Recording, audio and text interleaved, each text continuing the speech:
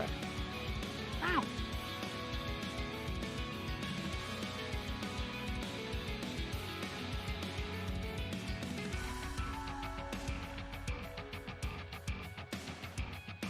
Oh shit. No. Oh no! The tablet is in the way. No.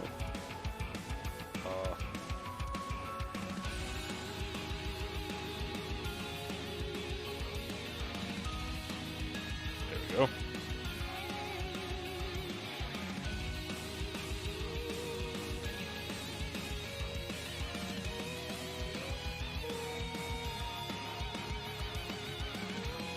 But prepared as always.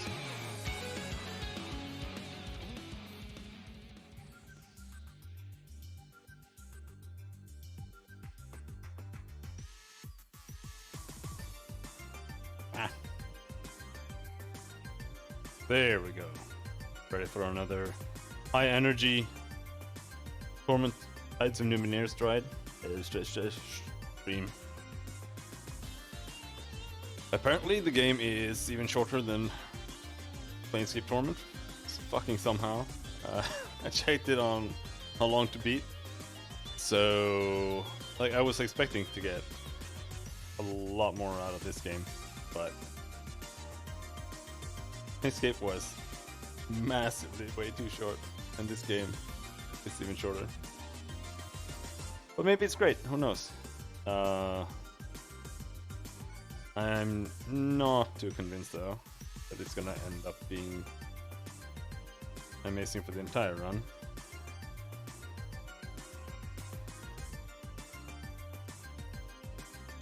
But we'll see.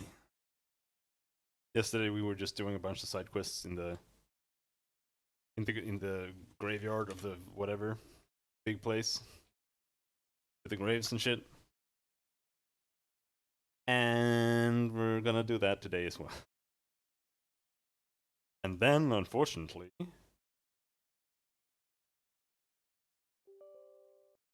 there are even more side quests inside the place.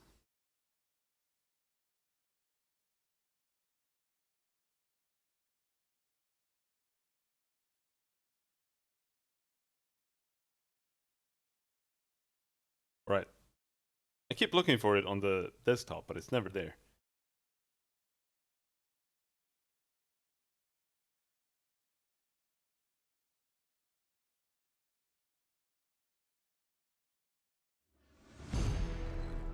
There we go. Like, I actually... I'm not sure if I prefer the setting in this game or the one in Planescape.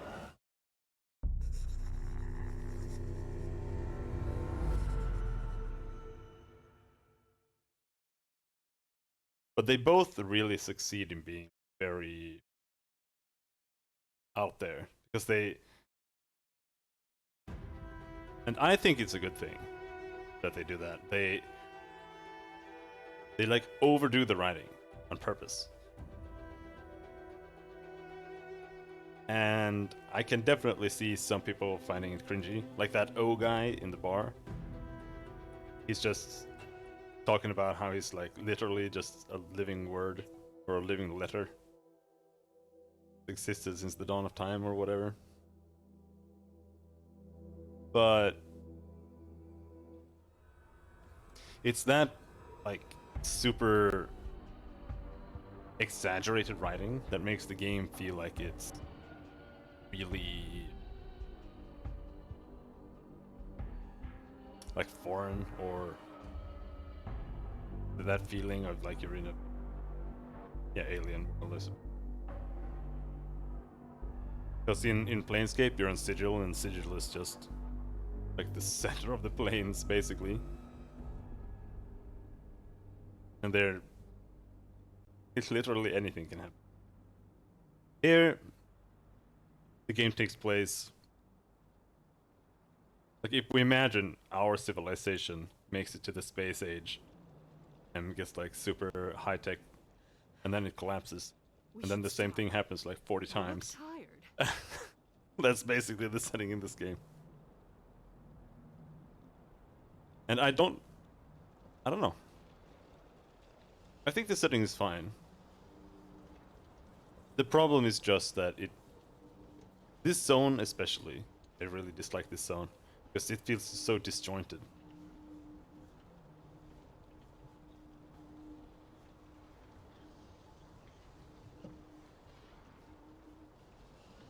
Like, oh, I'm just gonna place that thing there, just this random cat statue here, just gonna be like this thing here. I don't know, they just don't feel natural enough, I suppose. A recent landslide has closed off what was once a pass out of the valley. Venom Russ, Luca Marigali, Alana Markworth. I recognize this name. I think I said that last time, but not sure if I do. The man looks up at you momentarily before looking away in the distance, at nothing in particular. He takes a drag on his smoke. His presence strikes you as odd, as if something about him were trying to inspire dread in you. What's your name? Venom Russ. He flickers a gaze at you and then stares off into the distance again. What are you doing here? Trying to get home. You see that woman? That's Thalana. You got questions? He points. Yeah. What can you tell me about the valley? Nothing. Just dust and memories. Okay, cool.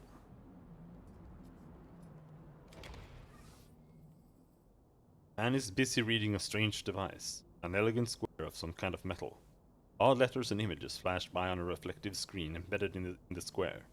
When you draw near, you notice that the device is plugged into his arm and a long silver wire. With a long silver wire. And one of the man's eyes is mechanical. Greetings!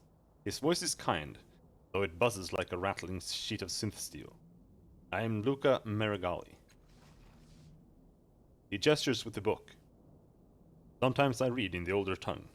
I uncover great knowledge this way. For instance, his metal eye stutters and clicks, and a tinny voice emerges from the pad. The formal education of the young begins in utero, with nervous system uptake inhibitors and microwave transmissions to the developing fetal brain. He clicks it off. See? I do not know the species to which this refers, but I begin to know of them. At any rate, what can I do for you? Tell me about yourself. He nods. I have spoken my name already. The knowledge of my character is thus more important. I was a soldier. I traveled with my friends. I and my friends traveled to our home. Or at least, this is our plan. He leans close. I admit to concern for my friends. They seem trapped in the past, paralyzed. They are not as they were when we set out. He gestures to the mechanical extrusions on his own body. Nor, to be fair, am I.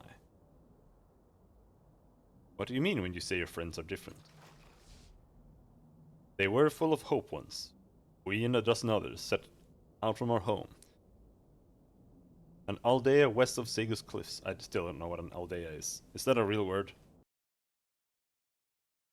Aldea. Village.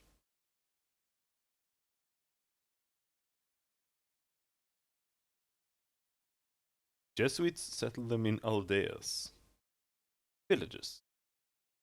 That were akin to the missions in Spanish America. Yeah, they try to use different words than we use.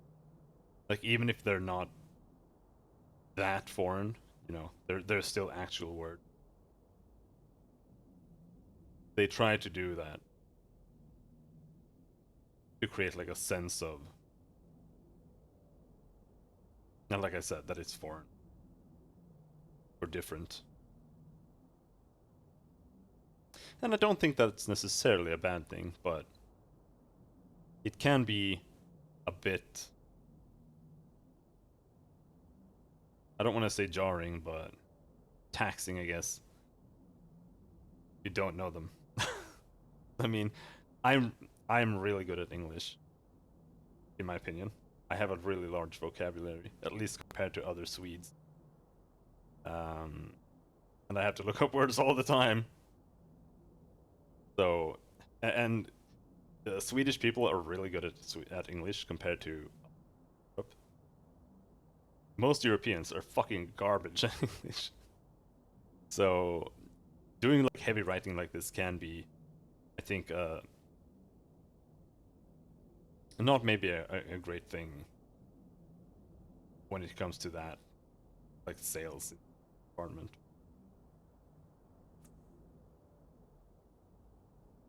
Just in terms of the writing itself, I think it's not a bad idea to do.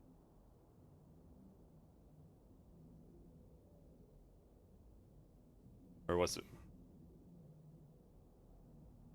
We set out from our home, an aldea west of Segus Cliffs, to find fortune in the endless battle. We joined a recruiter in Segus Cliffs and enlisted with the army of the changing god. We thought we were prepared. We were not. We were in trenches. We fought with bolt throwers, energy weapons, and detonations. That first day saw half our friends obliterated by a rogue particle wave that emanated from our side of the battlefield. And then we woke again, in a new reality. Our memories of the old world intact, but our bodies whole, except for Timpo, who was half dissolved in his new reality. So it went. Incremental gains as a whole, with certain consequences carrying into new lives. Sometimes they would undo all our day's heroism in advantage. Other times we'd lose a friend forever. One day I was caught half out of a trench. The air exploded above us, and I burned. The new reality did not restore me. I spent some weeks under the care of chirurgeons. When I awoke, I was as you saw me, and our other friends had been killed. Alana and Denovan reacted very differently. They say I too have changed. I don't know. I know that I no longer fear. I do not remember much of emotion. I recall the fear and horror, but I do not recall its taste. And when I spoke to them, they agreed that it was time for us to leave. To leave before we became these forgotten names, lost in the flux of worlds. Damn thoughts. Timpo, Zad, Braskith. So many names, all gone.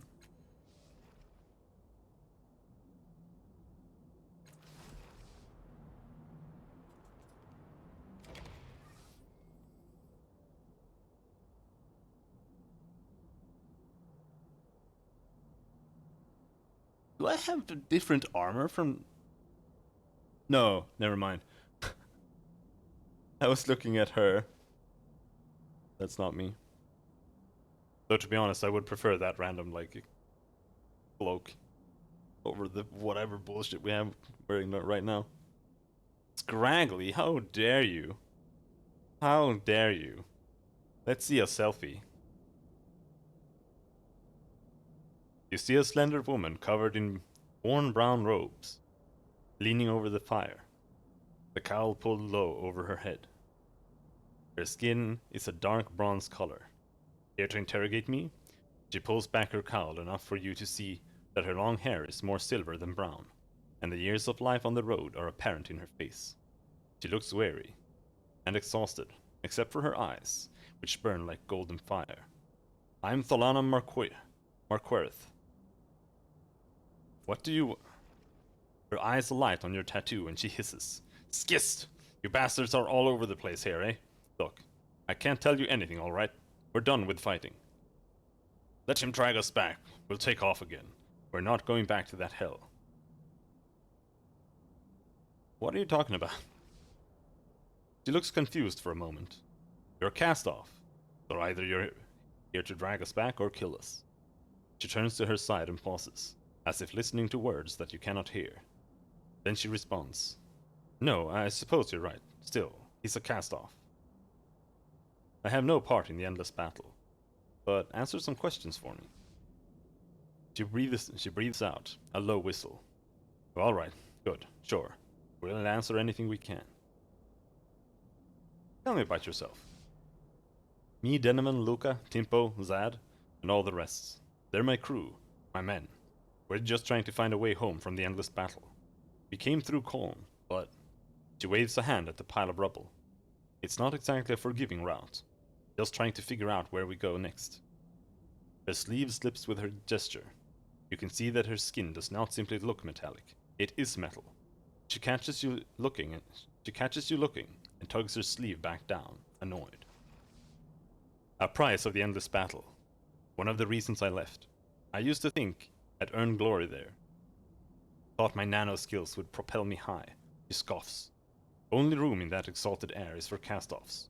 The rest of us bleed while you lot laugh. That's why we got out. Yeah, I would not recommend normal people being there. Cold. You came through cold? What was it like there? She mutters to you. Haven't been back for centuries, not since Tash. I couldn't bear the thought of it. It's just ruins, mostly. Cursed ground. People tell stories of some kind of genocide hundreds of years ago, but who knows if that's true. We didn't want to go through there, but we did. She nods, brusquely, and looks off into the distance. She says nothing. I'm kind of interested in seeing how this can turn out otherwise if you change, like, the entire past. And yes, Gibbs, this game is apparently all about time traveling.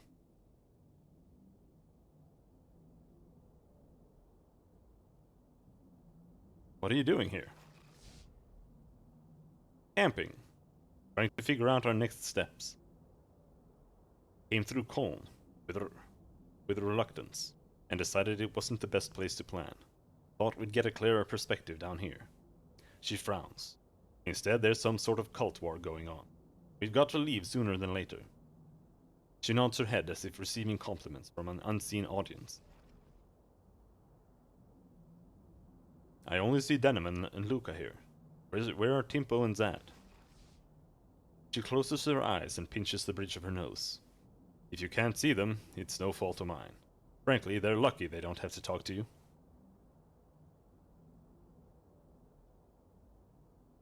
Can you tell me about the endless battle? Oh no. It's too much. Too much horror. She shuts her eyes tight and shakes her head. When she opens them again, her eyes are cold. You want to know about the endless battle? Talk to my crew. Hear it from those who ran. Why they ran. Then, maybe I'll tell you what I think. I talked to Luca. She sighs. Just Luca. If you can get more than one of them to talk, maybe I will too.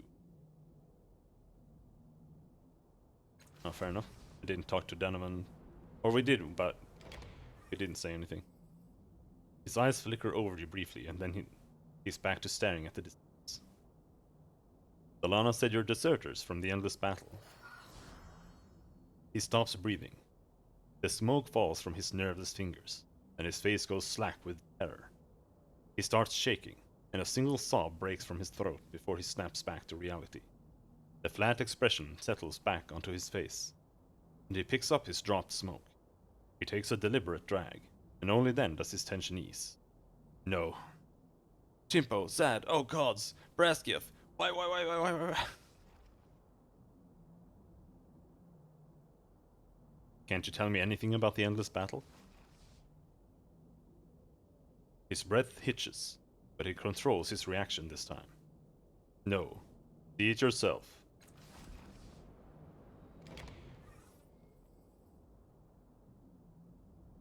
I've talked to Luca and I tried to talk to Denovan about the endless battle. Good enough. They were normal people once. Ordinary, thrill-seeking kids. Look at them now. Most wars, she starts. A group of people march in with their artifacts. Gravity, light pulse, time benders. And march back out. Endless battle is like that. But going on for centuries. Think of what it does to the landscape. Think of what it does to the psychic terrain. Think of what it does to your friends. She waves at her nearby companions, her gesture continuing to colleagues unseen. And when you're vermin to the people who run the war, when you got no hope to survive, and you can feel realities collapsing around you, when you see wormholes open up and monsters walk through, when the air is toxic and the ground melts and you feel your mind assaulted.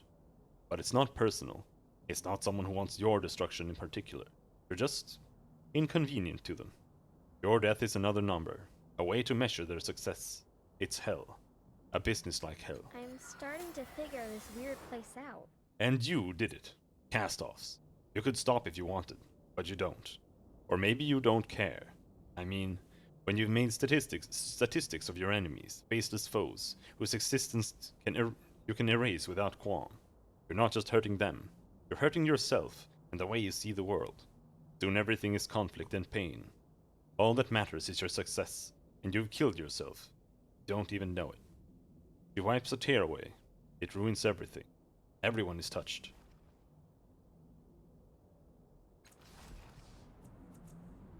Well met yourself. 3 stat pools.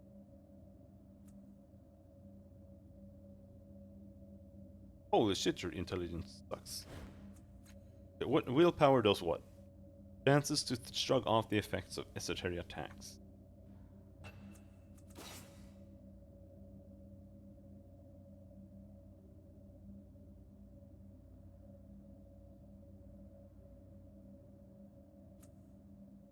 Oh shit, he can't get int. Interesting. Well, more might then. Skirmish Spectacle. Whenever Eritis lands a critical hit with a melee weapon, confer daze to all enemies in immediate range of him. Minus 15 willpower, minus 15% on attacks. Okay. Choose abilities to learn.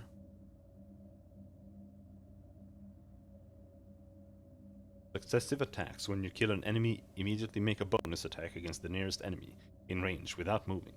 Applies to both melee and ranged attacks.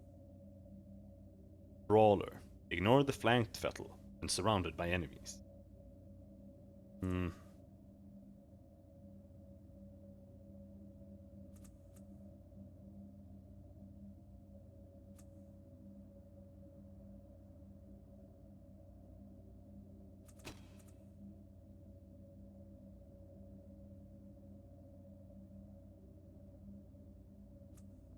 Now let's take successive attacks. Oh!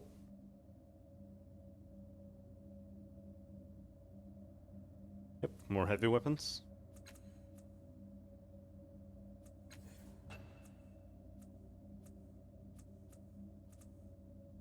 Improved skill. Stealth.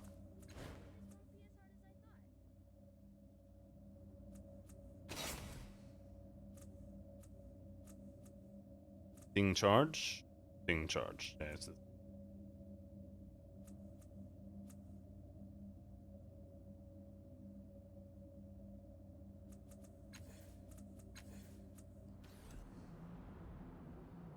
Of course. Oh, what's that? Some random item we missed. Go. 17 chins in a toilet.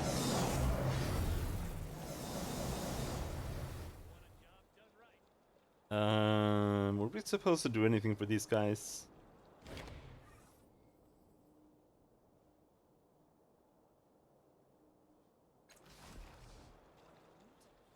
Guess we haven't taken care of the cultists properly yet.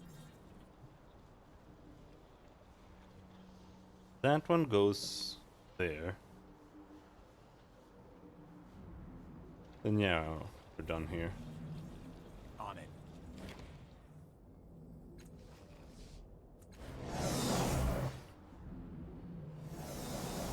You bet. Unless Tantalum has something to say. I haven't read any tombs yet. Ah, I remember when I was just starting out too. Bright-eyed, hopeful. You have a lot to look forward to. Right, I'm going. here you go.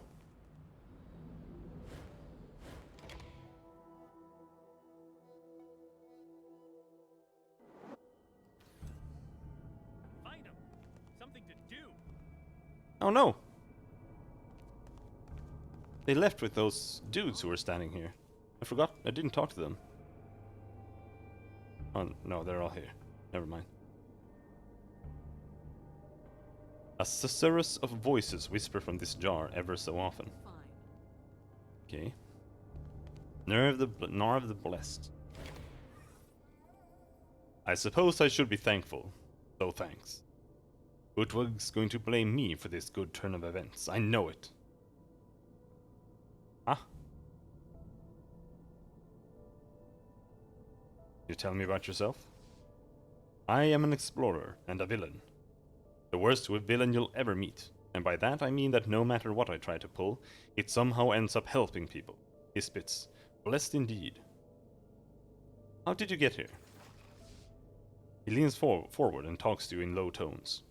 It was all Utwag's fault. God's damned do-gooder can't help himself. We're on a quest, he calls it. For this fabled string of whatever. I figured it's my chance to off him. Once and for all. We came across this enormous broken hound, so I tossed a few rocks at it to get its attention. Well, Utwag wouldn't fight or run. No, he calmed it down and left it alone. So I tried a second time, shoving Utwag down a mountainside when he got too close. And as luck would have it, I lost my balance and fell down with him. Of course, idiot Jenkins follows us to help. He puffs out a blast of air. That's how we got to this valley. When these memorialists asked for our help, we all saw an opportunity. Jenkins to help, Utwag to grow on his path or whatever, and me to finally do Utwag in. He shakes his head sadly. Then those cultists caught us before I could try anything. I tell you, nothing ever goes my way. Who are your companions? The red-headed fellow, he's Utwag Laws. In a hushed tone he adds, I've been trying to kill him for about 12 years now. He leans back and indicates the smooth-faced man. And the young pup there is Jenkins the Jinx. He'll want to help you. Don't let him. He leers at the young man, who smiles back at him. He just said the nicest thing. Okay, so they're opposites. This guy does bad things, but he can't do bad things. And that guy tries doing good things, but he can't do good things. Who are your companions again? Good riddance.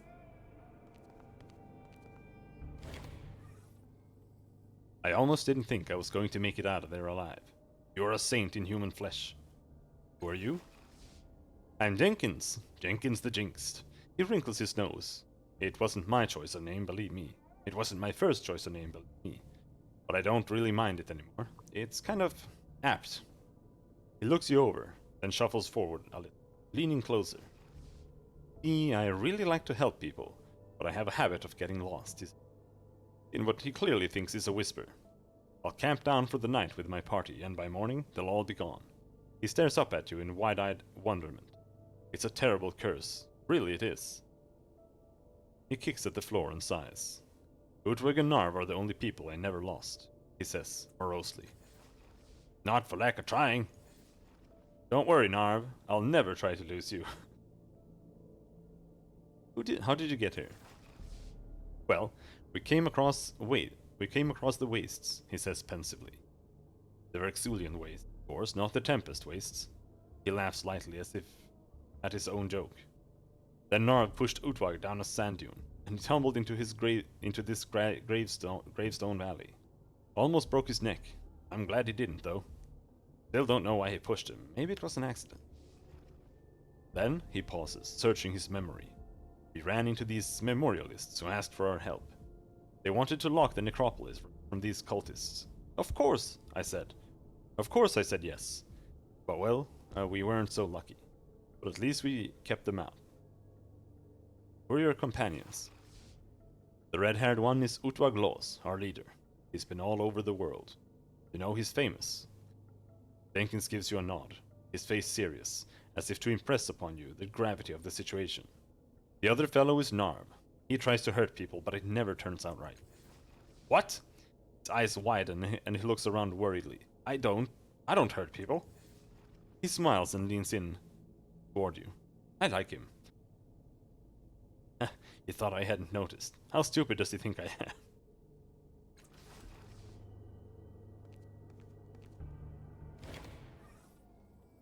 Thanks for your help, friend.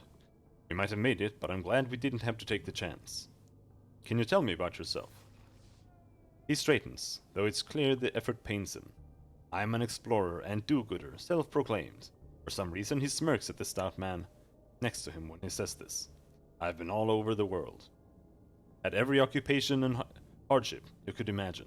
Why, I even had my luck stolen from me. And do you know what I learned in all of that? He leans forward.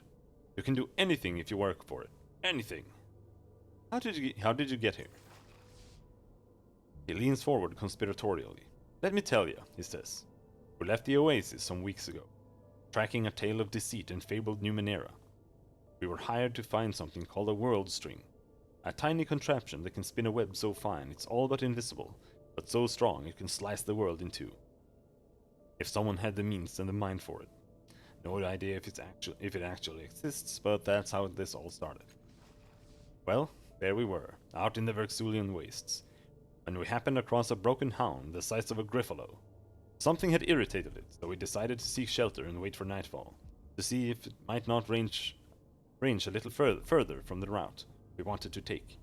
I was looking for just a place when something slammed into me, knocked me down into this valley. And thought, it was Narv trying to kill me again. I don't blame him though, it's all for the best. What? Narv and Jenkins followed, of course, and we ran into these fine memorialists, in a bit of trouble. Now I'm never one to turn down a challenge for people in need. It's almost a curse, you might say. So of course we agreed to help them. Lock their necropolis. After that, well, you can see what happened after that. Okay. What can I do for you, Savior? Let's go.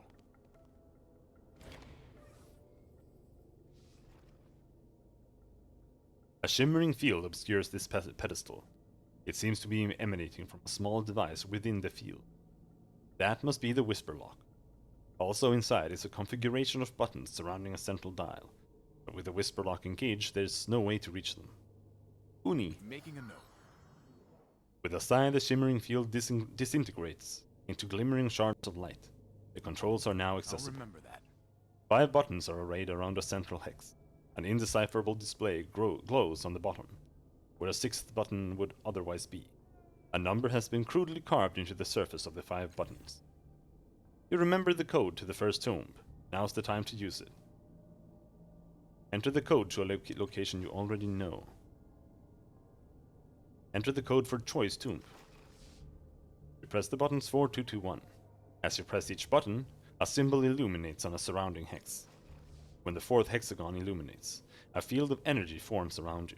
A tight, sucking sensation pulls at your gut. Then suddenly, you are somewhere else.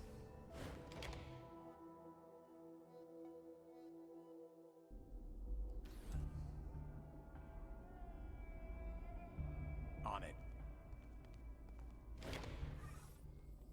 As you approach the rock pillar of the tomb, you feel subtle variations of air temperature and pressure around you. Tiny gusts and zephyrs push your eyes towards specific striations in the stone. Allow the wind to guide your Updated my eyes. journal. Remembering what you were told, you hold your breath. The gentle breeze controls the flickering of your eyes toward unpredictable places on the wall, and the patterns and purpose of the gusts quickly become clear. They have been training your eyes to see, and suddenly, the truth comes clear in twisting letters, made from distortions in the air itself. They're an older version of the truth, but you can read them. It's an epitaph. It bears the name Choi Kai-Sul. Kai-Sul? That was the surname of the memorialist you met when you entered the valley. Ronos Kai-Sul. The wind has not stopped. Subtle pressures are trying to guide you to new patterns. Follow the wind's guidance.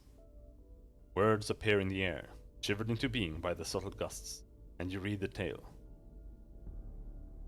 Come you now to the tomb of Choi Kai-Sul.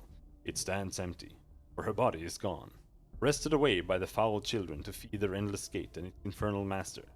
We raise this marker to commemorate the life of our beloved, to swear undying vengeance upon the man who stole her from us, Choi Kai-Sul.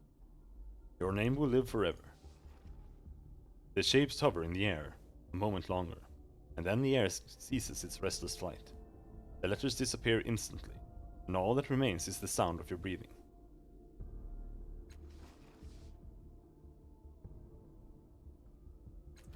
Fine.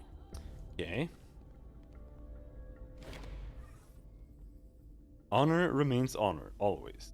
It is not for us to know what end is true. Only our actions in achieving it matter. Finally, my choice is made. Read the name plaque. Kafal, Perfect Avenger. I think these are the backer things. Seasons roll, turning, eternally returning, but no summer twice. SW. Chevron Dulaplex. I'm ready. Okay, let's see here. 1535. Of course. The console here is similar to the one in the necropolis entrance. There are 5 buttons, each with a number carved into them. Did the memorialists carve these numbers in every tomb? But there are additional buttons as well. 6 edge buttons surrounding the carved ones are lit. Each of these has an arrow attached to it, pointing away from the center. The small hex in the center is glowing as well. If you interpret the illuminated symbols correctly, you're currently in tomb 4221. Enter some other code. What was it? 1, 5, 5? When the 4th hexagon illuminates, a field of energy forms around you, and you feel the same tight, sucking sensation at your gut.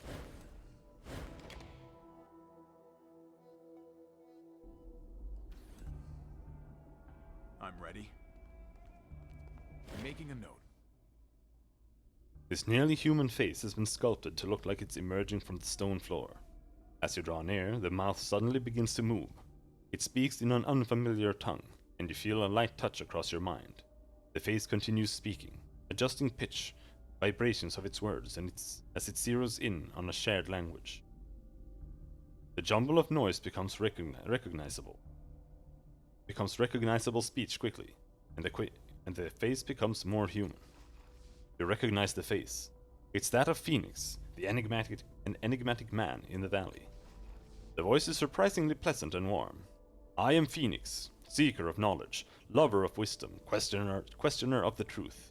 I found ways to bend space and fold reality, but it was not enough to keep death from my door. If you're hearing this message, I am missing a part of my consciousness. I have communicated with it, and feel its presence nearby, but it does not return.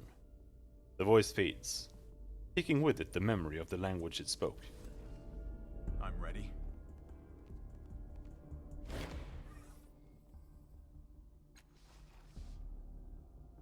Yeah. All right. No point reading those.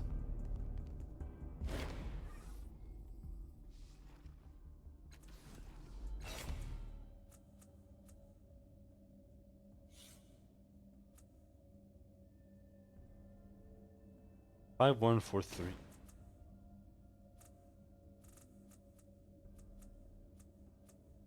we have any other left?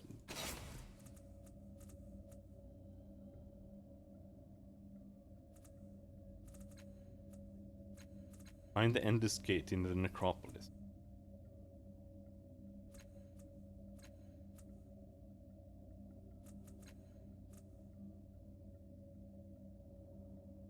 Erisys spoke fearfully of alcoves in the Valley of Dead. Heroes. Maybe searching the valley and finding the alcove he's not afraid of will explain why he's behaving strangely. On it. Enter some other code. 1, 1, 1, 1.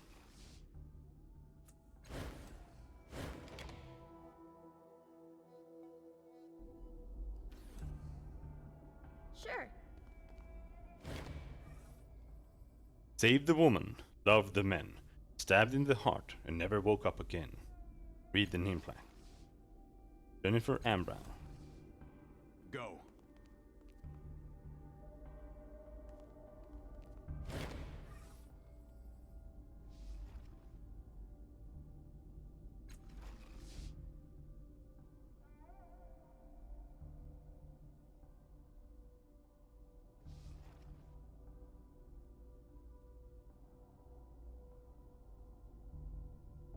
Up and to the right.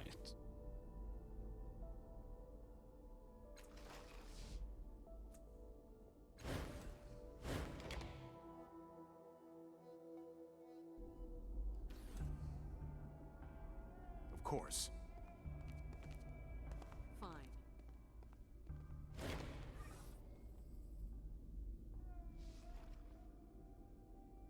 Currently in tomb 5512.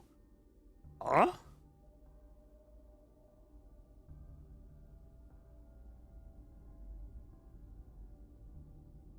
How do we go from 1111 5512 by pressing the direction button?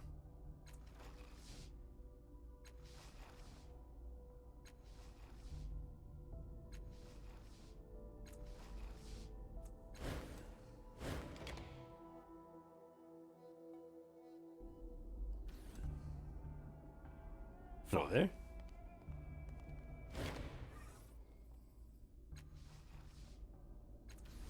Of course.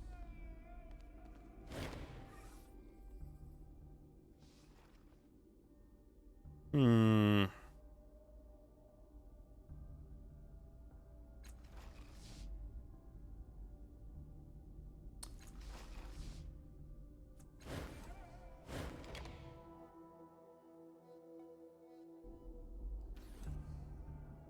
Fine.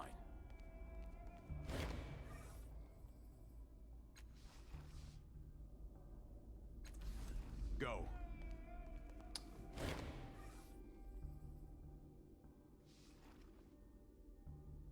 Okay, so now we went to 1111.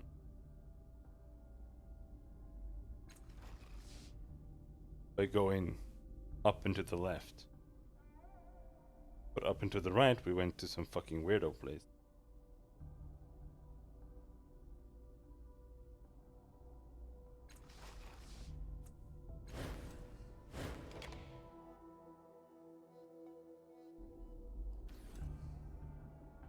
Yes.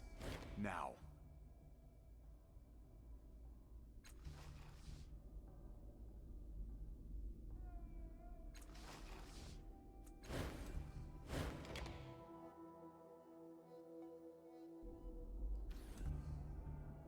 Yes.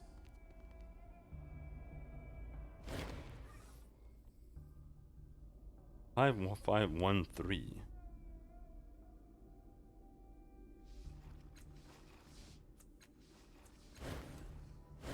Pressing buttons randomly. Done.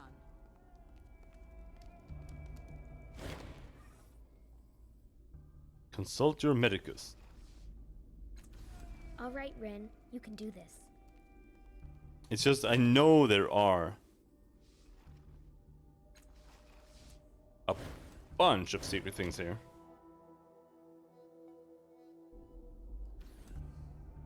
Yes. At last.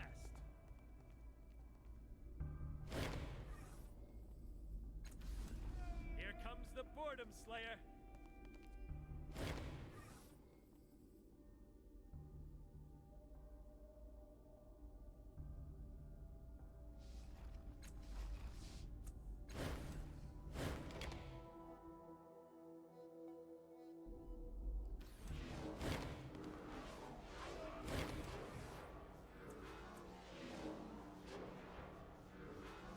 The arcane humanoid shimmers and displays across multiple versions of itself in a blink.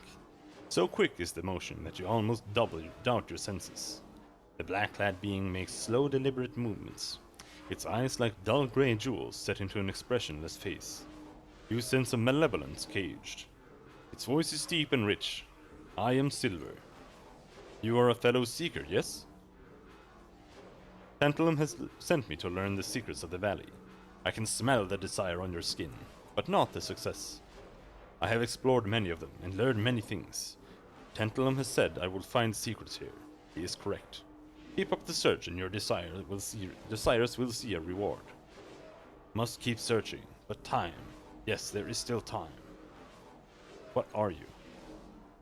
I am an acolyte. A seeker of knowledge. An acolyte. A seeker of knowledge. A devourer of artifact. Stumbler on the path of truth.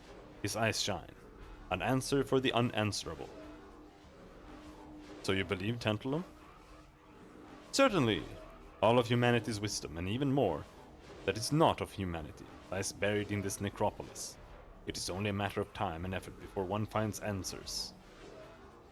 What have you found in these tombs? His strange face shifts through a variety of shapes. Truths of the old worlds reveal themselves to me. Secrets of time and reality, the shifting of particles smaller than perception allows. Undergird all, but they are not part of my truth. My answer. I will find it. Yoke, may you find what you seek. Let's go.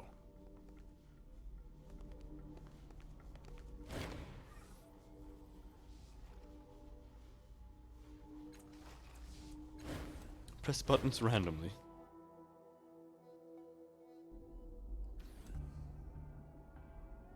Let's go.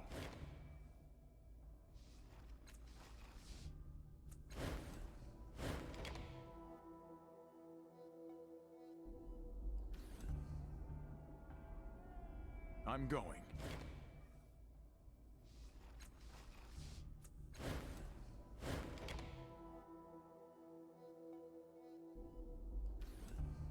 Ready.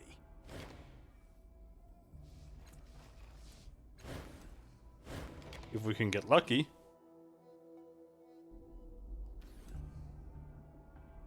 Go.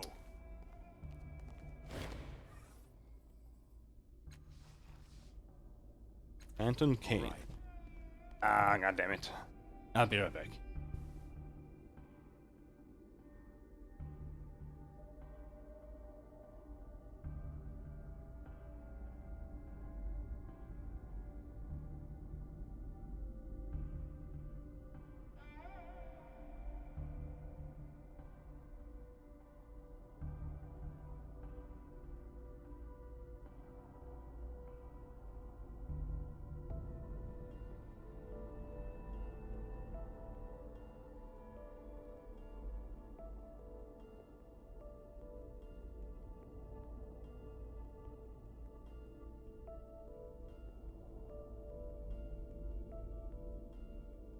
Can you tell me stories about your childhood, Maddie? It's Matkina. And let me answer that with a question. Do you like nightmares? No. Then you probably don't want to hear my stories, Rin.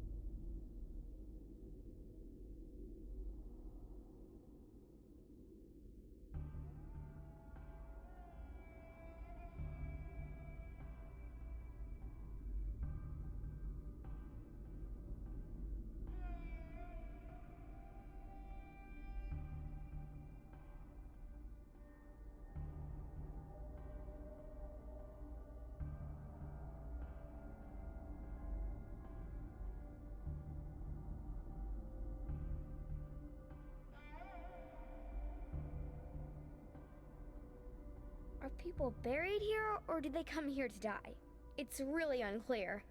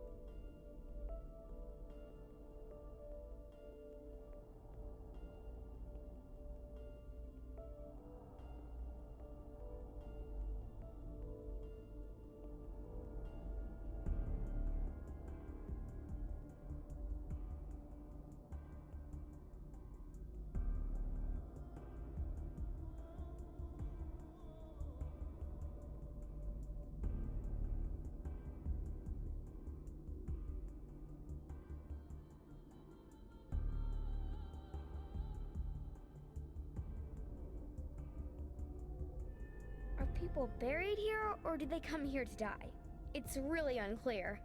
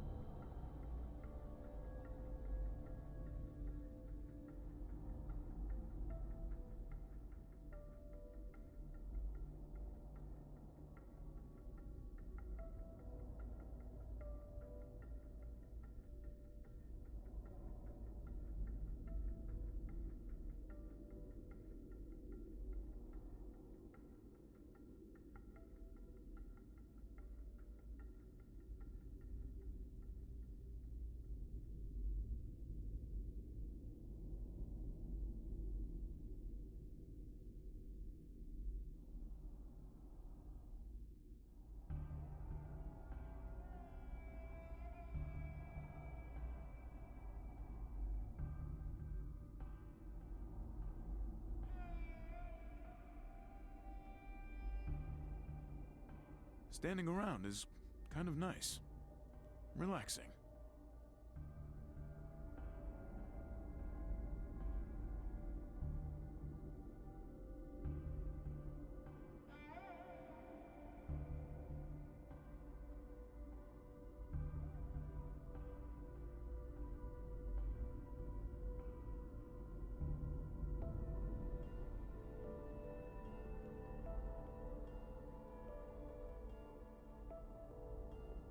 There we go.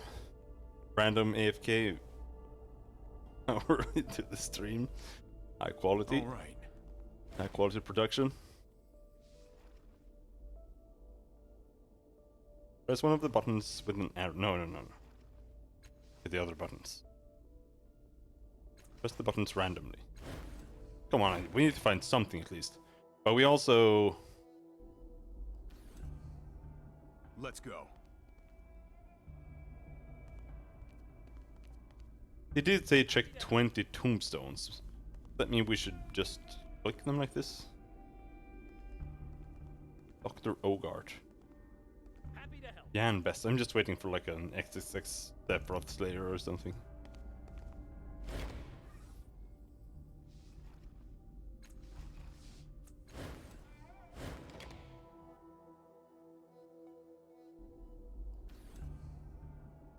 Let's go. Yayo. Of course we can help. Right, Al?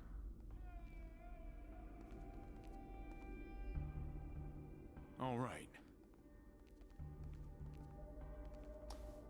Is this an actual thing or just another?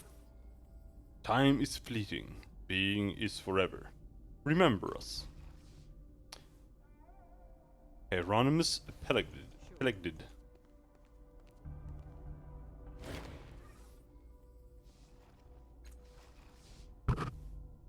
Going very well.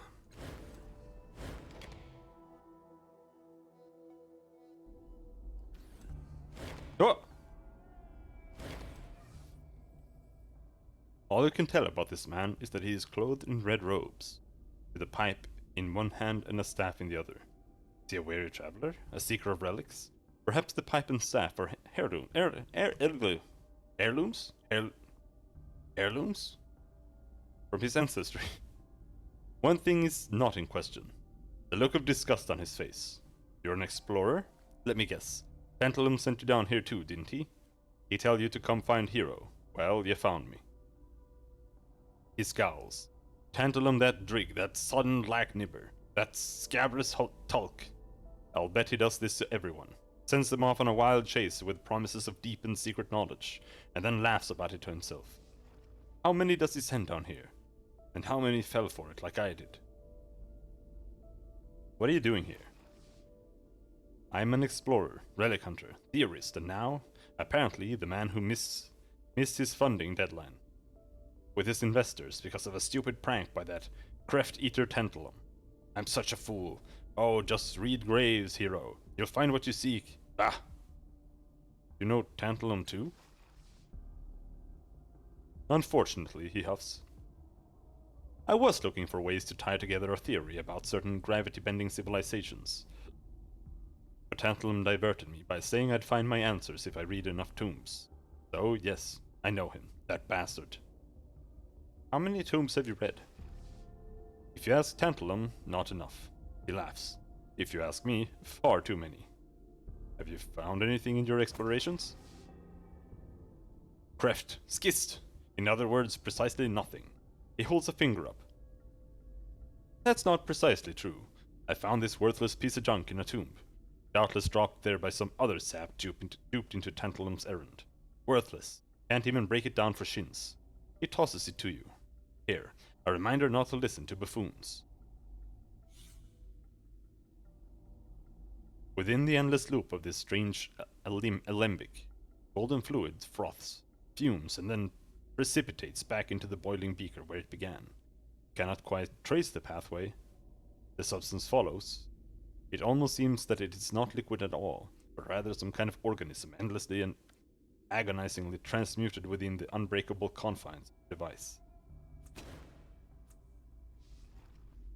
Though I suppose I must admit to having learned something, he scowls.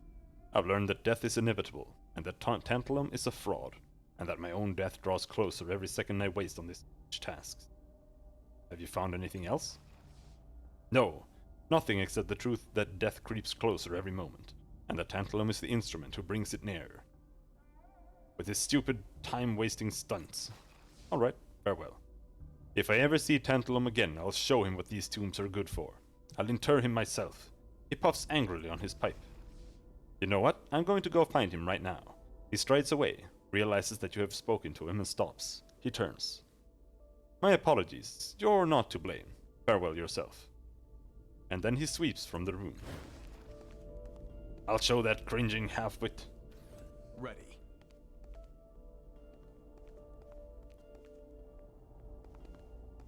Activated! Stupid bitch! Go.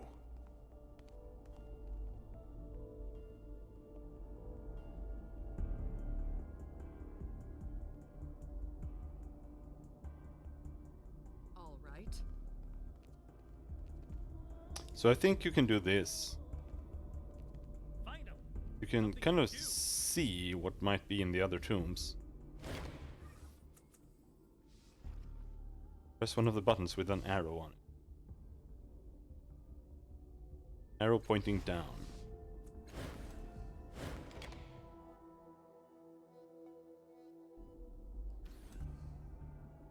Action! Here I come! He did unspeakable things we're trying to forget, yet his sacrifice also saved our lives. Was he a hero? Is he even truly dead? We can only hope. The Broken One. I'm ready. I'm always ready.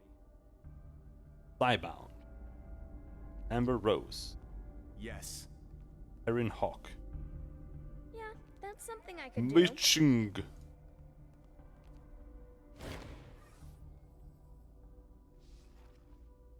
Right. Take a look at the area around us. Nothing there. There. There.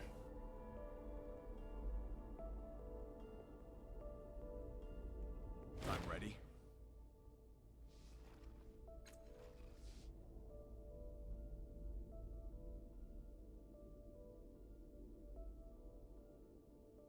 Down to the right.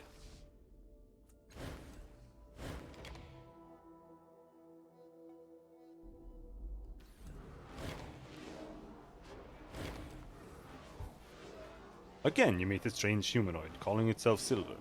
It seems different though. Upset. More tombs, more tantalum, more searching. Frustration boils under its calm tones. Must search, must know. It turns and methodically bangs its head into the walls of the tomb. Must. So close. Not close at all. Must find more. Are you alright, Silver? Silver. A seeker. A curse. A question seeking an answer. Driven to find it. What are you talking about? A man. A man torn in time and knowledge. A man? Yes. Not a construct. Not a shell. A mind in a shell. Did Tantalum do something to you? No. Tantalum, he's the sender, the giver, the mortal who knows. Secrets. He sends quests. Silver seems disoriented, jerking about as if someone controlled his movements. He set me on this course. I have no choice. I must follow it to its end. What's wrong with you? I am compelled to look, to find, to know. The truth waits for me in these vagabond insects. Stainless. Silver holds up his hand. No. Stop. Questions. Too much. Compulsion rises. Must find new tomb. He clutches his hands to his head. Trapped in numbers. Trapped in prime form. Rolling through differentials. Imaginary in substance. Must find tomb. He stops and draws himself together. His voice has changed, becoming flat and emotionless. I must go. How can I help? I do not require aid. Silver pushes you aside and marches away. Well, if you say so, dude. Yes. Thrombopoulos Michael. Jade Sang. All right. Snifflebaum. Salamander. Consider it Vince done. Clortho. Ready. Very cool. Press the buttons randomly.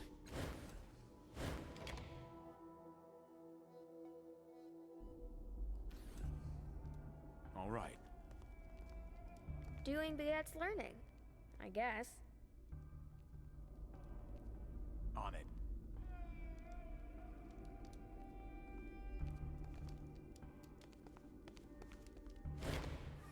Come on, give me something. Just something. Something that feels like something. Ready. Zazulo. Errant.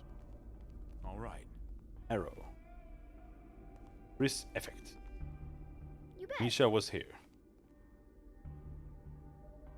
Fuck you, Misha. Why, of course.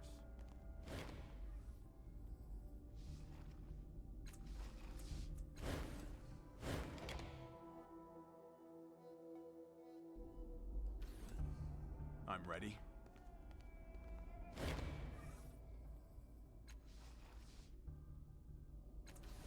Wolf. Fine.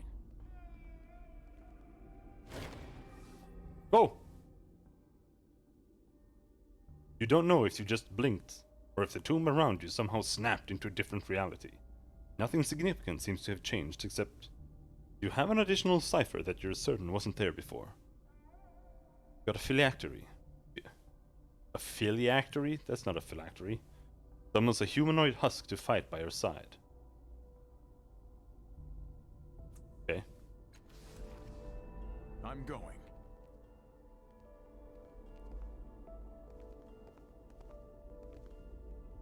I'm going. Doing begets learning, I guess.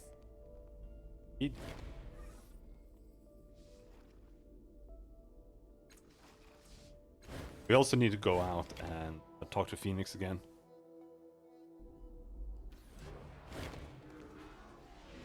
This again. It's the arcane humanoid Silver. He's not as erratic as he was when you saw him last, but his eyes carry an intense look. He stretches his hands outward to you. They are trembling. You carry the phylactery. I see it under your clothing. I sense it in the air around you. Let me touch it, I beseech you. Let me. My answer, he has it. Let him use the device. He yanks it from your hand and turns it over and over. Yes, the husk will serve. Only a few more adjustments are needed. He fiddles with the phylactery. Too quickly for you to follow what he has done. There, that should give it form so long as it retains a consciousness. Now. He holds it to his eye socket, and light begins to swirl around his head. Liquid fills the vial, tears streaming from his eye, and streamers of luminescent fog weave themselves together around the vial. He sets the cipher on the ground. It dissolves, and a moment later, a new body stands before Silver, a middle-aged man with a sharp and curious face. Silver steps forward, studying the man, and then reaches out and touches this new body's forehead. Lightning jolts through both of them.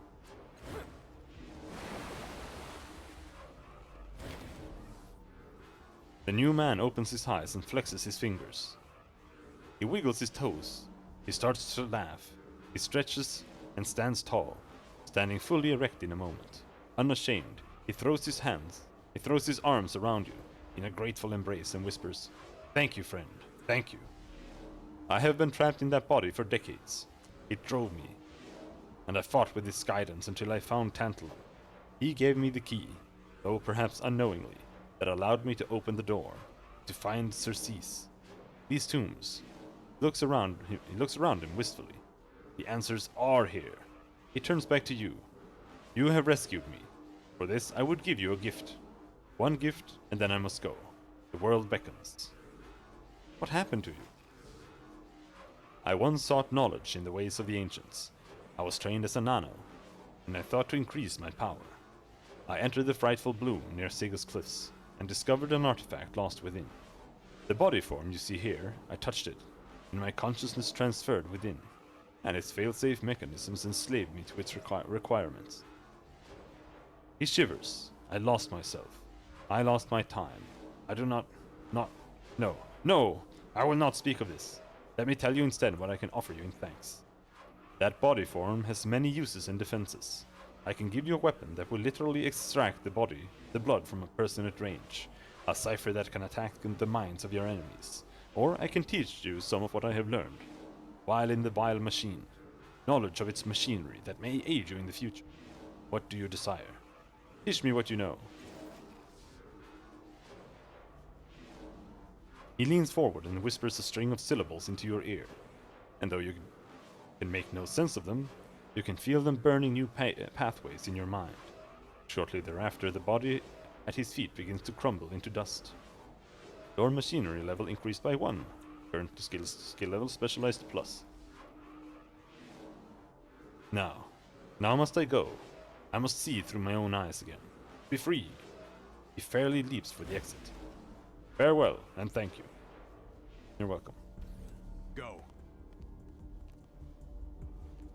Alright, after this one, let's go back out and talk to Phoenix.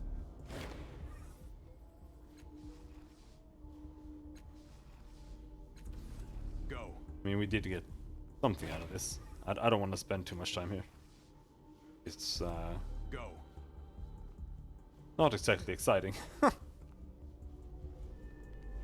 right. Press the center hexagonal button.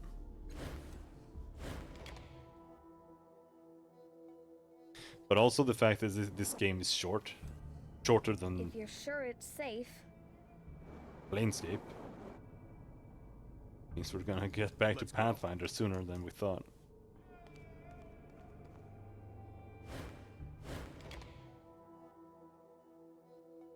Oh, Matkina leveled.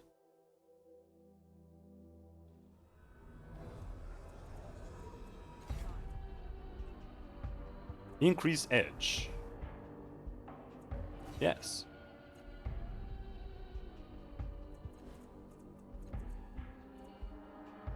That costs speed.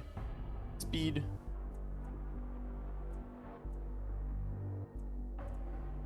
Yeah. We want speed edge. Because that means we can use Warp Dash for free.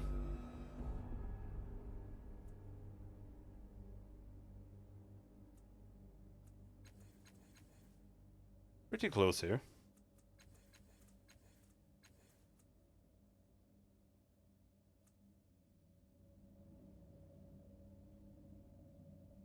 We might as well, like... It's probably best to just focus on one skill and up it as fast as possible. All right. Hey friend, have you been seeking the secrets of the valley? I've read about 59 tombs. You did? You really did?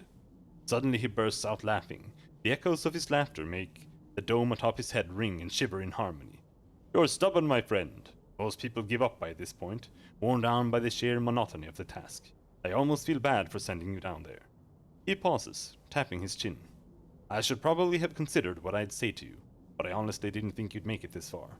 Maybe I should just give you the truth. Truth is, I was just playing a game. I do it with everyone who comes to the valley, looking for secrets or deeper truth. They say, "Oh, Tantalum, tell me what you've uncovered here." But there's no deep secrets to be found. Just memories of the dead. The big secret? The memorialists are carked, and death is inevitable. And maybe you shouldn't trust anyone who says he can help you find what you seek. He smiles a little sadly. Not much of a secret, likely, but it's what I know.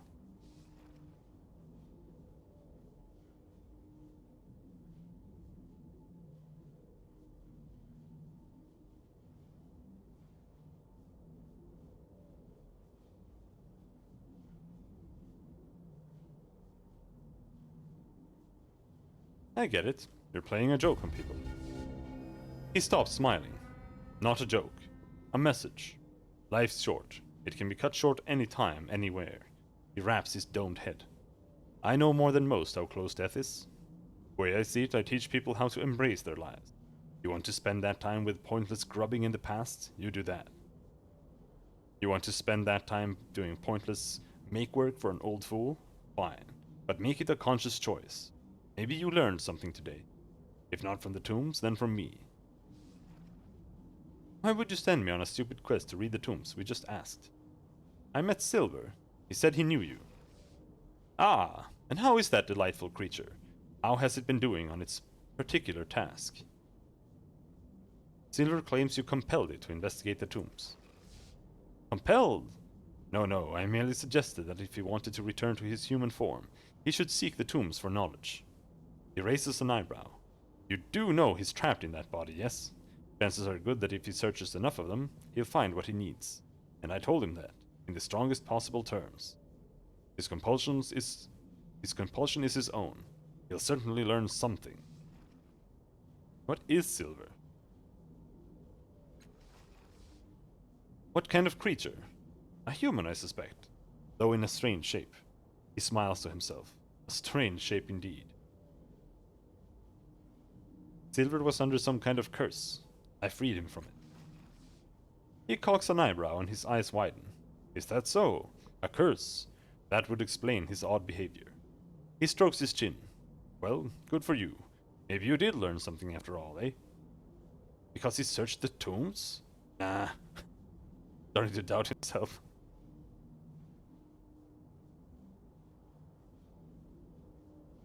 What answer is Silver looking for? Oh, that's for him to decide. But I imagine it's not an answer he seeks. More like he's seeking himself. Or rather itself, if you prefer.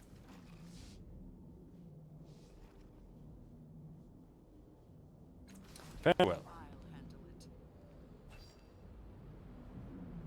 Yep. Yes. Now. No. I'll handle it. Crystal, I think.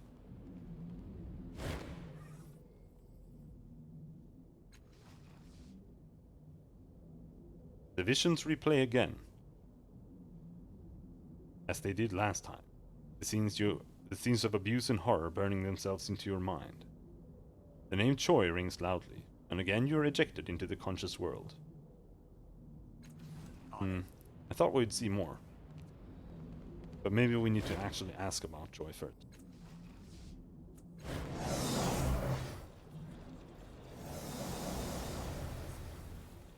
Like a whisper. I'm going.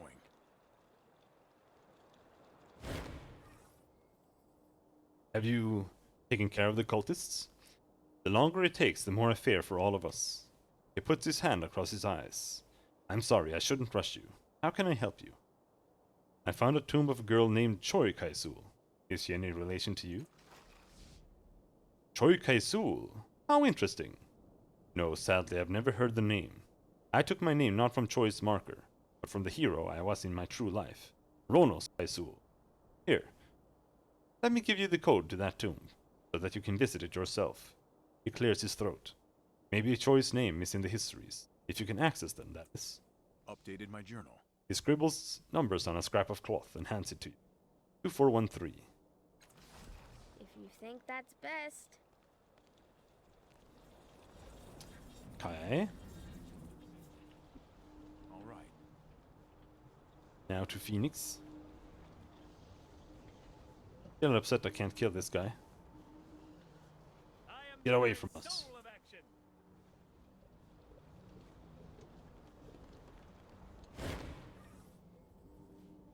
Oh, you're back. He seems slightly surprised. I found your marker in the necropolis. The node contains a code to your tomb. I'm ready to learn something new. He takes the note from you, scrutinizing it intently. He shimmers and flickers momentarily, and then exerts himself to remain material through a force of visible will. That would explain why I could not understand myself. An artificial construct in my mind. I am dead, and manifest again. Have I mastered time? He takes an internal inventory. No, I am a particular shade, a remnant, an echo of what could have been. I shall fade then, and hope that my lesson remains. You have earned a gift before I go. You showed yourself a student. In the case of questions to which you had no real answers, you asked more questions. Many tell me what to do. They wish to force a view upon me, but you forced questions. So here, take this. Data Sphere Blast Cipher. Deals 18 mental damage and confers vulnerable to all enemies in range. Active 4 rounds. That's fucking massive, dude. I thank you. Knowledge is precious. Treasure yours. And now I will rest. Farewell. With a flicker of light, the dawning of a consciousness roused, and returning to oblivion, he flickers away into the air. A faint hiss is the only marker of his passage. All right. Level up.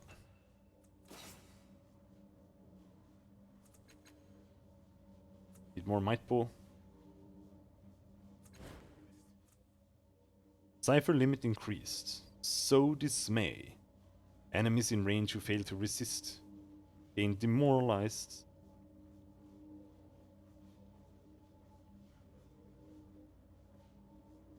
Enemies in medium area around the caster. Minus 20% willpower, minus 10% evasion, minus 15% on all tap. Active 3 rounds. I kinda don't want this. It costs too much intellect.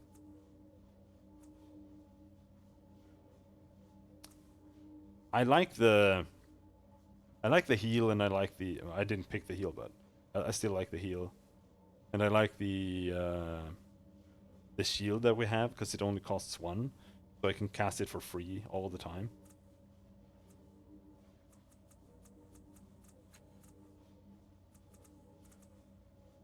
Cipher limit is super uninteresting as well, though.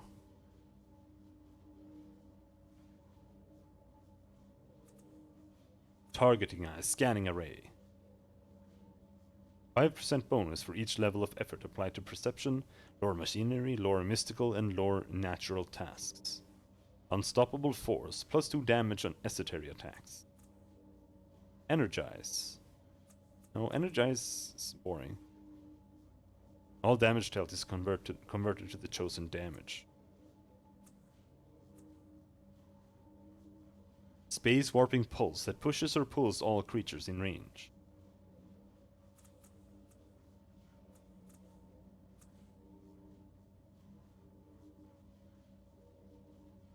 The thing about the heal, though, is that we don't have healing. 6 points of health is...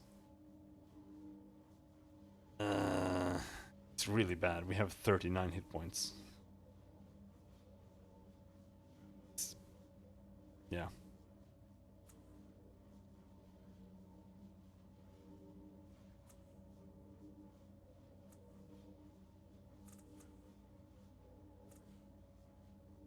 +1 training level in cipher use skill.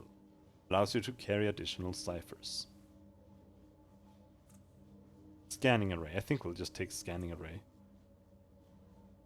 +5 bonus to perception and lore.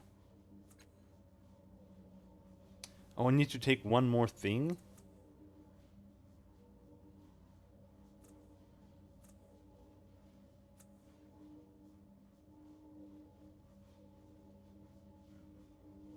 I guess we can take targeting eye.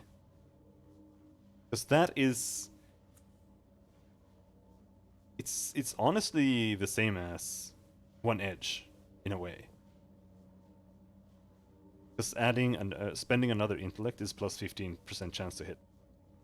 And here we just get plus 15% chances to hit for free. And the ranged spell is free. Because we have one int edge.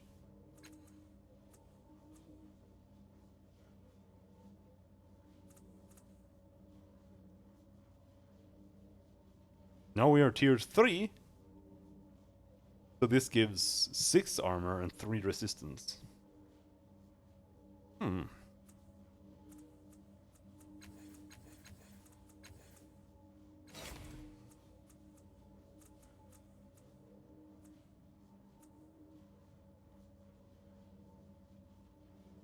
-1 intellect.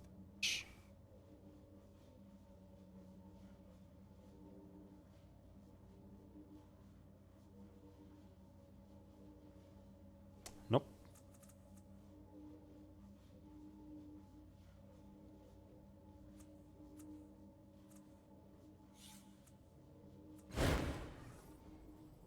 You withdraw the coiled Merecaster from your belongings and weigh it in your hands.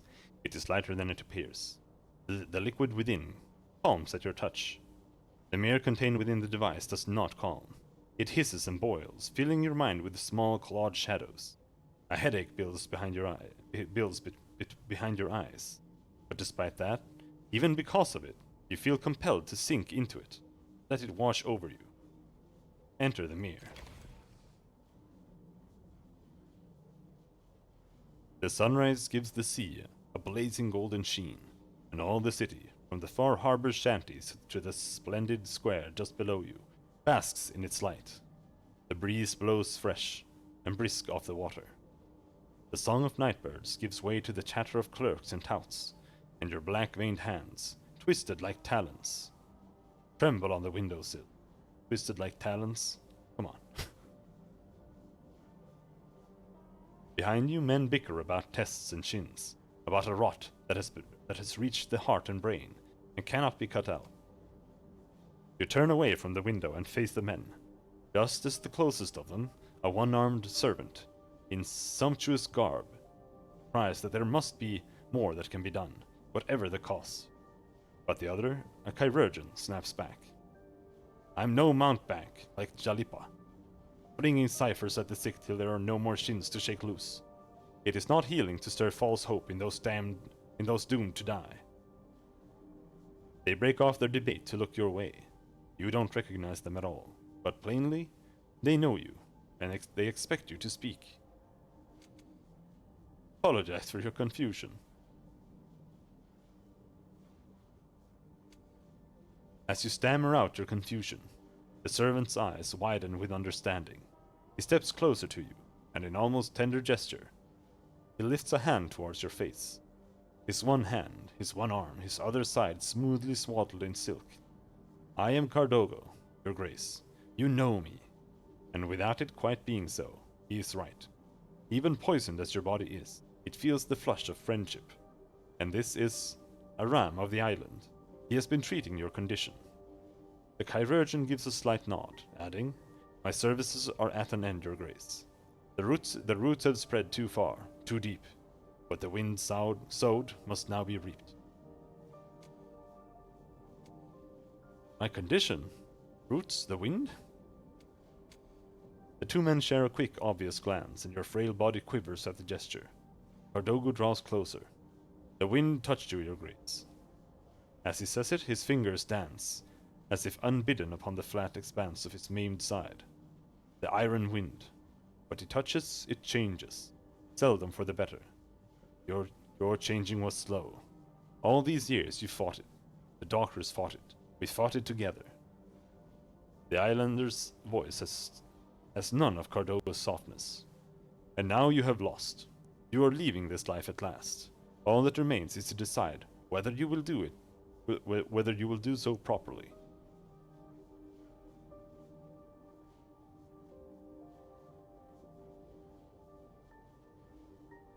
What's wrong with your side, Cardogo? Cardogo shakes his head. You know, your grace. The wind changed me too. When I sought to shield you from its touch, I failed you then, as the doctors have failed you now. Perhaps he sees your eyes lingering upon his unbalanced body. We both paid too high a price, your servant says, his voice breaking slightly. Show me. Your servant flinches, as if you'd raised a hand to strike him. Then, after a quick look to Eyelander, he nods. Button by button, he opens his shirt. Slowly sloughing it? Turning away like a courtesan, hiding the horror as long as he can. But it will not be concealed. A ruin of moist, mottled flesh, patched with curling hairs, spotted with eyes and pitted with burnt-out sockets, speckled with half-formed teeth and oozing fistulae. Almost defiantly, he lets you stare before slipping his shirt back on. You are not the only one the doctors have failed. Perhaps, Cardogo, Aram chides. You have merely visited the wrong doctor. Not all ills are incurable, nor are all chirurgeons Jalipa.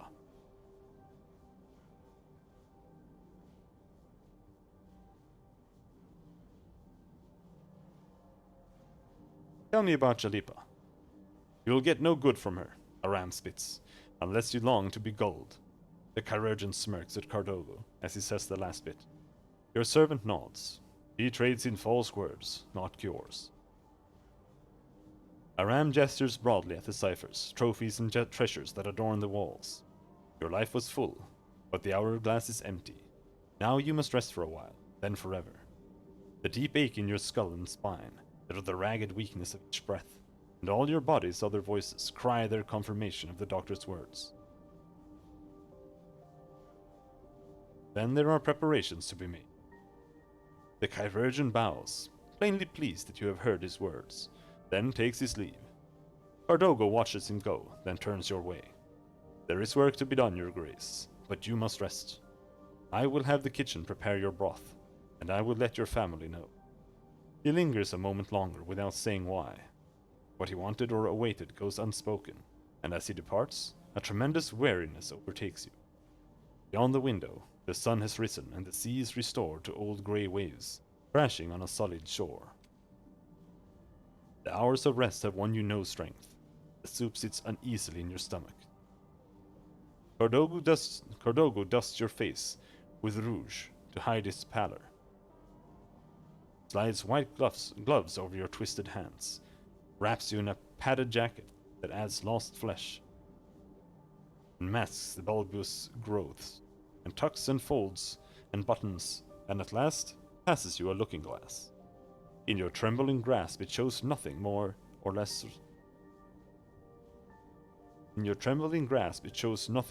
than rot and sickness.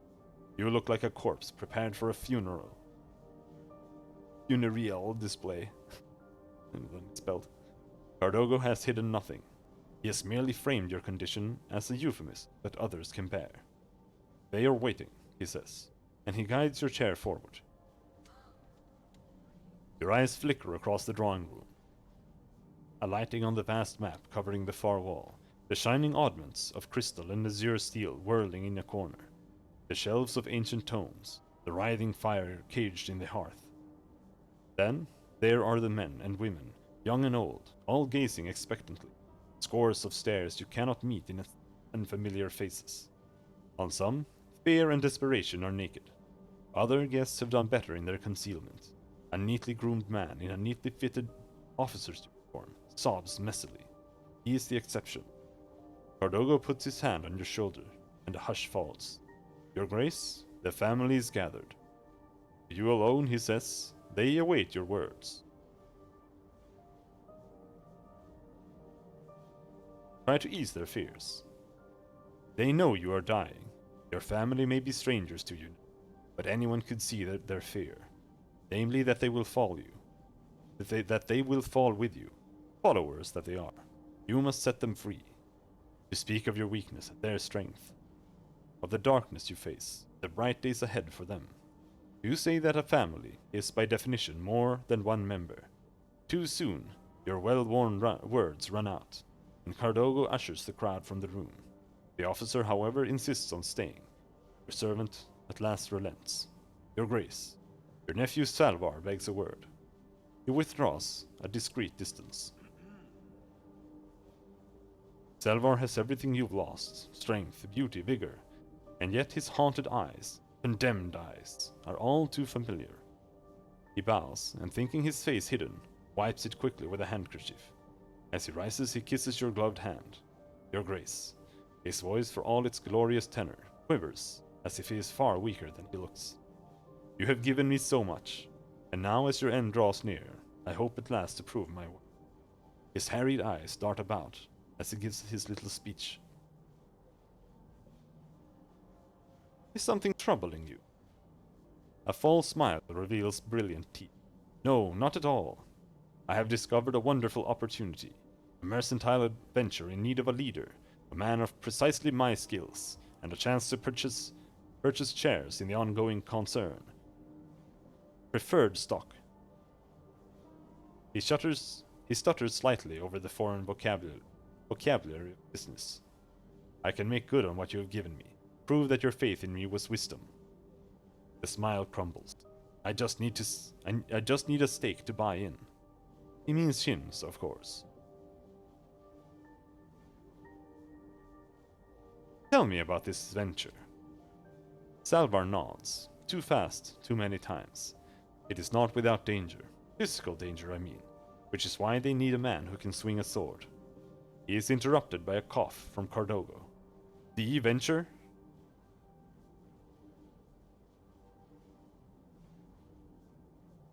Ah, yes.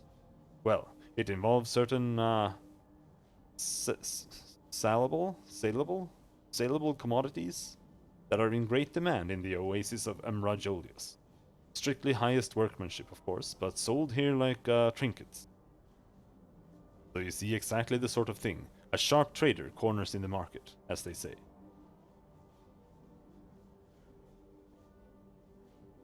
This sounds criminal, does it?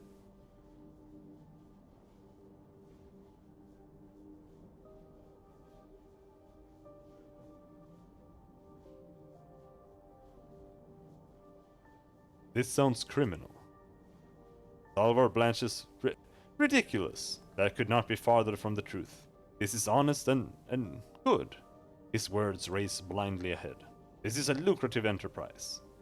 Your servant sighs audibly. The dull ache behind your eyes, the claws in your spine, your nephew's absurd deception. All of it drags you downward. Why are you doing this? Salvar takes a step back, his eyes watering. I want to prove that everything you did for me, the schooling, the sport, my commission, these clothes, prove that it wasn't a waste. All my life I've had to pretend. I have to pretend I deserved your love, your gifts, always knowing I didn't, always hearing others laughing behind their hands. He takes a ragged breath. Now I can prove you were right. Prove I was worth it. Prove it to myself. From the corner of your eye, you see Cardogo shaking his head. Your nephew holds your withered hand with his long, graceful fingers. Please, I just need help one last time. Apologetically, unthinkingly, he adds, it needn't be this evening. There is time.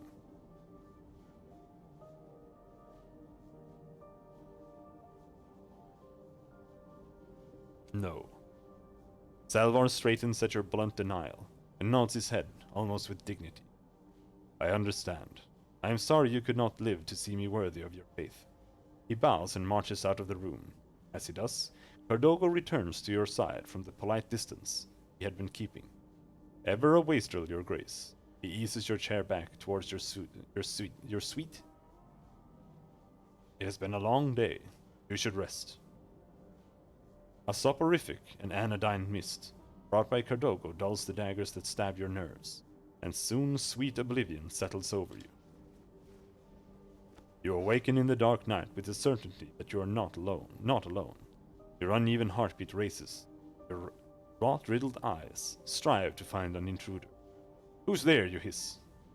A shadow sits at the foot of your bed, illuminated by the false fire glow of cipher around her waist. As your eyes adjust, her face becomes faintly visible. You recognize her from the gathering. She was at the back of the drawing room, and she left before anyone else. Casca, she answers. identifying herself. Though by now she knows you've seen her. Or have you forgotten me entirely? I've forgotten almost everything, it seems. You haven't forgotten to spoil Salvar, Casca scoffs. You haven't forgotten your three-legged lapdog. At the twist of a knob, the cipher on her wrist floods you with a bright, blinding light. And you haven't forgotten to sleep in silk either, have you?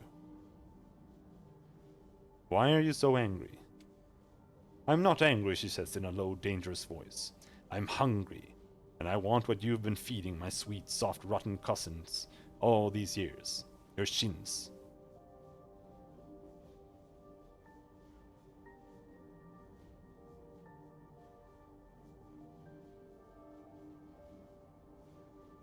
My shins will make you soft, like Salvar. Better to grow stronger by earning them yourself. Right. I should climb Sega's cliffs, hand over hand, until at last, bloody-fingered and bruised, I reach the top and proudly look out over the wide ocean, where the sunrise turns it all to gold. She says the last in a sneering imitation of your voice. That's it, right? That's how you earn it. She draws closer. Well, I've been climbing all my life, and I've got the bruises. She shines the cipher on her face, where a fresh, livid blotch spreads across her sharp features. And yet here I am, still in the god-stand underbelly, low enough to smell the schist bobbing on the waves.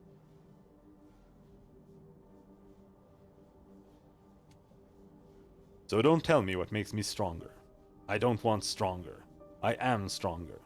I want this, she says, ripping your blanket off. I want my own bed in my own house, and never have to share it. I want shins enough to drown my past, to murder my past. A whole armor of shins. The kind of armor that lets you be soft. She leans closer still. But no. Your money was for bold, beautiful Salvar.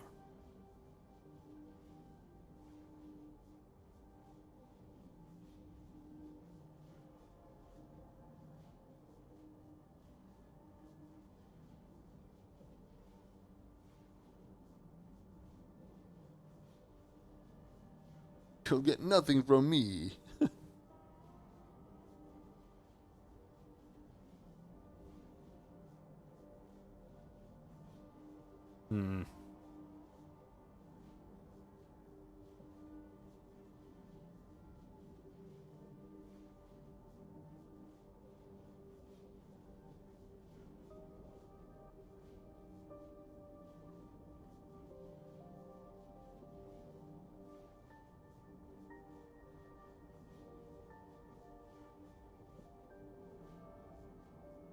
Alright, let's give her some money.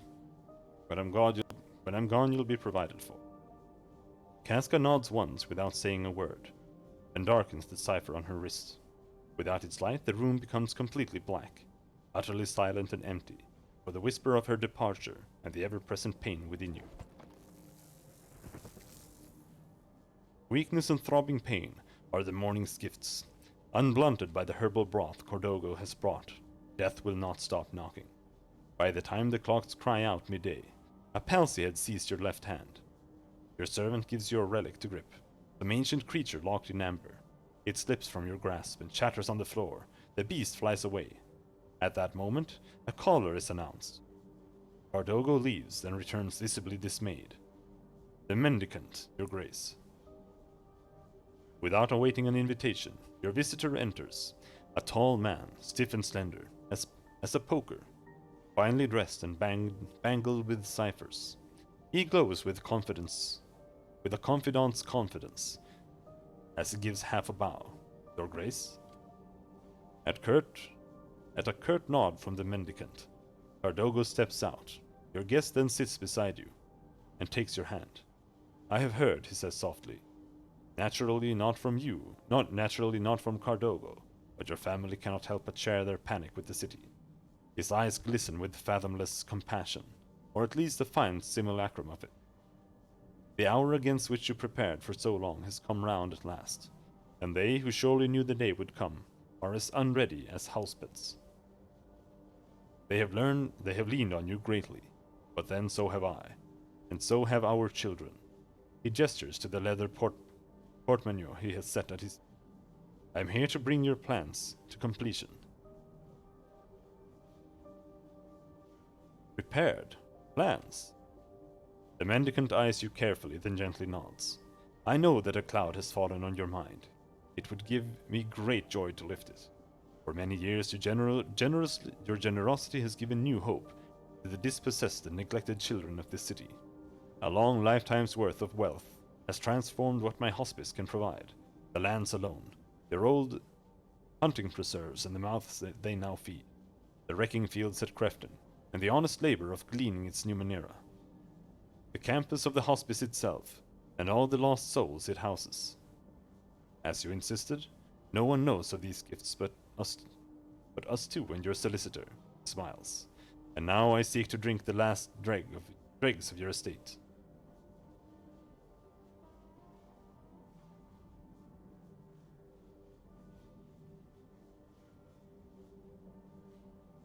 Why do you need more? The mendicant shakes his head sadly. Our world knows no end of need, your grace. There are so many children who have been betrayed and cast aside. With a great weary sigh, he said, there is one in particular whom I wish to show you, if I may. He unhinges the portmanteau's clasp and begins to reach in, as if in response the shaking in your hand grows stronger. Of course. From his bag, the mendicant takes a glass tube, filled with a swarm of ants. Next comes rich parchment, which he lays upon your desk. With a deft motion, he pulls the cap from the tube and pours the ants on the page. They skitter madly, but not aimlessly, oozing acids on the page until at last they've etched a flawless picture. You see a young girl afflicted with precisely your servant's corruption. Off half her face, half her flesh a wilderness of misplaced parts and oozing sores. One of Cardogo's brood, the mendicant mutters. Most of them are killed at birth, by the horse if not by him. Unbidden, a strangled sound escapes you, and Cardogo bursts in. The mendicant slips out without another word.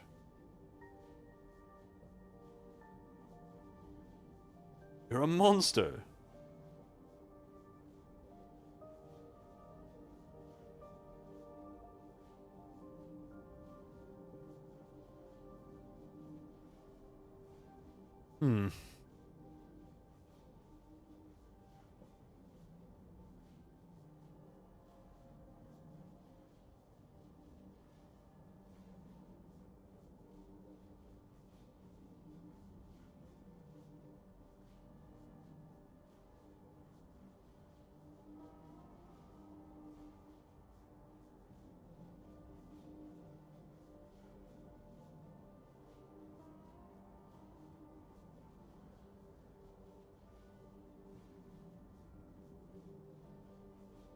Hide the picture and say nothing. You say nothing of what you've learned, and with a shaking hand slide the formideograph into formideograph into a desk drawer. The trembling grows stronger as Cardogo speaks of something. The words cannot cross the gap between you. You try to respond but cannot form the words. Black motes swirl in the air. Pain runs wild through your spine. You try to climb out of your chair. There is no reason, only a mad effort to escape. But you are too weak. Cardogo rushes forward as the fit overtakes you, but whatever kindness he intended goes unseen, for everything has vanished but the pain and the darkness. The darkness fades. The darkness fades in part. The agony stays. Redoubled. Through a haze you see your bedroom, and two men beside your bed. Cardogo is one. His hand is on your bony shoulder. His companion, proper in every punctilio, is another stranger. Your Grace. You barely hear Cardogo's voice. It is as if your ears are packed with wadding. Wadding? I have brought your solicitor. The man sniffs. As you'll recall, Your Grace, you declined my offer to draft a will against the day. He speaks of mortgages.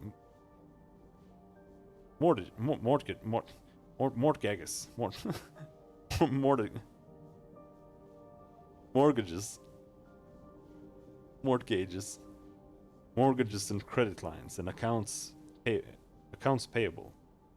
Wasting your last life on a lawyer's long-winded way of saying what little wealth you truly have left. Now you must tell me, how am I to redispose of the residuum? Retain a ram of the island to treat Cardogo. See that Salvar is funded in his venture. Find Casca and let her buy a better life with the money. Establish a trust for Cardogo's children wherever they are. Bestow upon the mendicant's hospice, as you have done with the rest. Divide it evenly among the family. I am not dead yet. Bring Jalipa to me. Have her do whatever she can to save me, whatever the price. Dude, you sound like you've been... Like, if his children are getting the same, like, mutations that he has now... Like, our entire genome has been restructured.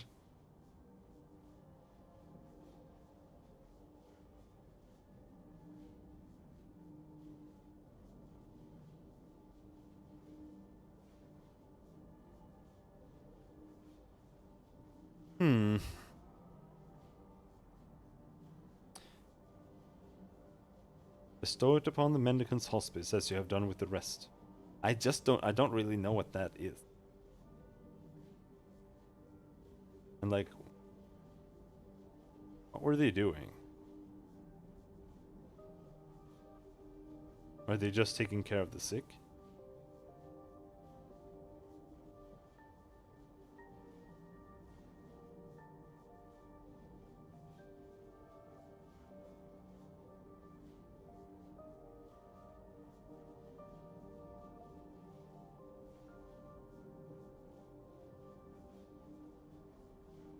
We did tell Casca that she was going to get money.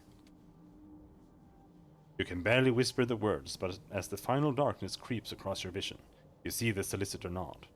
Your life's last short span stretches almost infinitely, and in it you see Casca, her hard features softened by comfort and cosmetic care, softened most of all by a smile with no edge. She is laughing. She is free. Then the image fades, and the darkness turns to golden waves, lapping on the shore. And you are free as well. Your long days finally done.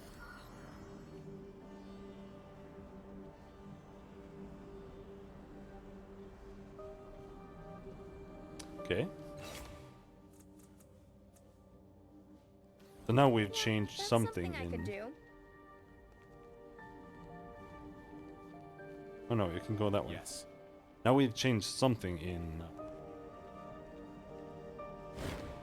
Tegus Cliffs.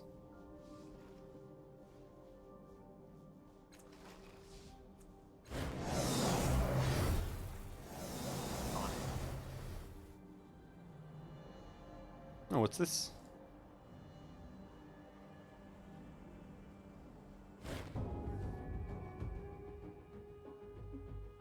What's with the music?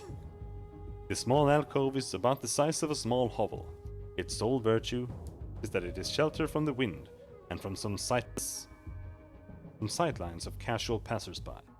The runes carved above its entrance fill your mind with a wordless message of catastrophic danger. The dust inside the alcove is undisturbed apart from a set of footprints that circles the interior.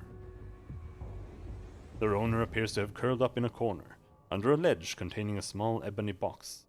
The dust on that ledge has also been disturbed. Someone removed something long and thin, like a blade, from this place. In its place, a crudely carved herder's crook. Someone slept here, didn't they? They wanted to hide, but they didn't know how to hide. She puts her hand in her pockets nervously. I hope they found someplace better to go. This doesn't feel like a place to stay. It feels like hunger. She hugs herself. Let's go, I don't like this place. Eritis cradles his forehead in his hands. He mouths the word no, then swallows, shaking his head. He seems smaller than you recall. I don't like this place. His voice is a whisper. His hands fall to his eyes, and he touches them, as if they are in pain. Are we leaving? I want to leave. Scan thoughts. We should not be here. We tried to stop him. You failed.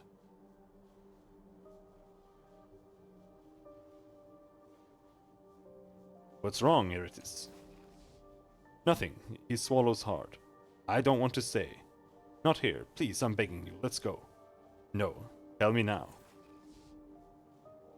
I remember this place. His voice cracks again. As it runs dry, the glow seems to evaporate before his face. There was someone else, a boy. Eratis' features soften. He was tired, scared, not at all like me. He came to this place, and when he fell asleep there, he never woke up.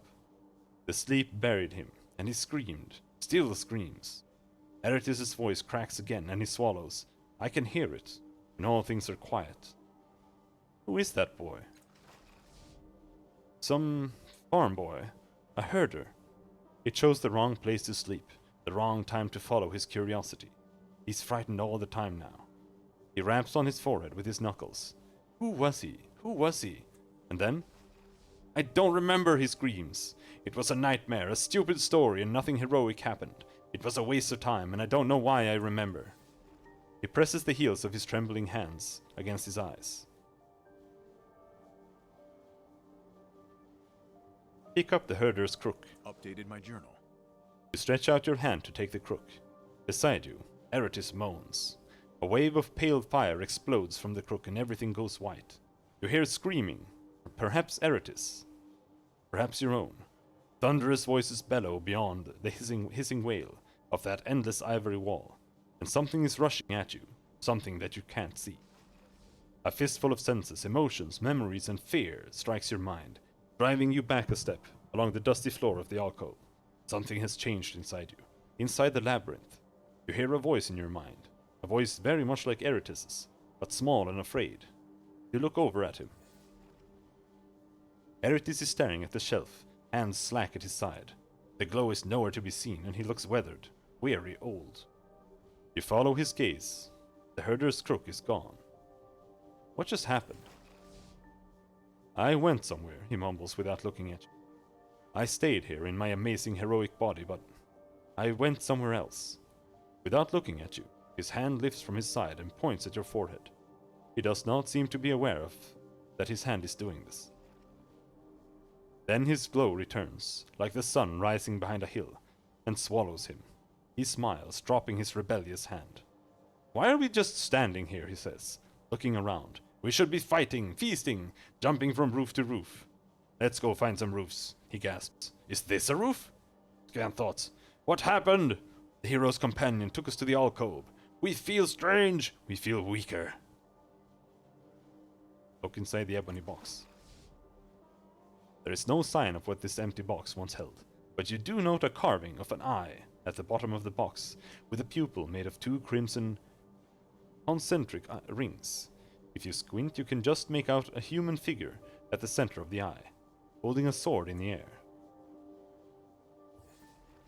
Eratis groans and you look over. An untroubled smile graces his face, but you notice that one of his eyes is watering. Eratis, are you alright? Yes, very, he says, nodding at you. A tear streaks down his narrow cheek, and around his cheerful grin. But bored here, now that you ask. We should leave. We should leave now. He whistles quietly to himself and looks away again. And looks away. Look inside the ebony box again. You find nothing new inside the box. Leave the alcove. At last!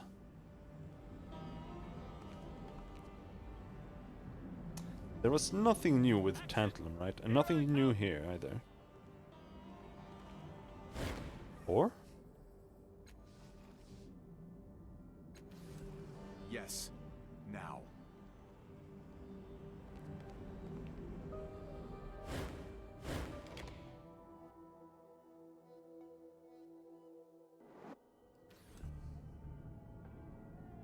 Yes. Now.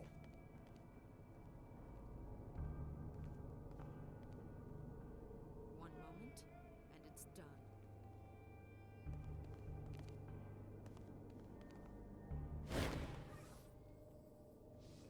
Enter the code to a location you already know. Enter the code for Ronus Kaisul's tomb.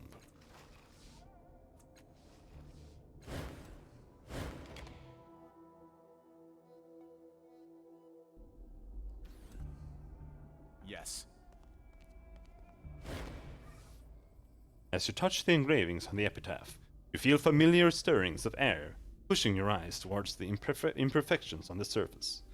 As with Choi's tomb, the glyph of the truth curl into a shape that distortions of the air. The glyphs of the truth curl into shape as distortions of the air and form themselves into the name of the deceased, Ronos Kaisul. More words begin to form, taking shape like clear smoke. Examine archives, display likenesses, leave.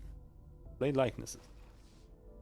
A host of images appear, a series of pictures collected from the lifetime of a handsome, driven man in various poses, as a baby learning to walk, as a child exploring the shell of some sort of crashed flying vessel, as a young man studiously dissecting a Numenera tool, as a father, as a widower. Through the course of years his face grows more haggard and rugged, but he retains a youthful charm. He looks nothing like the Ronos Kaisul you encountered outside in the valley. Examine archives. A whisper of wind tickles your ear. Section of archives enabled. Speak the code and read freely. You remember the words of Choi's marker. Name will live forever. And so you whisper that name, Choi. It works. Reams of potential information begin spilling into the air. Hidden behind these words. History of Ronos Kaisul. Experiments. Bequests. Genealogy. History. Lighted images appear on the currents of air, subtly distorted, and they show the progression of Ronos Kaisul's life. A voice, slightly modulated through the wind, speaks. Ronos Kaisul was born Ronos Genvin, an only child in a successful merchant family of Sagus Cliff. His parents sought for him a position within the bureaucracy. He showed an early aptitude for the gentlemanly pursuits of governing, weaponscraft, and poisons. His interests took him elsewhere. He became fascinated by the secrets of the ancients, and experimented with their lost knowledge, under the tutelage of the Aeon Priest. As one of their number, sought the secrets of life, and established himself in the field of medicine, focusing particularly on those damaged by the Numenera. He married Rinda Kaisul, taking her name for himself and their family. What a cuck! They had a daughter named Choi. She was the new center of Ronos' life, until the children of the Endless Gate abducted and murdered her. Ronos vowed to avenge Choi's death and destroy the cult. This vendetta consumed him. Options now include a return to the main tree, where you can hear and read about his experiments, or you can continue with Ronos Kaisul's vendetta against the children of the Endless Gate. Continue with history. With the loss of his daughter, Kaisul resigned from the Aeon Priest, and turned his full attention to destroying the cult. By then they had moved on, leaving him with no object for his revenge. The voice flatly notes, Rinda Kaisul took her own life. Ronos redoubled his efforts, sold all that he possessed, and devoted himself to finding the children. In time he hired an explorer named Marcissa to assist in this pursuit. There is a pause, then neither returned.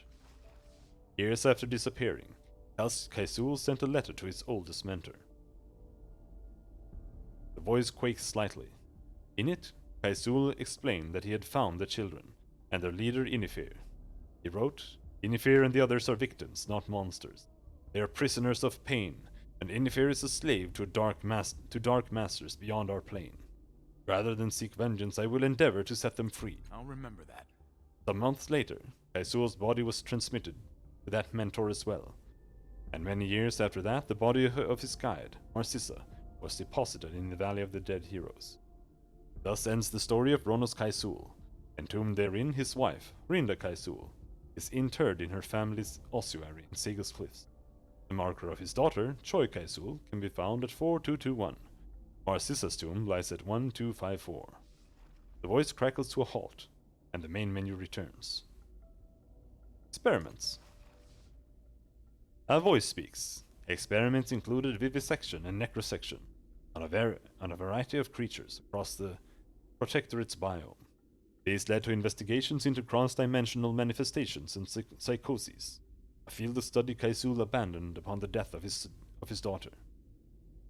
A formal list of scientific citations follows. Bequests. A subdued male voice speaks.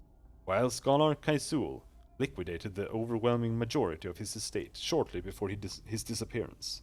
Certain family trusts and ongoing honoraria and royalties remained.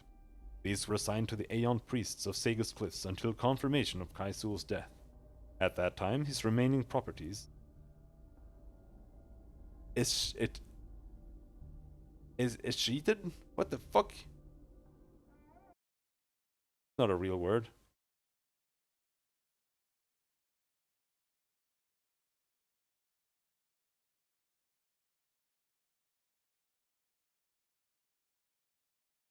Fuck.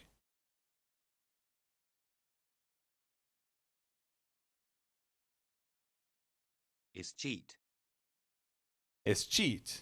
Is cheat. To revert to a lord or the state by escheat.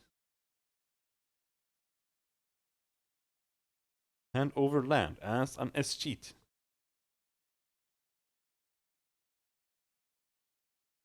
Escheat refers to the right of a government to take ownership of estate assets or unclaimed property. It most commonly occurs when an individual dies with no will and no heirs. Okay.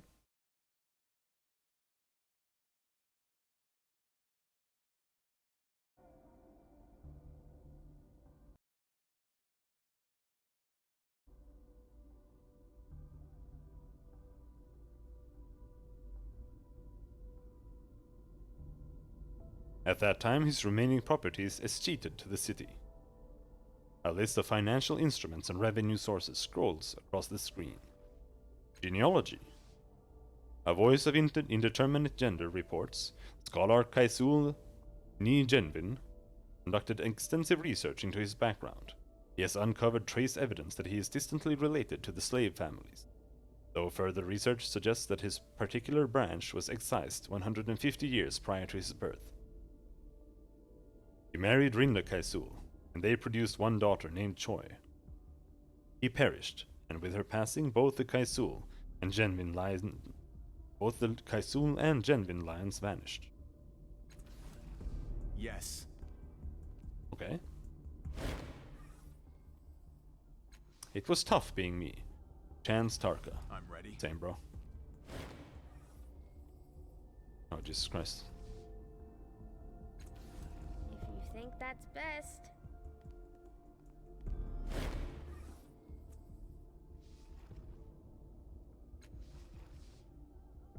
Narcissus tomb.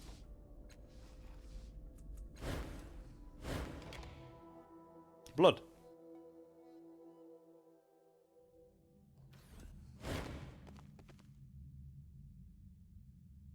More souls to release. The gate, it calls. Making a note. You can see the whites all around this man's eyes. His face is frozen in a rictus of frenzy. Can you feel it? The power of the endless gate. It calls to us. It is time. Time for what? Power, glory, ecstasy. He stares at something behind your head. You're not sure whether he actually heard you at all. Before he can utter another word, the man's spine goes taut. His expression becomes that of a towel being savagely wrung out. But his voice stays drenched in childish glee. They call us now! Join us! Shrieks. The masters beckon. We hear and obey. Okay. But where the blood does not obscure it, vaguely humanoid shadows lie within these pods. All right. The children of the Endless Gate seems to have paid special attention to this tomb. Their scrawl covers it in bloody smears and goblets. What little you can read seems to offer praise to the dead woman, and to whatever it is the children worship. Beneath this desecration, however, is an old carved inscription. She stood watch between hope and horror, and died, beloved on her feet, in service of we who suffer. It is signed, Inifir. Look more closely at the children's writing. Incomprehensible scratches and scrawls, all of them, and you can't make sense of them. Yet somehow they fill you with a vague and nameless horror. Amidst the bloody rants and paeans, you find a symbol carved into the stone itself. You recognize it as the sigil of the Children of the Endless Gate, surrounded by scrawls to an unnameable and alien god. Try to read the name. You cannot read the name, for it is obscured by splatters of blood smeared by the venerating touch of the countless passing cultists. Still, you are fairly certain this is the tomb of Marcissa, whose proximity to Inifir must be what inspired this display of, you hardly dare call it, devotion, but it's certainly effusive. Touch the symbol. As you reach out to touch the symbol, a spark of flares from it. Comes from it, something like that. And you feel your tattoo blazing in sympathy. The rock under the symbol evaporates, as if it were transmuting itself into another dimension, revealing a large niche. Making a note. Within is a thing of strange dimensions and impossible angles, spun from an unearthly metal that seems to flow as you examine it. Its branching limbs cross in a lattice that holds no clear pattern. Tidal energies seep from it. You recognize the sigil of the changing god, stamped on its base. What else it might be, this is a mere caster, but not one you can use, at least not now. Someone has twisted it out of alignment, and it would be impossible guesswork to return it to a proper state.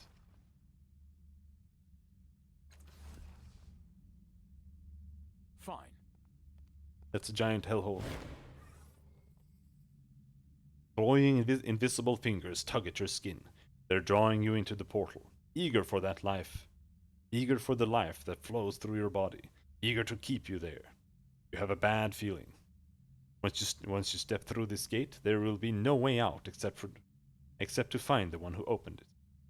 Enter the endless Making a gate. note.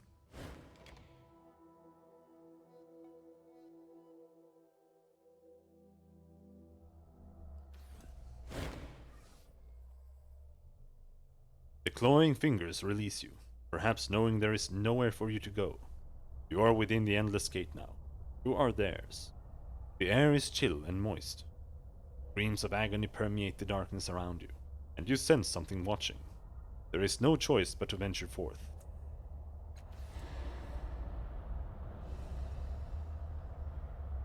Yes. Several people have been flayed, their skins stretched into grotesque banners. Faces contorted in a rictus of eternal pain.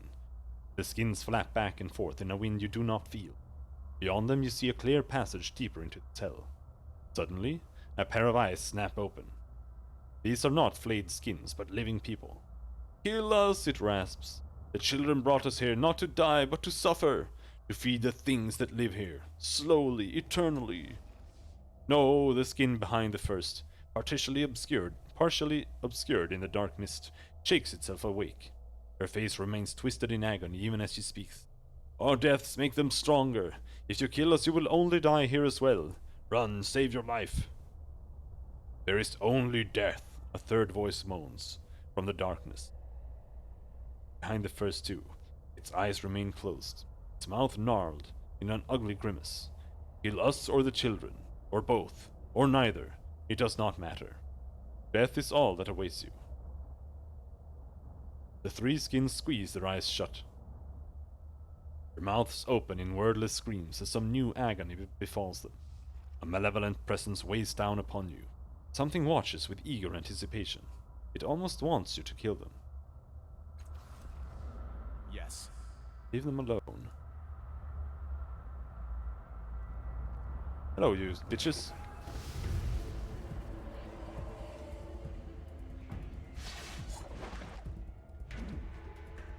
That's an okay hook. Might still be in range.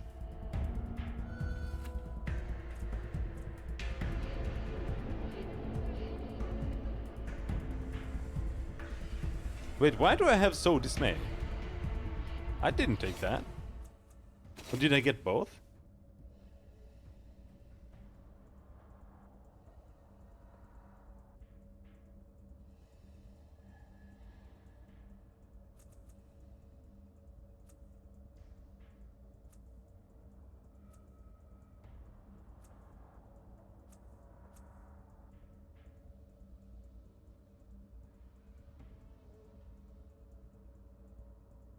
I mean, I guess I must have taken it. I don't know. Whatever. We have it now. I don't want it. Nope, can't reach.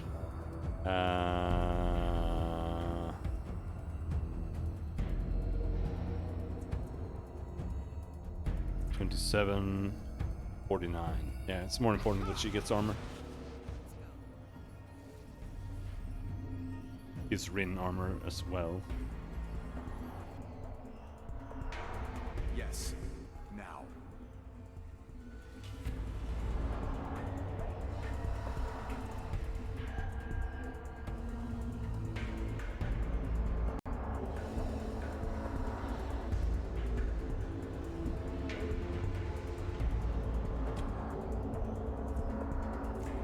Crit! Come on. Yes! Why did they explode?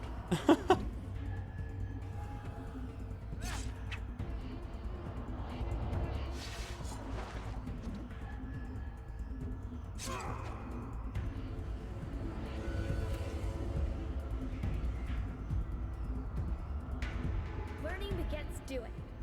Or is it the other way?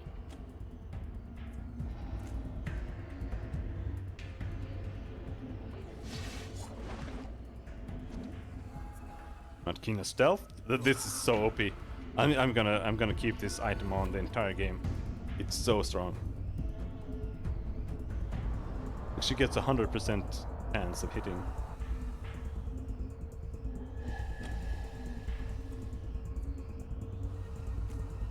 For free.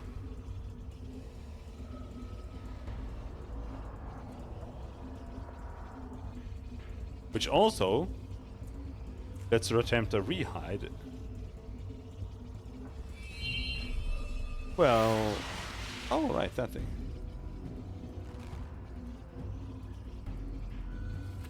It doesn't really matter that much, I think. 'Cause she can still rehide herself. Drop trains, cool, love it.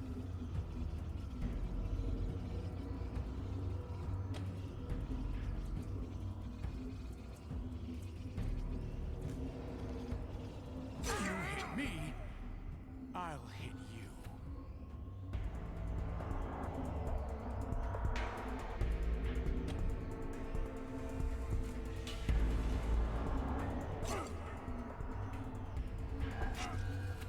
Yep, died from bleeding, nice. If you're sure it's safe. 50% chance. That would work. Nice. No, Reen!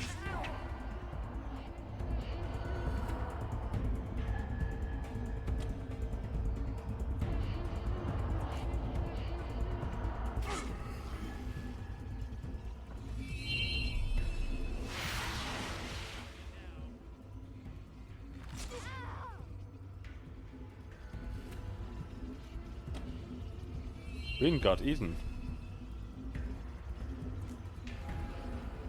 That's the last time you'll touch me. Of course.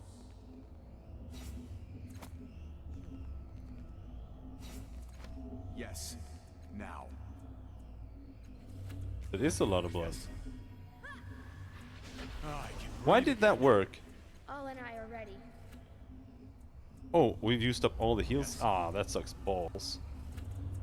Should have another heal here though. I hear and I go.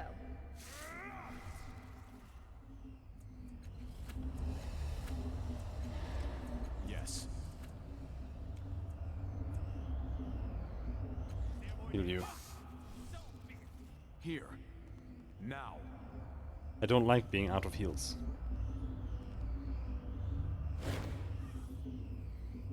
These skins are like the others you met, alive and in eternal pain. One of them snaps its eyes open as you approach. Kill us! You will reach the center more quickly! No, a second moans behind him. When we die, they grow stronger. You will never survive. Look out below! Above! It is a massive problem, the movement in this game, in my opinion, in combat. Yes. It uses an AP system, or not an AP system.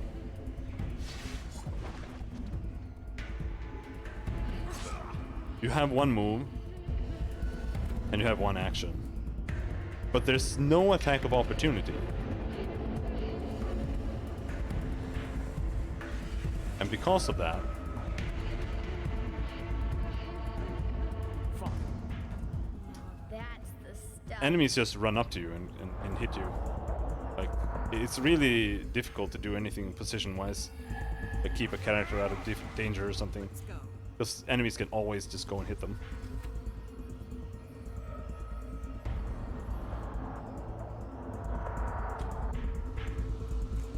So I really wish there was some kind of attack of opportunity thing. There kind of is, but at the same time, not really.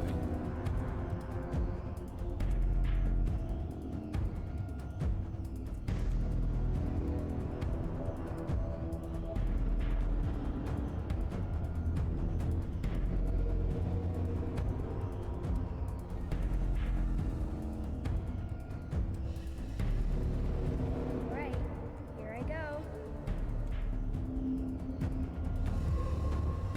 Here I go. Throwing thermonuclear grenades.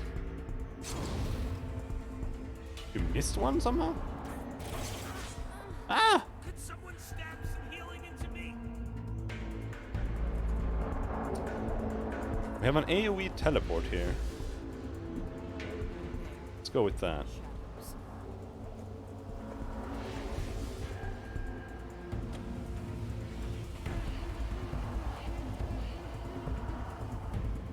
That's all you got?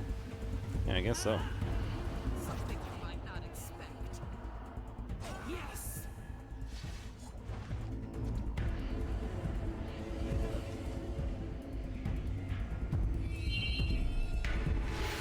No!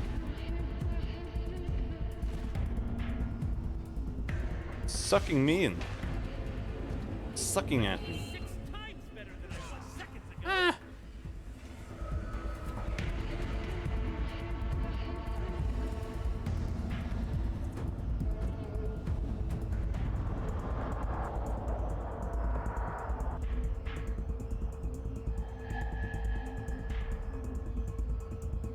Hmm.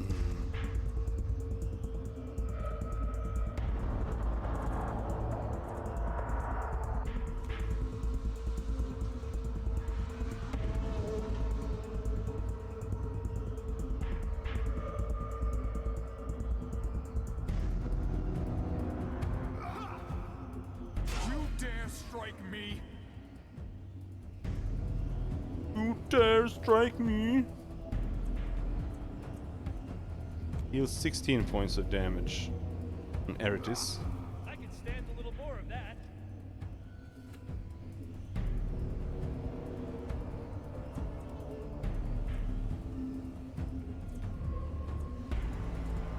But yeah, I don't know.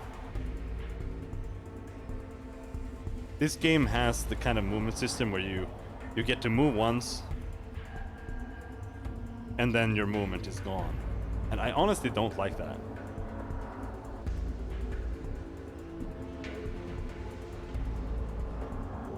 I prefer when you can keep moving until you run out of movement juice. 14 damage! Oh yeah, there it is. Makes sense.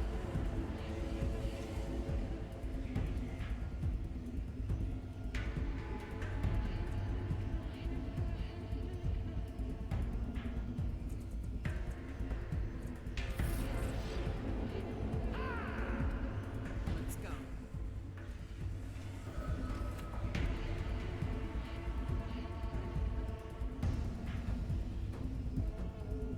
Yeah, that's something I could do. Let's go, Rin. See if you can make that guy not do damage to us. That would be great. What am I doing wrong? Oh my god, you bitch!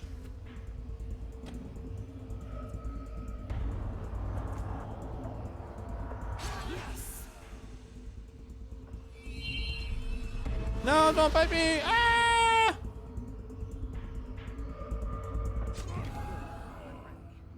Yeah, that's something I could do.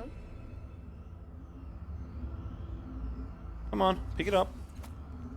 You want Pick it up. Pick it up. No. Pick it up. Pick it up. Go. Pick it up.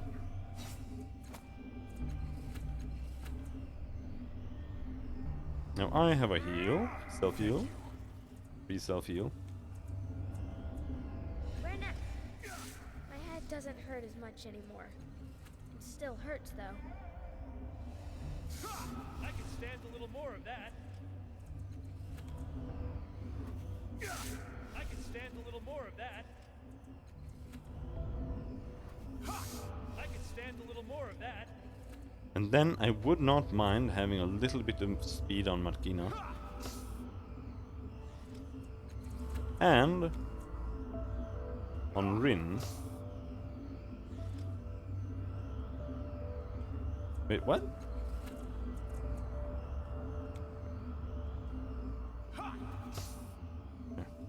Here comes the boredom slayer. Not even bothering talking to them. Learning, I guess. That's a lot of cultists. They are all damaged though.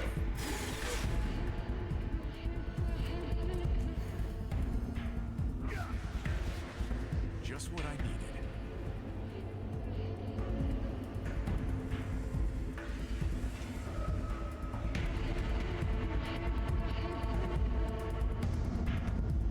Yes. I wonder how big is this? Why is the music so fucking loud? Like it's insane. Even that's loud.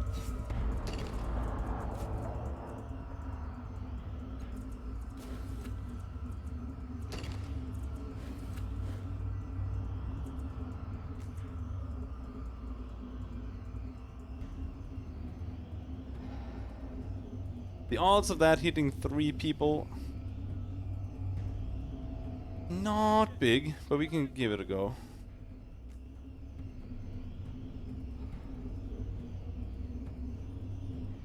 I mean, in my opinion, that should hit that guy. But apparently you need to be at like the middle of the hitbox.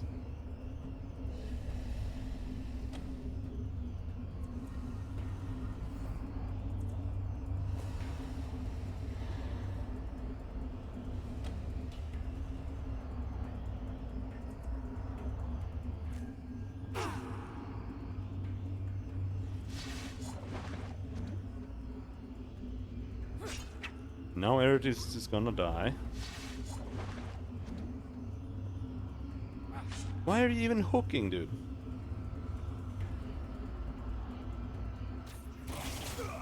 Okay, the shield matters a lot. It is huge.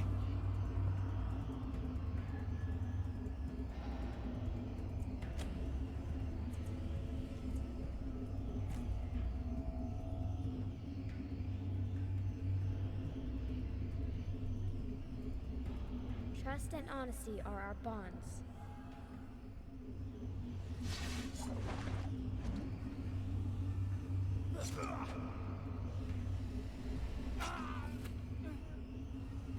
Dead from bleeding.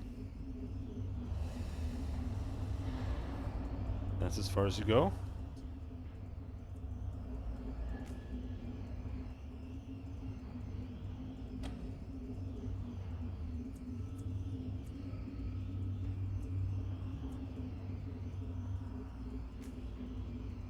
This should be spectacular.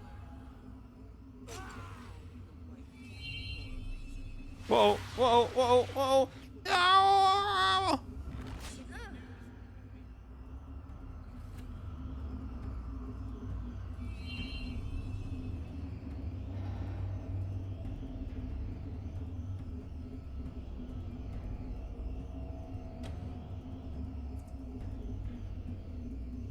Four damage.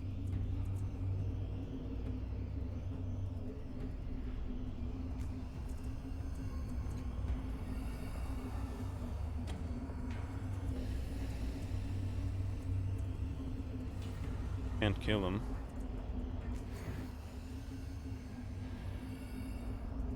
buff Matkina instead.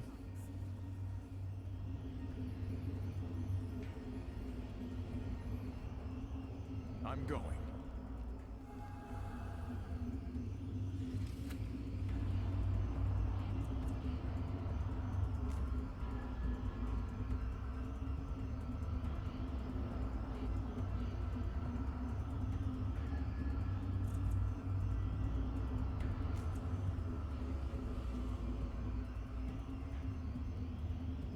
Man, what's wrong with this AoE? It sucks balls.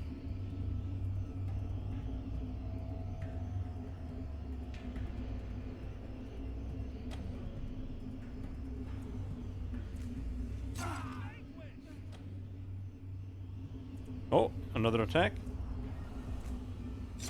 Make the most out of it.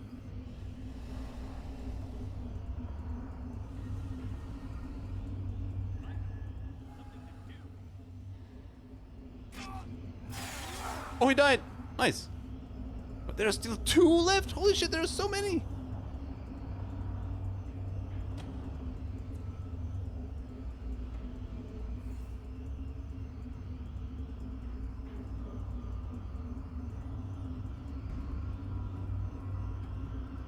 If you think that's best.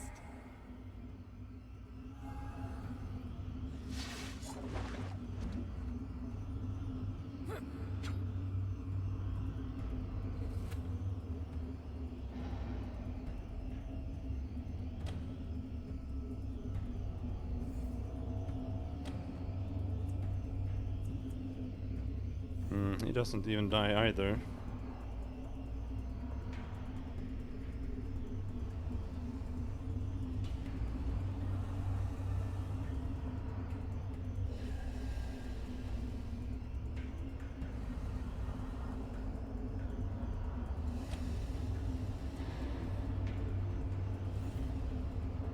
This guy is free to attack though. I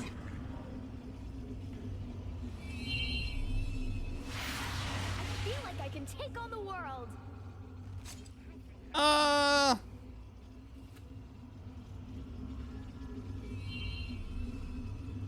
don't like this place. How's my attack 5 plus 0? What does that even mean? Why? What?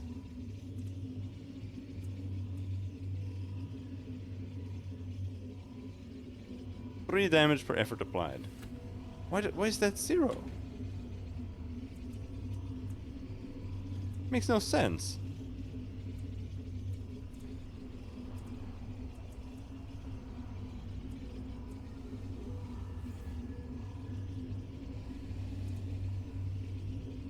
What do I have here? Distracted? No. I don't have anything like that.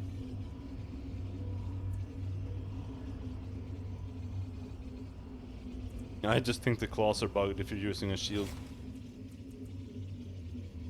They're not working properly.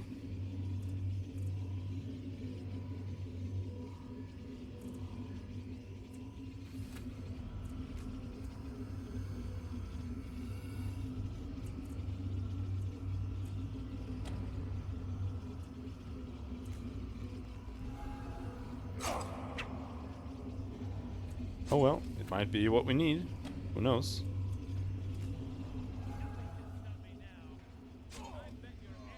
Bam! It exploded, and I still have no idea why. I guess. Whoa! Oh, there's a fucking cultist there. Oh, we're so dead. We're so dead. Also, I accidentally moved. She can't do anything anyway. We're not gonna do 20 damage in one turn. There's no way.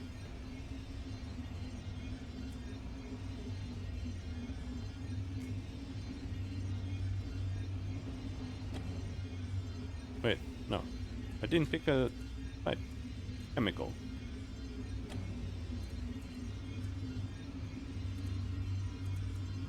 Four plus 12. Chemical.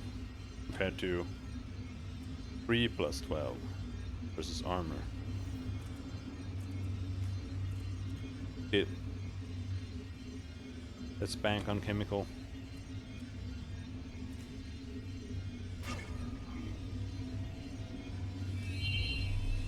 I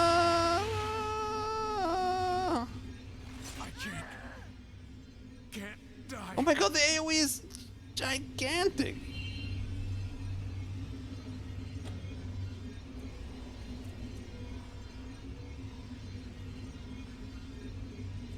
I don't understand.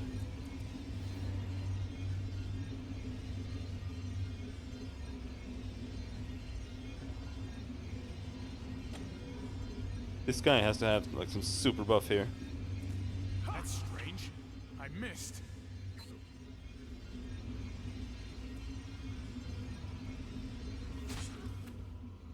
Someone stab some healing into me.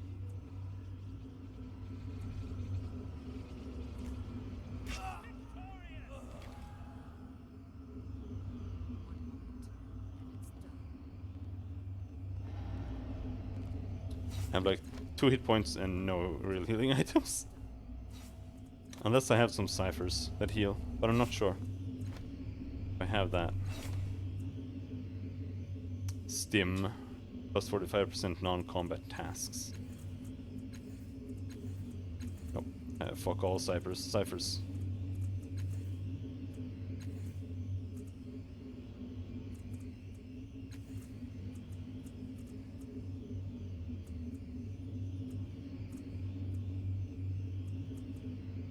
This is what we get.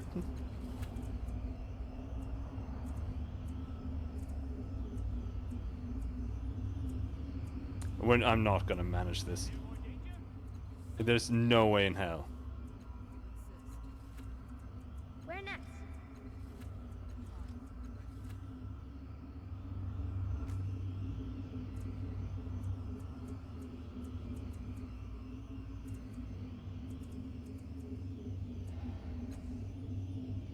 Now that's the stuff. Find them. Something to do.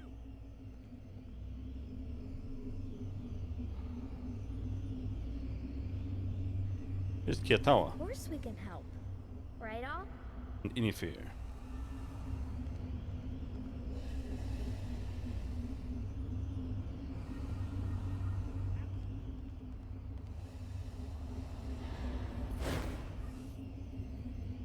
On the surface, Kiatawa looks exactly the same as when you first saw her in the Dendra Uhur chapel, while you were investigating the murder of Folsom's protege in the underbelly. But some things have definitely changed. A feverish, blotchy glow colors her skin, and her grin is entirely at your expense.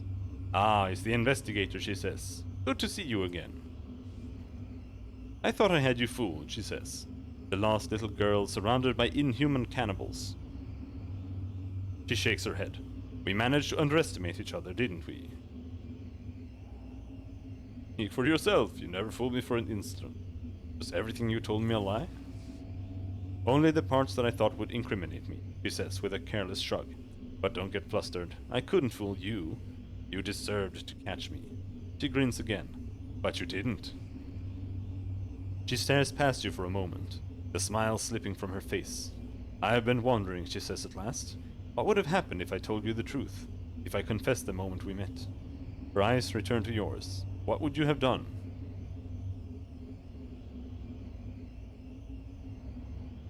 I would have turned you in. Ah, she says, relaxing, and faced Folsom's brand of justice. I should have known. Don't you feel guilty for what you've done? Why should I? She snaps. Was life in the underbelly so wonderful? What did I steal from them that was worth keeping? He's nearly shouting now. My whole life I've had a voice in my head, whispering, shouting that I was someone else, making sacrifices to the endless gate shut her up. Why should I suffer? Why should my thought, my life be a misery so other people can live? I was wrong. You do feel guilty. Her only response is a short, wheezing laugh. Are you happy here? She looks away, mouth set into an iron line. I should have known I'd find you here. What? She says, barking a laugh, glancing at the man beside her. You think I'd found place of honor here. They don't trust me. None of them do. She snorts again. But she isn't smiling. Why don't they trust you? Her face tightens as though in pain. Because I'm one of them, the flesh eaters. They wanted to release me when I arrived, but Inifir stopped them somehow. Gods know why, but I'm not leaving his side. Even here I'm not. Inifir accepts me. He understands. I think. Coughs.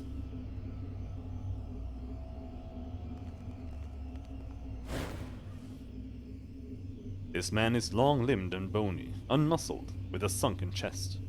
Sparse hair and a scarred scalp. Rags hang from his slumping body. He wears a cast-off tattoo, but it's like no cast-off you've seen. He regards you with bloodshot eyes, fever-mad. But just as the pupils remain black and pure amidst the veins, you sense something hard and sane within the madness. His words are hoarse and dangerous. You've come too far by far. There is no escape. None leave the gate. Jan thoughts. Hope. No hope. Speak or not, he will die here, or not should not have come. Such a pretty brother. Father's loving touch on every inch of you. Born to run amongst sunlit lilacs. Selah, singing Hey-la, Hey-li, Hey-li, with a gustless strum. Such splendid dreams. He scrapes at a lesion on his arm and cocks his head, listening. But you're the one who fell, aren't you?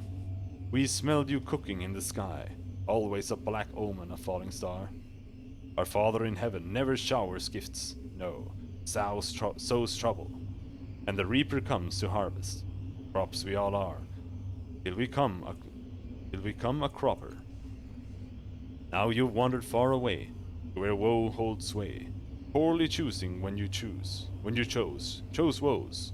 Here beyond the gate. Hate, hate, hate. He smirks, but you cannot tell if it's part of his madness or the hint of a method to. The children love playmates, your nieces, nephews. They've learned wild lessons, as if from father's lips. Pain, pain. Fought with teeth, father did, and I gobbled up every scrap. Now he sneers. But he kissed you, didn't he? Perhaps that's the sharper bite. He sees the twisted Merecaster in your possession, and his eyes creak open. A sudden hunger and anger is laid bare in them. Then it is gone, but you notice he glances at the Merecaster every few moments, as though to assure himself it is still there. Life of my life, why does he have... Life of my life, why does he have it? What will be done? This broken Merecaster, it's yours, isn't it? Taking a note. Locked, little brother. Not broken. Or better yet, disarmed, unfanged. I scoured far and buried deep to make this mine. This mine primed for my mind. Set to blast apart the husk our father left behind. He smirks. Or did you think it a toy, brother? A spyglass to scry past where your eyes can see. An iron bar to pry me open. A way to wallow in the soiled, oily wake I've left upon the tides. I found it. Hid it. Locked it. In your hand, it's just ballast. Nothing more.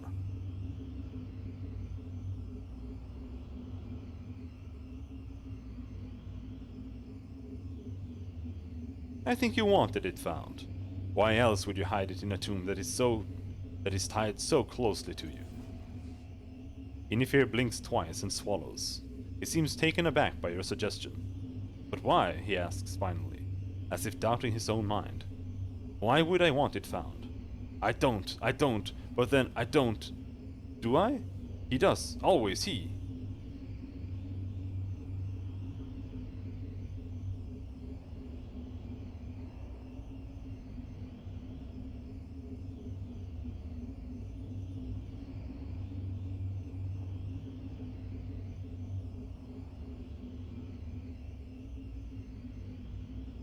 Perhaps it wasn't your want, brother.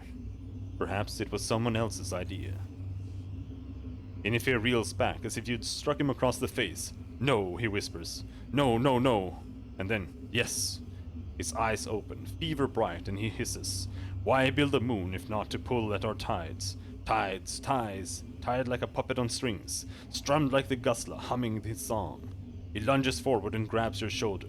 Give it to me, brother, and I'll go to the sea and sink it in the sound's unsounded depths and never hear of it again. Give it to me or I'll take it. Unlock it for me, and I'll use it to help you. Help, he scoffs. You're not the first to flash that fly above me, thinking it'll strike.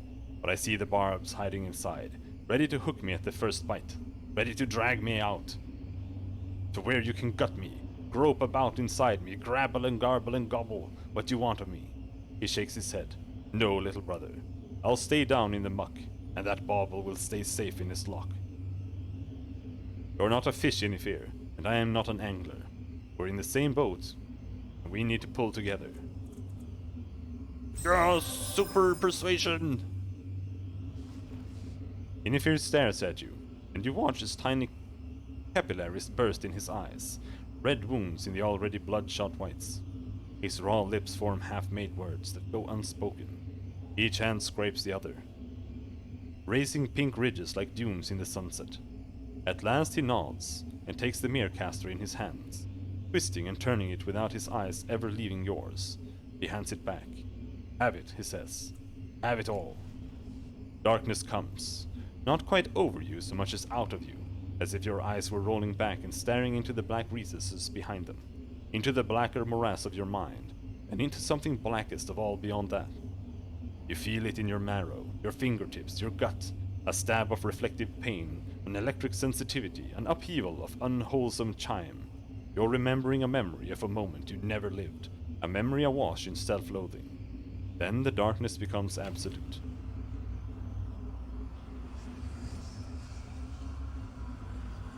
In every direction, all is grey, a dreary sky above the calm sea on which you float. The air is wet and lukewarm like the water below. The only sound is the wind's susurrus.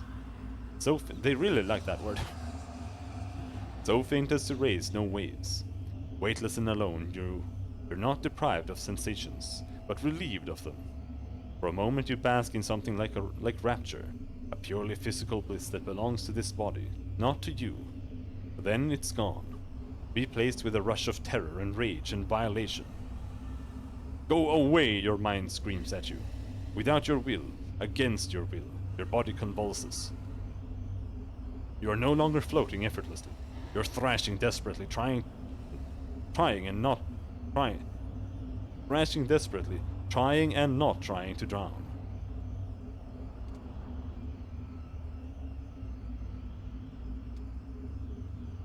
Tread water to keep from going under.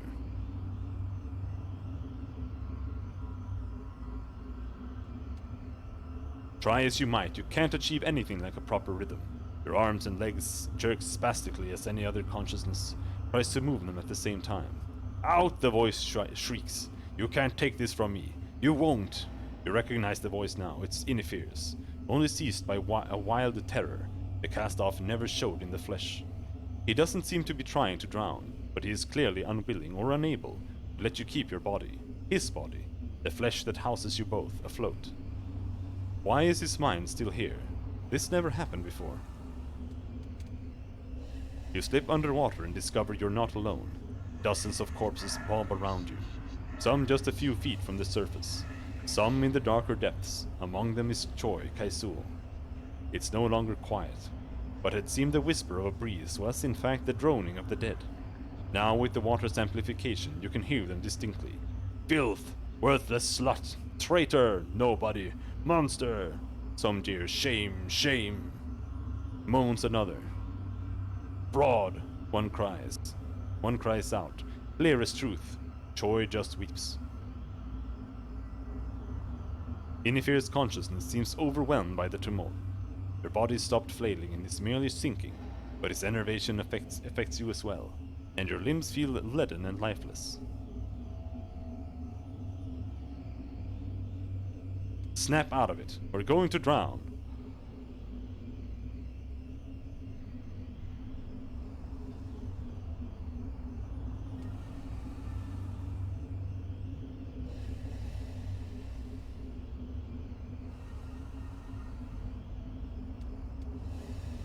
Quiet! Quiet!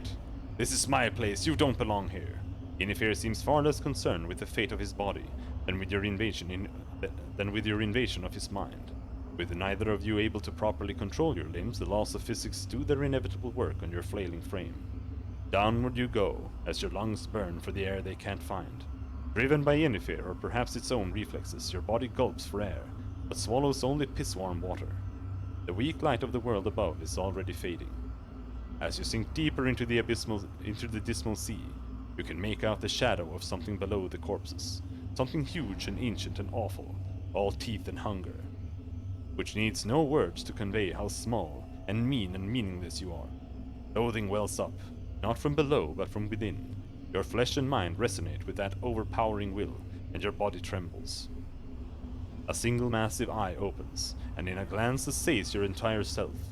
You realize for the first time that you are naked. You see your spindly limbs and sallow, pockmarked skin, your unsexed, withered, worthless body, and you are ashamed. And then everything's gone, and there is nothing but the liminal darkness between dream and reality. Life and death, madness and reason. Yennefer? At first there is no reply, but you know he's in here still, thwarted, sullen. In time he answers. Who are you? You're not like the others. You're awake, scheming, grasping. You feel different, like him. How are you here? I've never tasted you. He pauses briefly in his demands, and you feel his consciousness brush against yours. Who are you? For all his frantic questioning, your brother is not yet the madman you met beyond the gate. His mind may be cracked, but it is not shattered.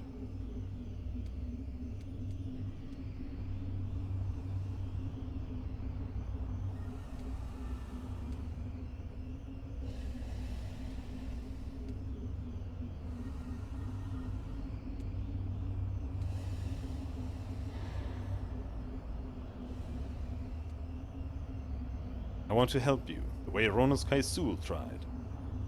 I don't know if that's a good...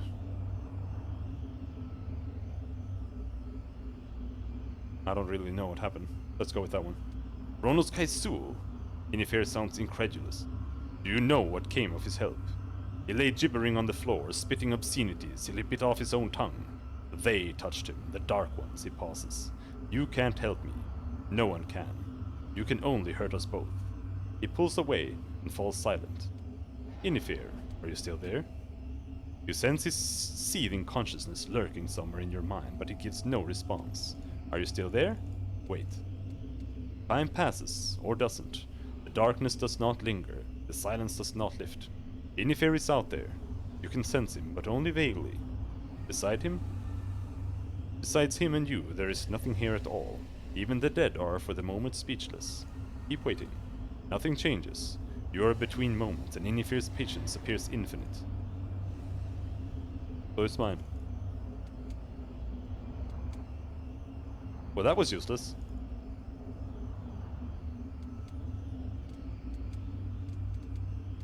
Wake up. You try to will yourself awake, but Yennefer clings to the darkness, its solace and solitude, and forces your flesh back into slumber.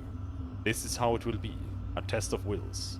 But for all his resistance, Yennefer's consciousness soon retreats into the darkness of your mind, whimpering, giving way.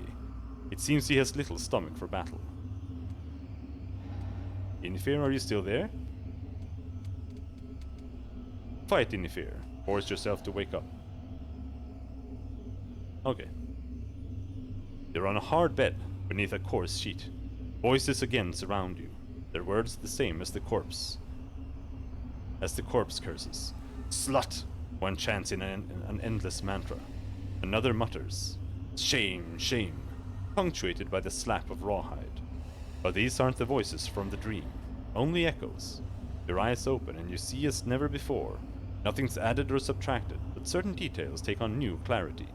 The mold blossoming from cracked plaster, the blemishes on the weary, raddled face on the woman at your bedside, the sore seeping on another attendant's arms. You're not just in Yennefer's body, you're in his misery. The Master has spoken! The Master has awoken, the woman cries. She faces the others. Let us give thanks. They kneel and she turns back to you, eyes gleaming with the pleasure of power. Master, thank you for redeeming us in our suffering. revealing how, by receiving the world's cruelty, we may escape the world's bondage. Her humility is cheap and hollow, but the others are deaf to the hypocrisy. They murmur their thanks. Marcissa. Yennefer sighs her name, and you're stabbed with his feelings for her.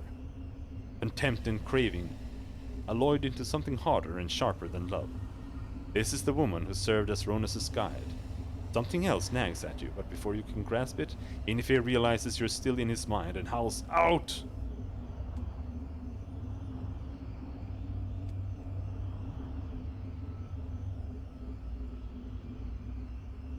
The nagging sensation forces your way into Yennefer's memories of Marcissa. The nagging sensation.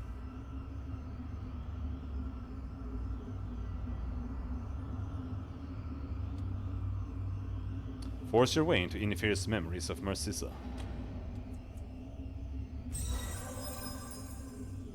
Oh, critical success. You plunge deeper into Yennefer's mind and remember that day when he first saw the fraud in Marcissa's eyes as she told the children that the wretchedness of their lives had meaning. Not just some meaning, but the only meaning that mattered. She said it as she always had, but you understood then that, like him, she knew that the only secret of suffering was that it had no secret, no purpose. Like all Yennefer's thoughts, this one is rotten, but it has Rot's overpowering sweetness too. For here was a certainty. However loathsome he might be, she was worse.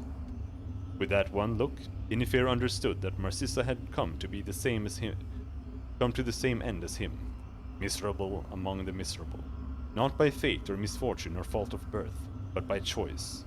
She came to grub for the shabbiest of vanities, not even to be the first among the least, but to be second.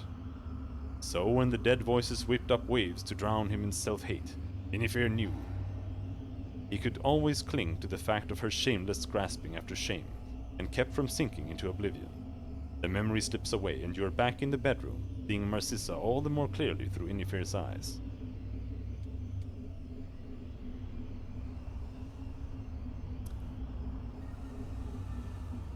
Say aloud, "Stop! There's no salvation in the gate. You're only hurting yourselves and others." Marcissa shoots you a look that is surely cagey, then addresses the children. The Master frees us from the fleshpots of certainty, the luxury of easy faith. He gives us doubt, and the anguish of the groping soul. We doubt, the others answer. We suffer. Marcissa nods sharply. We doubt, but we do not stray. The Master rebukes us. And we receive the rebuke. The whip cracks, and their flesh rises. And the flesh rises up to meet it. A cultist brings a crop down across his shoulders in response, crying out, more in ecstasy than pain. "Thank you, Master, for the fire that burns, for the fire that lights the way. Help us to comprehend the wholeness of suffering so that we may open the gate."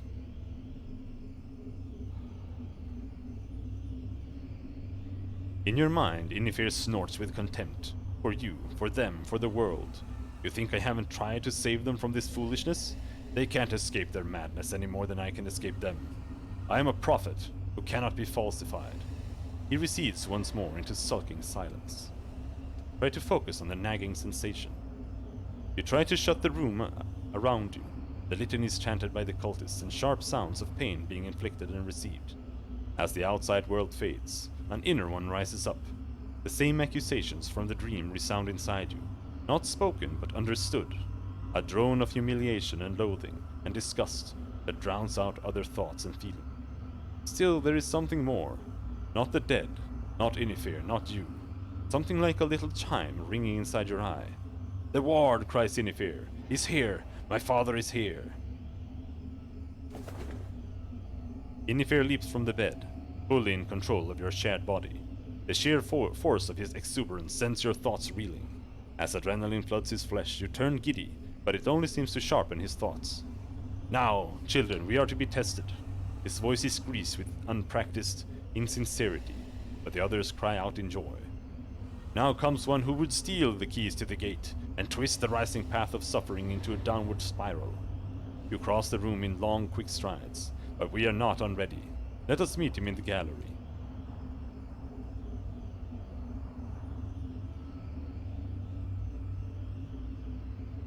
Rough-hewn stairs lead to an enormous room, more cavern than hall, that ends in wooden gates. The chiming of the wards is louder, faster. The chatter of the dead is incessant. But more than anything you feel the weight of Inifir's will, and the bloody purpose to which it is put. All these years he has expected your father's return. His mind repeats over and over. Not helpless, not again. Not helpless, not again. You know what he knows. That under the floor there are Numenera. That hides in cracks and crevices are ciphers. You see what he sees. The faithful girding themselves for battle. This is not a homecoming. It is an ambush. Why is he here? He wouldn't throw away a tool he worked so hard to make, Inifir answered. I knew he'd come. His thoughts harden, his voice grates, but I won't be used. Inifir nods to Marcissa, who hands him a barbed spear, graven with strange geometric glyphs. He dips the point in his flesh and wets it with blood. Your blood, his blood. Soon he'll see that tools can cut their builder's hand, Inifir whispers, more to himself than to you. Suddenly, the gates shattered inward. Before the splintered wood and twisted iron even hit the floor, the children have fallen to their knees, sobbing, clutching their ears, helpless. It is not your father who has come. Floating in the breach, wreathed in smoke, is the sorrow. For the moment it makes no move, though it gives no hint as to why. It's not him, Inifir whispers, and though he still stands, he is paralyzed as his followers. Marcissa acts first, pushing herself to her feet and shrieking commands. Receive the horror, embrace it, stand, guard the master, obey the master. The others rise uncertainly, while the sorrow abides. Inifir remains stupefied.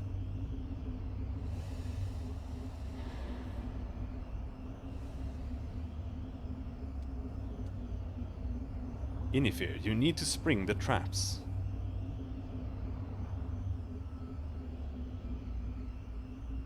Force Inifir to spring the traps.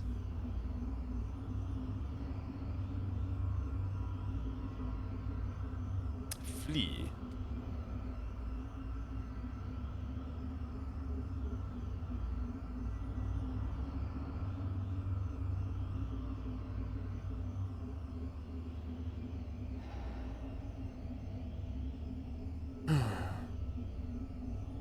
Honestly, I'm not sure.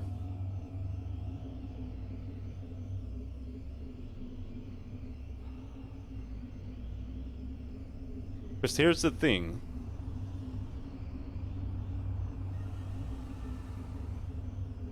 I could, like, use this opportunity to study the sorrow, but that's not why we're here. We're trying to help Inifir. But if we keep talking to him, like, he seems retarded. Listen to me, this thing, it's called the sorrow, which will kill you all if you don't act. Like, is that gonna do anything? You must spring the traps, spring the traps. But then there's also the fact, I don't remember if it was Inifir or if it was the Kaisul guy who had, like, felt like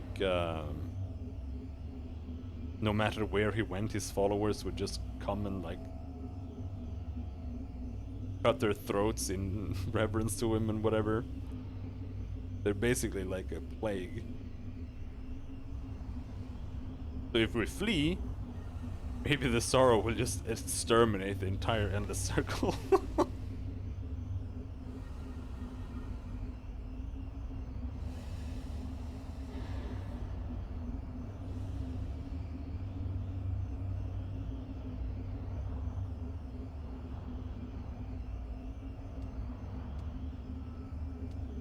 As you turn to flee, the sorrow stirs from its stupor.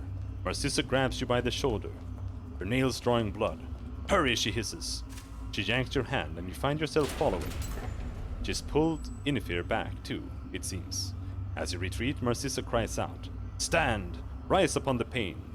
The slaughter that ensues behind you is strangely silent. Shuffling steps, half-hearted battle cries, smothered deaths. Marcissa hurries you through a warren of tunnels, until you pass through another gate. This one made not of wood and iron, but of solid azure steel. As you pass through, The vault seals shut behind you. The room has the faded opulence of a lost civilization. The ornate reliefs carved from the granite walls have crumbled and eroded to abstract deformities. Ancient, flickering lights line the ceiling. Their humming resonates with the metal floor, and their bluish light illuminates the tarnish. In the center of the room, a silver throne rests on a dais. The dais. Unlike the floor, the throne shines as if recently polished. Tiny gleaming needles line the armrests, and a halo-like ring hangs above the back. Narcissa is doubled over, gasping for breath, retching. Your own body, weak as it may be, is untroubled. Yennefer is gone again.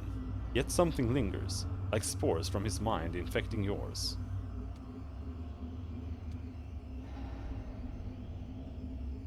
Can you use that to give me choice remains before it's too late?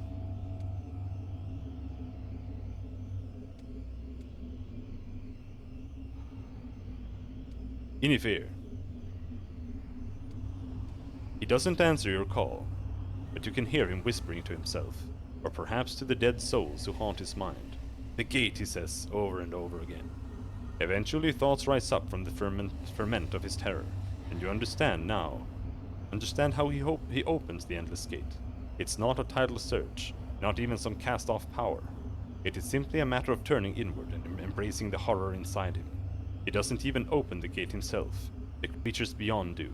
He only needs his suffering to shine like a beacon across the plains, and they worm their way to him. And now you know how to kindle that flame. Why would I want to do Narcissa rises to her feet, a bit unsteadily. She examines both you and herself, as if searching for physical evidence of the peril you've escaped. She finds none. The sorrow's violence fell upon others who remain at its mercy beyond the vault door. Master, tell me how I may serve, what I may endure in your cause. Hidden though Yennefer may be, his contempt at this continued fraud burns in your gut like acid.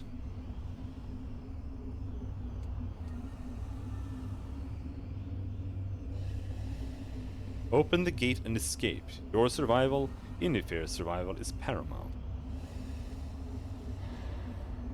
We can't escape into the gate? Enough with the charade, Narcissa. I know you don't believe in any of this. Narcissa frowns. Master? She begins before trailing off.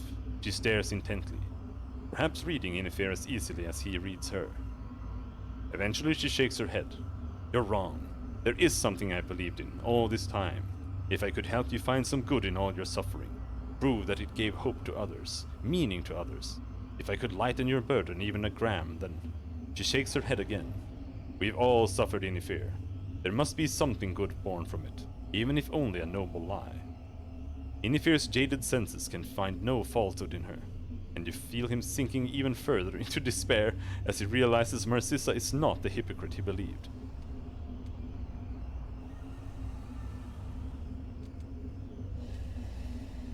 You've been a good servant, Narcissa.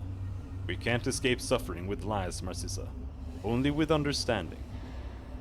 For the sake of one, you've hurt dozens, and the only thing you've made from suffering was more of it, and a heavier burden.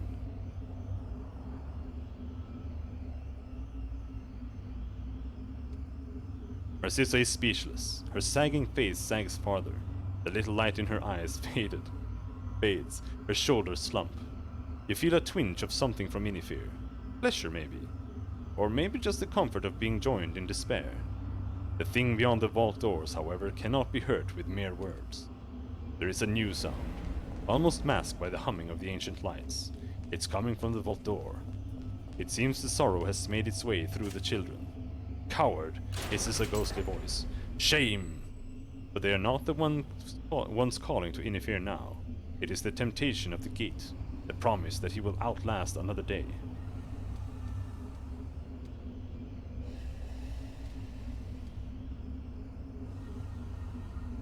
Examine the throne. As you study it, a memory bubbles up and bursts into your consciousness. Yennefer sits motionless on the throne. Narcissa adjusts dials on its back. The children gather around it like supplicants, seeking an audience. Now Narcissa intones, "He won with the master." Yennefer has only an instant to ponder how he has consented to this abomination before the vasting overtakes him. The children wail, writhe, soil themselves, vomit. One staggers to her feet and drags a dagger across her throat. Another gouges out her eyes. What?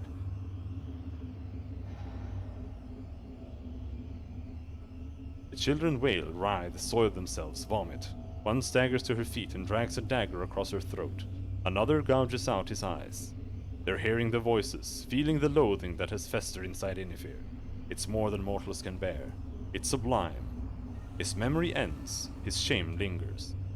Suddenly, a huge blister forms on the vault door, glowing white. Moments later, another blister rises, and the huge ancient barrier begins to take on the look of a leper's face.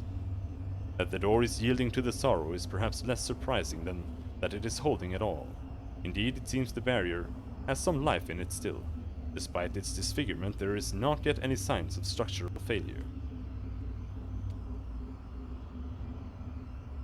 Your mind's bleeding into mine. Can you use that to give me choice remains before it's too late?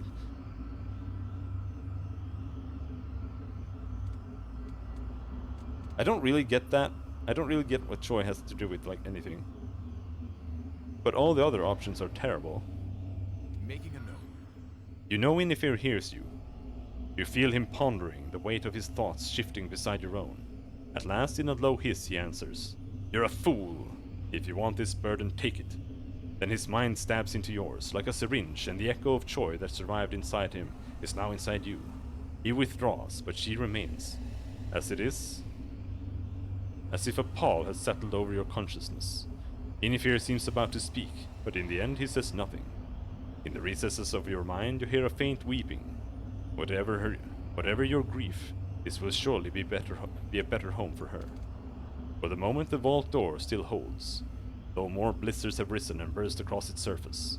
It's only a matter of time before the sorrow gains entry.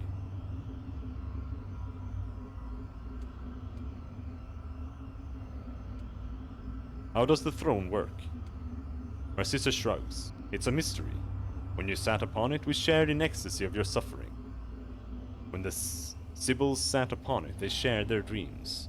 Only the Herefi who assembled it for them could say how it works, and he has long since turned to dust. I know only enough to activate, amplify the device. Now the door has become mottled. Its alloyed ancient elements are separating. A lattice of hairline cracks appear, and you hear a low moaning as of a beast that has endured too much punishment. The dead voices cackle about vanity and futility, and how all that you touch turns to schist, and the others give their own message, the comfort of a familiar whip, and the promise you won't perish.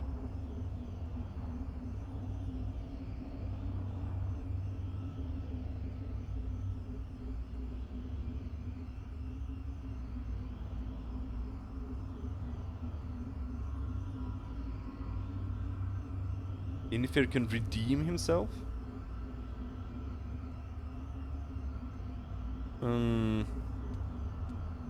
Open the gate and escape. Your survival, Yennefer's survival, is paramount. This feels like game over.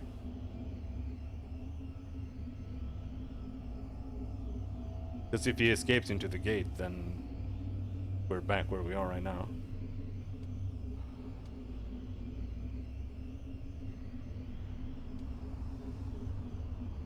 Sit on the throne and face the sorrow in a final ambush. You can learn more about your enemy, and Yennefer can redeem himself.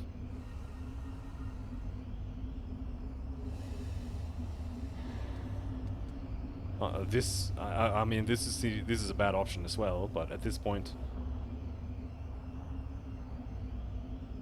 we're just fucked. Let's do that. As you step toward the throne, you involuntarily recoil in revulsion. Yennefer has returned. Never again, Yennefer hisses. Something wells up beyond what was his memory. A sense that to sit upon the throne is to carry the Dendra O'Hur perversion a step further, spreading one's own pollution into the world. And even more than that is the fear of losing control, that once the floodgates of suffering are open, there will be no closing them again. No more quiet floating above the agony inside him.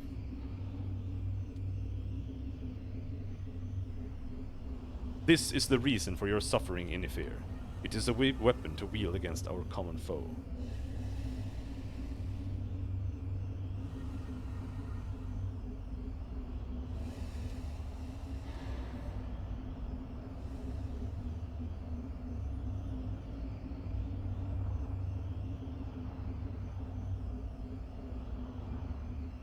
Respect his refusal.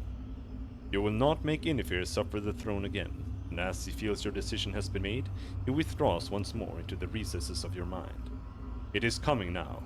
There is a stillness in the air, the prickle of a storm about to burst. The tides are being stirred. Narcissa feels it too. She stops her pacing and stares at the vault door, at the widening, hissing cracks. Inifir feels it and twitches free from his stupor. Terror has put its spurs to him, and those beyond the gate offer a lump of salt. The vault door shatters and the sorrow enters. Simultaneously the gate opens. Flaming, fetid familiar. As the sorrow pauses to ponder this strange interruption, Inifir runs towards the gate. Closer, closer. You smell the sulfur. Then you're falling, and there's pain. Terrible pain in your leg. In Narcissa's hand is a blowgun. In your knee, a barbed dart. The look on her face could mean many things. Inifir crawls, but by now the sorrow has his scent. It crosses the room with a shriek. The tides churn around it, then around you. And then there's only agony. Not in any Inifir's body, but in your essence. It takes all your will to break free from Inifir. When you do, all goes dark.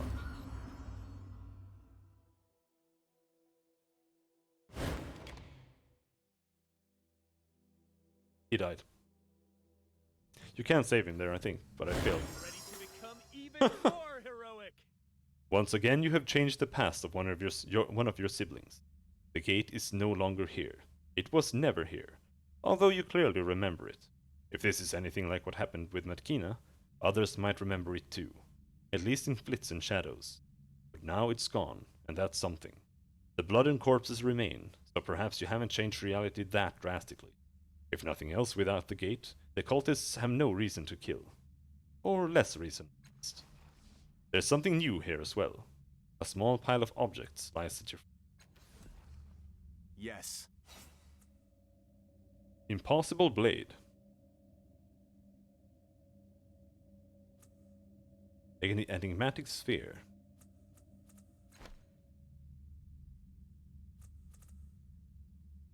Sorry, dude. I tried. Danger awaits. His edge. Might.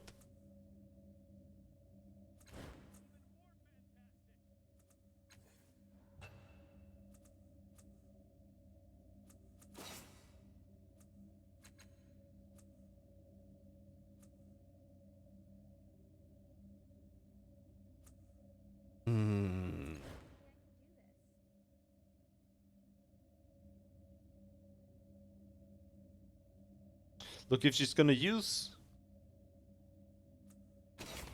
If we're gonna try to give her int stuff, then she should be using this instead. Because this does 5 physical damage plus 1 per effort. This does 4 energy damage plus 3 per effort. Well, no. I mean, it doesn't matter. But this is... higher... It's only 1 higher, though. I guess the crossbow kind of sucks. But it has a long range. That might be worthwhile.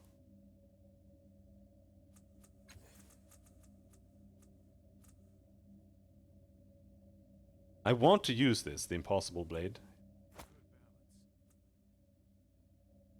But I don't have melee weapon. Don't have medium weapon.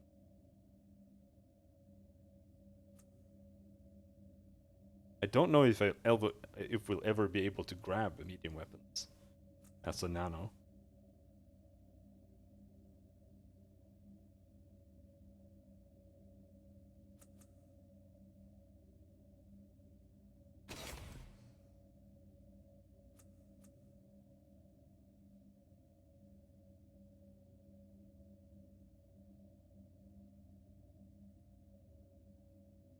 It might be worth it anyway, I'm not sure.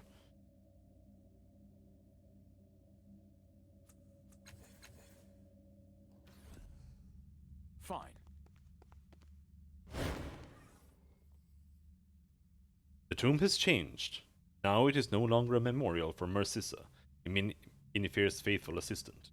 It is a shrine to the one who first opened the Endless Gate. Your cast-off brother's memory is kept alive here, and the scrawls on the wall venerate his name. Investigate the writing. The bloody, disjointed ramblings of the children of the Endless Gate praise the Lurker, he who waits, the great revealer, among other names for some horrific being from another world.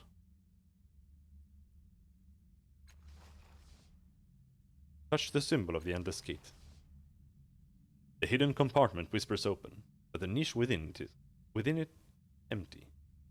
Search the tomb. Nothing has changed since the last time you were here.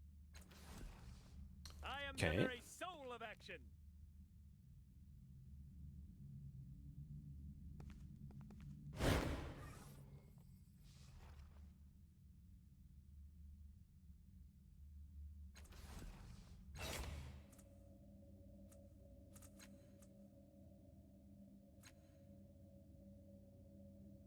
Inform the memorialists the gate is closed. Ready.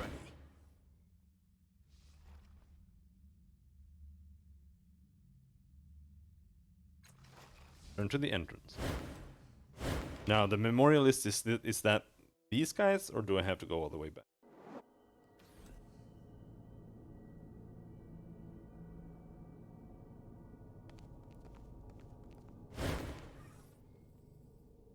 I closed the gate. Hopefully the cultists will stop bothering you soon.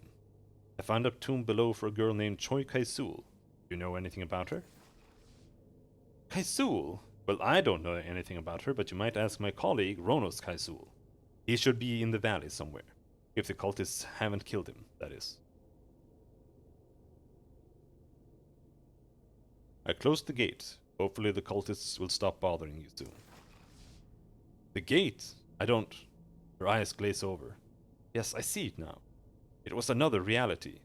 The cultists had opened a gate, and were slaughtering everyone. She shakes her head. I don't know how, but I know you must have stopped them. Thank you, friend. You have saved us twice I'll now. remember that. I regret I have nothing to give you. We do not have much in the way of personal possessions. However, there is one who might. Ronos Kai-sul. He likes to collect odd relics from the alcoves outside. He would be more than happy to reward you on our behalf. I'm sure. If he has anything to give. Seek him out in the valley.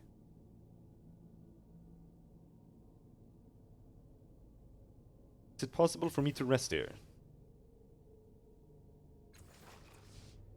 Let's do that. We have like 3 hit points. Much better.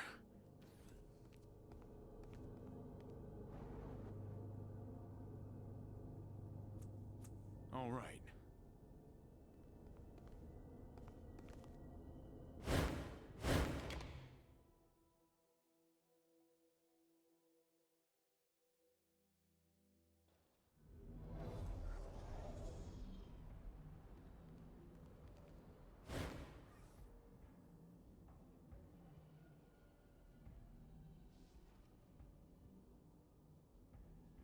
Hero was right. You are a fraud. He sighs. If you didn't question what you were doing, and if you believe that some random Karker tells you to... what some Karker tells you to be true, maybe the problem's not with me. Maybe you should examine your own actions and choices. I didn't make you do a damn thing.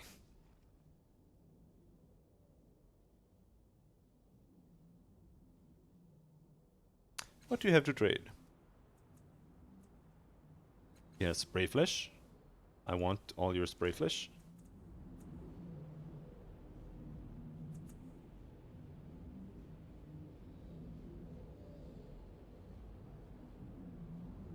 This is, yeah, let's buy this. 23 points of health on all allies in range of target point.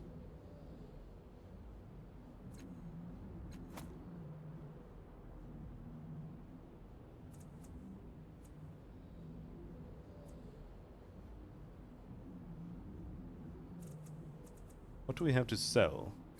Dagger for 3 coins. Battle axe. Also trash. Buzzer. 3 physical damage. Trash.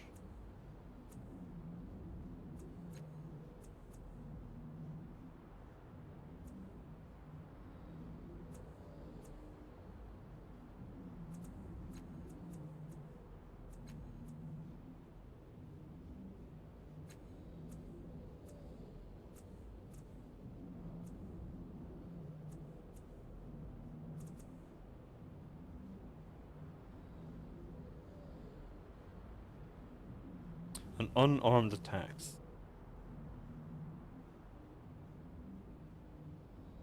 I don't want to be a fucking monk.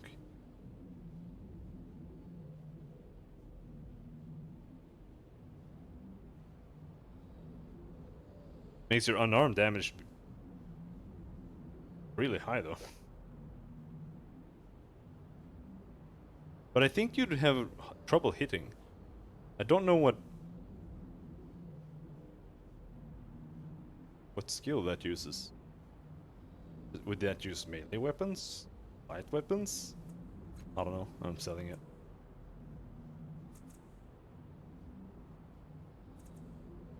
And with that, we can buy another AoE cipher. Might come in handy.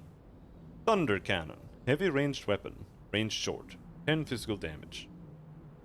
Like, I kind of wanted to buy this, but I don't know. Let's just keep the crossbow on her.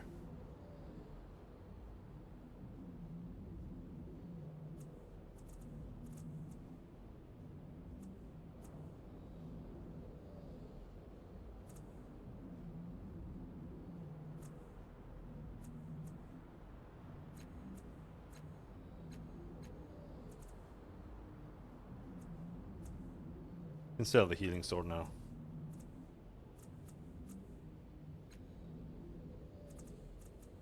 Okay. Learning enough. begets doing. Or is it the other way?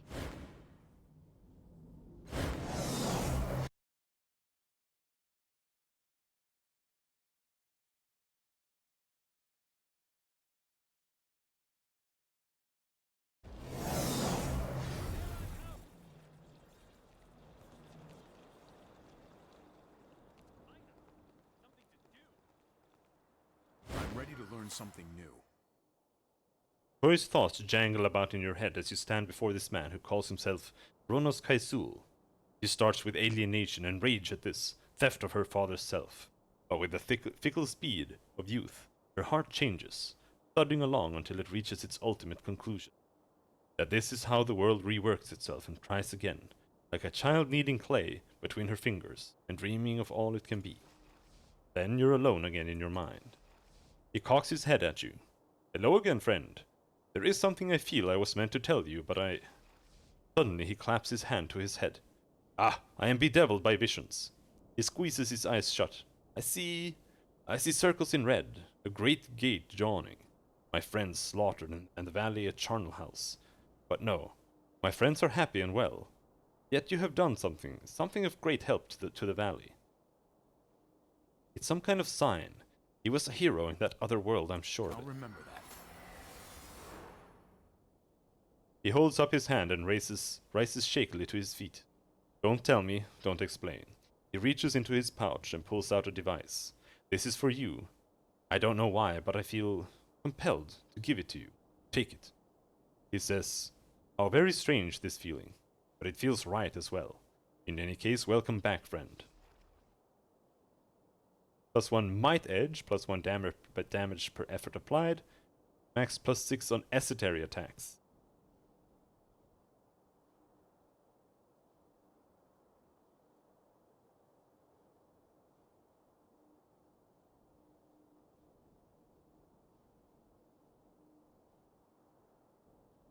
Huh?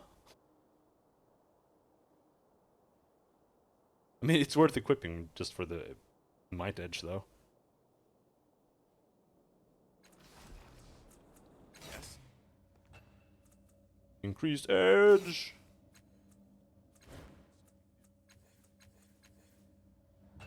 Matkina ability or skill? Infuse weapon upgrade or warp dash upgrade? Warp dash seems super OP.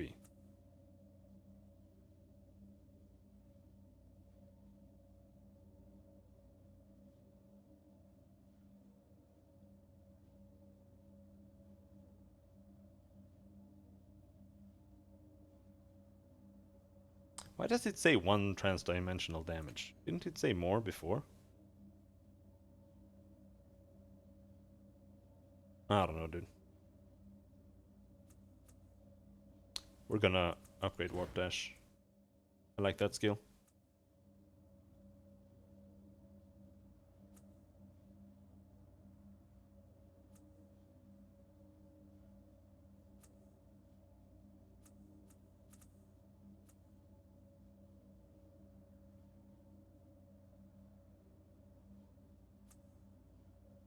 Because the thing is, if it works, if Warp Dash works with Amarotic Wound, then she can AoE blind everyone. Very, very easy. Yeah, that's something I could do.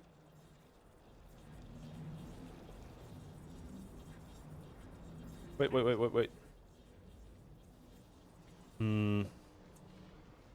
I kind of want to do this.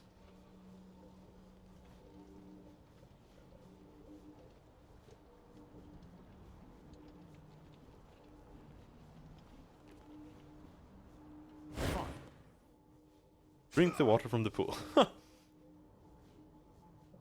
Fucker! Drink the water again. Drink the water again. You collapse, vomiting, as your stomach and intestines are eaten away, and the water attacks your internal organs. Then you lie there, retching and heaving, until, after far too long, you die. Can't die.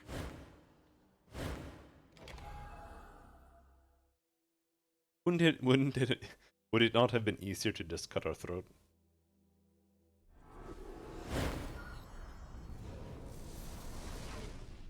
Go.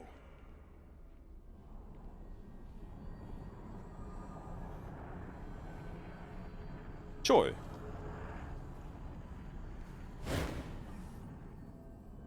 The transparent form of a girl. Joy, you realize. Huddles here, clutching herself. Her eyes are closed, her breathing slow and even. Other than the rise and fall of her small shoulders, she is utterly motionless. And that makes the sound she's making all the more audible. It is a moaning coming from the back of her throat, a low guttural sound of fear and pain. The sound rises, surrounding you like an invisible electric force in the air, a chorus of 1,000 soft screams cut short. The hairs along your arms rise, sizzling. Talk to Choi. The knuckles of her small hand tighten around her arms as you lean closer.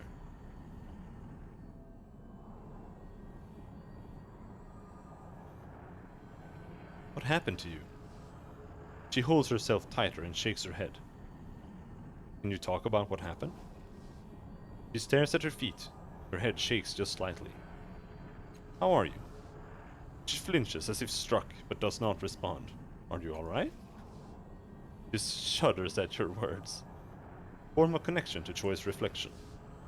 You open your mind to hers, and icy terror pours into your mind, filling your veins, clutching at your throat.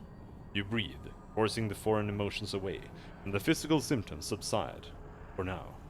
The rigid line of Choi's shoulders relaxes a fraction of an inch. You appear to have taken some of her burden from her. Last cast off gains a new ability, Choi's Ball.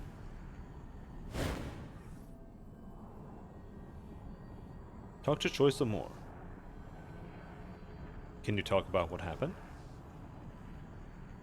You cannot. Fine.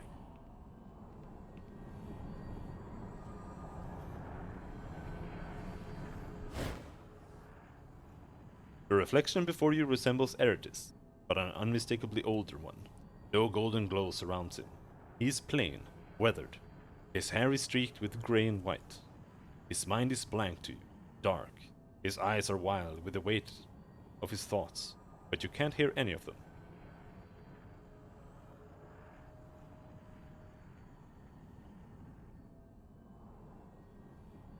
I don't understand what's going on here. Are you Eretis? Yes, I'm me. I'm the me that lived alone in the nameless field with his Yol. He named them and tended them, and clipped their yellow wool. A tear spills down his nose and drops to the ground. I think they're all dead now. No one fed them but him, and he's gone. I'm gone. A dark red light rises in his pale eyes. That was a long time ago, before the demons came out of the black box and filled me. Before I was called to adventure! The louder words tear themselves out of him, and he recoils from them, covering his ears. The glow ebbs from his eyes as suddenly as it came.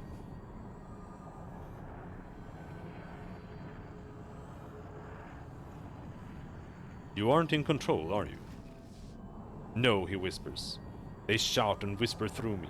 They force me to be brave. They make me risk everything. The other ones whisper. They watch. They're hungry. Indigo flickers at the center of his pupils like a distant bonfire. They want me to die. Eratus' mouth doesn't move, but the words seem to come from him anyway, hissing from the depths of his throat. You want to be free of them, don't you? No, my life would be boring, useless, without them! Eratus daggers back another step, pressing his lips together. The red and indigo flames coiling in his pupils subside, until only the pale blue remains. Yes, please, I want to go home. I want to find my Yol and go home. Making a note. Drive them out of me, he says softly. Please, I don't want to be me anymore. I want to be him again. You mentioned a Yol before. What is that? Herd creatures, he says, and a look of calm happiness drifts beneath his troubled face.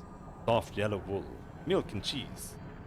Something like grief descends through his expression, devouring his brief happiness.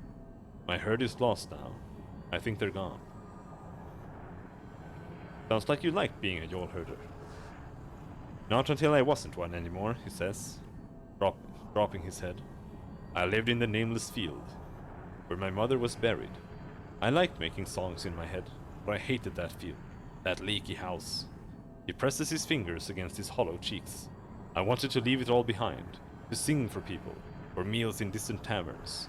But now I wish I could go back there, sing to my animals, and sleep where my mother slept. Do you have any idea what kind of demons are inside you? I don't, he says, shaking. But I feel them, I hear them. He licks cracked lips. They glow and keep me awake. They shout and whisper. They live in my veins and cling to my spine with tiny teeth. How did you end up with those demons inside you? One of my Yol wandered into that dead valley, he says casually, but his hand is clenched at his side. Its tracks went around the alcove, and I decided to sleep there for the night. His fist is shivering. I heard some sounds inside a dark box on a shelf, and I opened it. And ever since I've been buried by them. By the other me, screaming and crying, never sleeping. He rubs his eyes with dirty knuckles like a child. I never found my Yol, and now I never will. They don't let me sleep, and I'm hungry all the time. They don't think of me as real. I'm their toy. Why can't I hear your thoughts? I don't know. I think they're holding them, living in them. He chews his lip until it's raw and bleeding, infesting them. How can I help you drive out those demons? I don't know, he said. Eyes wide, and you see a mocking flicker of light at their cores. Find healers, maybe, or doctors. Can't you think of any way we can get those demons out of you?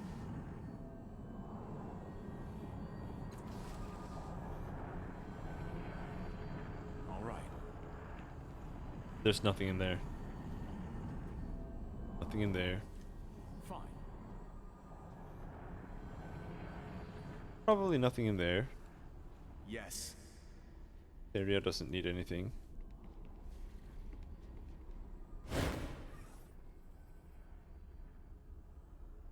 Has anything changed since the last time I was here? He shrugs. Look around. It's your mind. What should I do now?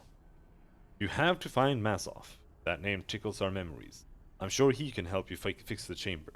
Then we'll find a way out of this. Could other fathoms open like that? Maybe.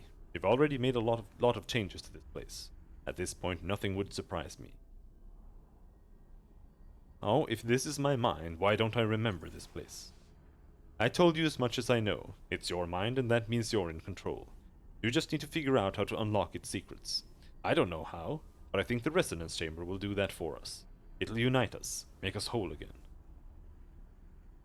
I think I'm ready to go. Farewell.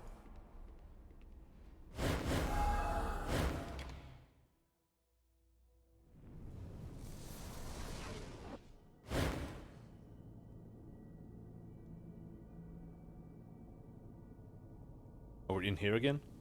Don't do that! Don't leave me all alone! Stop crying. To action! Now, what did we get? Choice Bomb.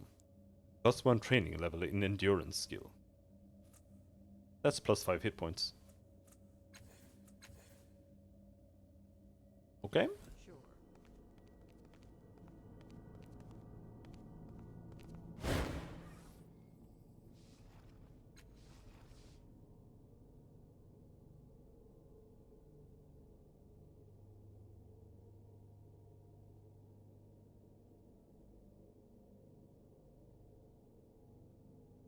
Enter the code to the first cast-off's tomb.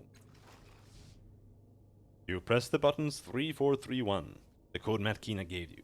As you press each button, a symbol illuminates on a surrounding hex. Blah blah blah blah, feel the forms around you, you're pulled away.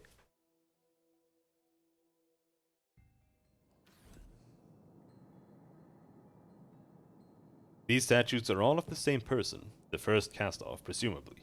Each of them wears a different mask. This frieze appears to have been defaced. There are two figures facing each other in anger, but it's impossible to make out any more than that. Yes. Now. The carvings here display two figures standing side by side on a crag overlooking a plateau. Man, how the fuck do you pronounce that? I've never learned how to pronounce it.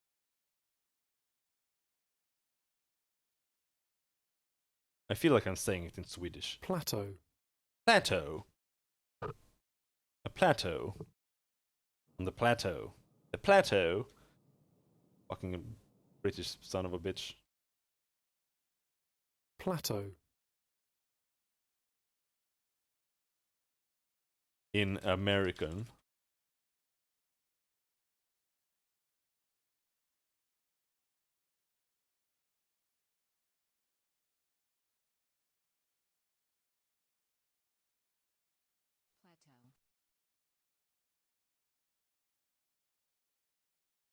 How to pronounce, and it's like fucking Microsoft Sam. Are you kidding me? Oh, and YouTube doesn't work. I'm just gonna end up formatting my computer or something. The carvings here displayed two figures standing side by side on a crag overlooking a plateau. Plateau. With a wide disc at its center. The scene is familiar. A wave of dizziness envelops you, and you steady yourself against the rough stone. This does not help. The memory flows out through the stone in rumbling pulses, overtaking your senses. Yes, this scene is familiar because you experienced it firsthand when you rebuilt your mind in the labyrinth. And now, here the full memory awaits you. Succumb to it. The memory of that long day pours past you, cold as melting snow. You direct the first cast-off's gaze toward the resource-rich plateau. Where Mila Vest will one day stand. You ignore the laughter in her eyes when your own constructs turn on you, and you make the necessary repairs. And then, the rush of time slows as she makes her way up a moss-hung path toward you, her eyes bright behind behind the mask. I have something to show you, she says. You follow her to a deactivated portal. I've got it working, she says. The doorway exists in two places at once, here and on the other side, once you align them. She lays her hands and forehead against the stone, as though worshipping the thing. Your lip curls involuntarily, but you can't fault the results. The portal activates, answering the welling glow of the first cast-off's tattoo beneath the mask. The flood of memory slows to a trickle, leaving you back in your body. You look over the mural. Could that be the way to open the portal?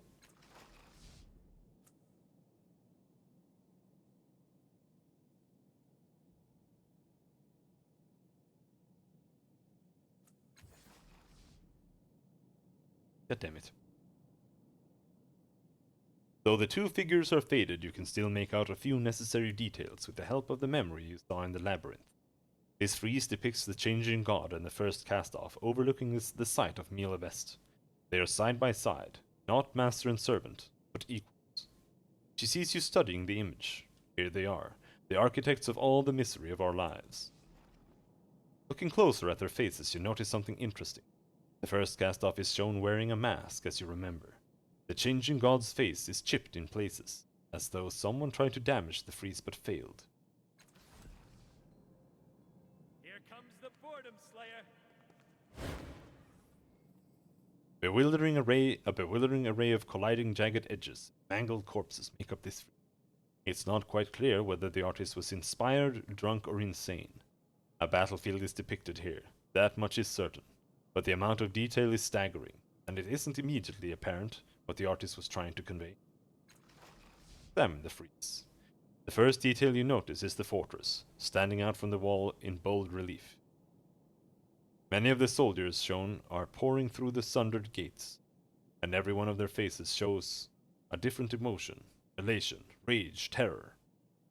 But it is the jagged it's the jagged edges, seemingly raised at random, that pull your attention down to the bottom right of the piece. Here lies the first cast-off of the changing god, mortally wounded. Dying alone as divergent realities snap shut around her like teeth. Her voice is contemplative. I love this piece. Last time I came back to Mila Vest, I stood here for an hour. I like to think that she's suffering as much as she caused Neng to suffer. More. Was that what actually happened now, though? Doesn't matter. It happened in some reality.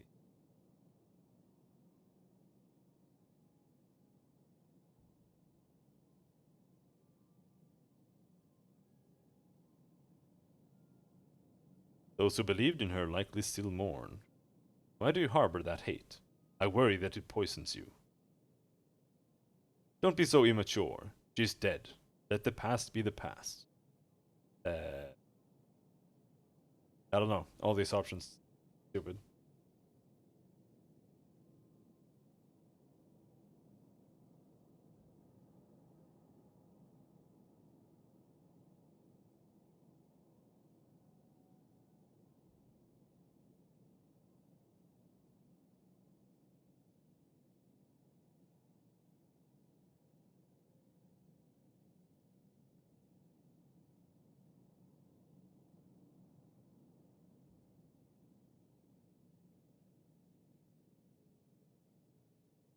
Like, this feels like I'm defending her.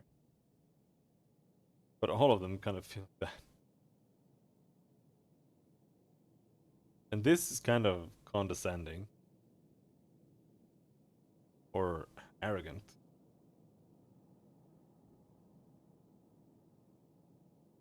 Those who believed in her likely still mourn. She snarls. Those who believed in her slaughtered the only family I ever knew. They might talk about their need for strategic and tactical victory, but what they really mean is that they shed the blood of innocence. They want to talk about sacrifice? Let them feel its pain. She crosses her arms. Lecture all you want. I'm still laughing about her death, even after all these years. Once again, you see soldiers pouring into a breached fortress, triumph etched across their ageless faces. You see the terrible cost of the battle spread out behind them, in broken bodies and scattered limbs.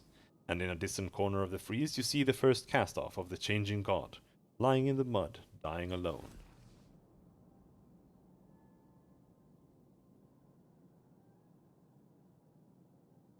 Yes. I'm making a note. Stark letters have been carved into the rock above with a steady hand. Sharp memories emerge at the sight of the masked figure in the tableau.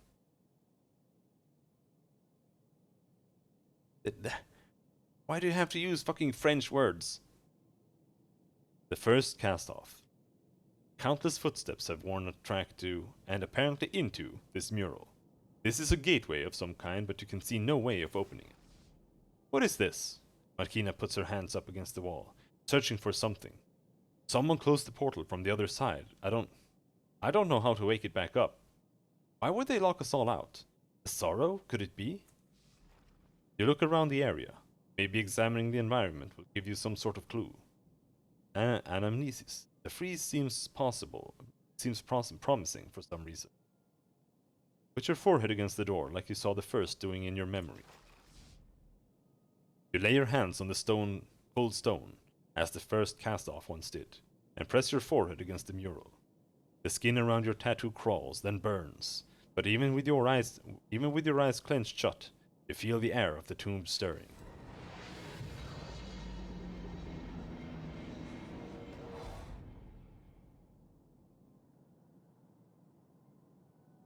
Yes.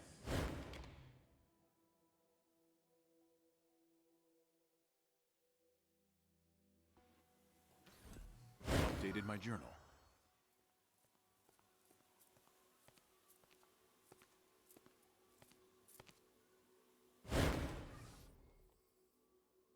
This woman is dressed in functional glaive's clothing. Her hair is cut short, and her face is muscular and tense. You recognize her instantly from Ash's smear, Aj reckon. She spares you but a moment's appraising glance before turning to your companion. Matkina, you've come crawling back. Didn't you swear you'd never return here, or had you forgotten? I did promise. Then I remembered that none of you have ever bothered keeping your vows to me, so what's the point? Anyway, what have you been up to? Burning a few villages full of innocent civilians? Or have you graduated grander atrocities? I'd kill her right here if I thought I could get away with it. Another time. Just trying to keep our creator, the coward, from committing any more of his war crimes as usual. Looking at the larger picture instead of serving my own self-interest, maybe someday you'll learn how to do that. Though considering your friend here just muscled his way through the locked portal, making our sanctuary even more vulnerable to the sorrow. I don't think it's likely. She turns to you. You know you're traveling with a traitor, right? You can read no thoughts from her. They're muffled, as though something were interfering with them.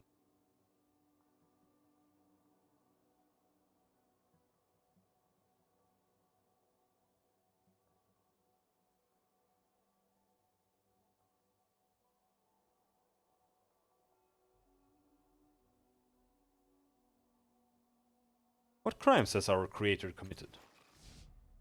Do you want the full litany? Ask someone else, because I haven't got the year to spare. Whereas the worst one is that he has had plans to kill us, to sacrifice us to save his life. First found out and took a stand to stop him, but she is dead now.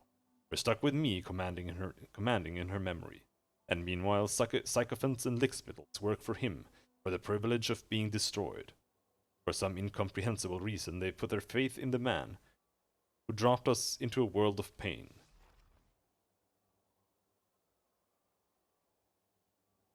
What were the changing god's plans? To offer our lives in a mad sacrifice to stop the sorrow.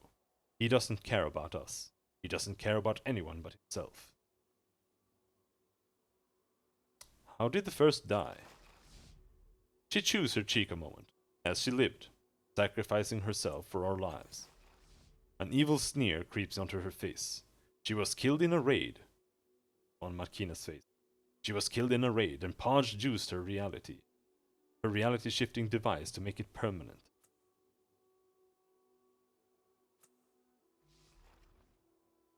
Paj reckon she exhales slowly, her face going carefully, studiously blank. She turns back to you.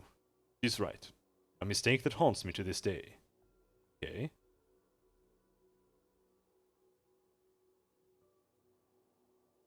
I need to find Masov. Is he I'll here? remember that. Her eyes narrow.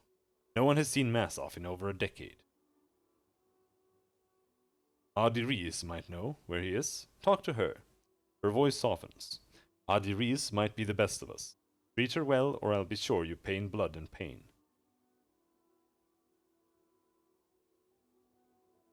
I know you. I know what you did in Koln village.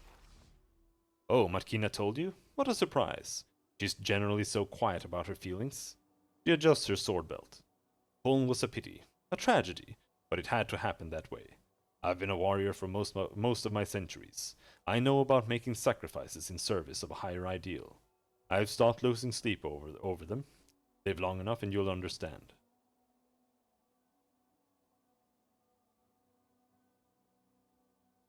Sacrifices. Some might call them war crimes. And you a monster. Those people haven't had to deal with my problems. And if some call me a monster, what of it? Most who care about these things are mortal. They'll be dead in a few years. I'll still be living. What does their opinion matter then? We told Matkina that centuries ago, and she still whines about her mortal friends. We're mortal too, Podge, or had you forgotten the first? In fact, weren't you responsible for that Harridan's death? Her eyes narrow. She pulls her blade halfway out of its sheath, then pauses. The muscles of her face twitch, and she's biting hard on her cheek. She shoves the blade back down. If it weren't for Adiri's peace, I'd kill you right now. She spits a mouthful of blood at Matkina's boots. You don't know anything about friendship, Matkina. You don't know what it costs.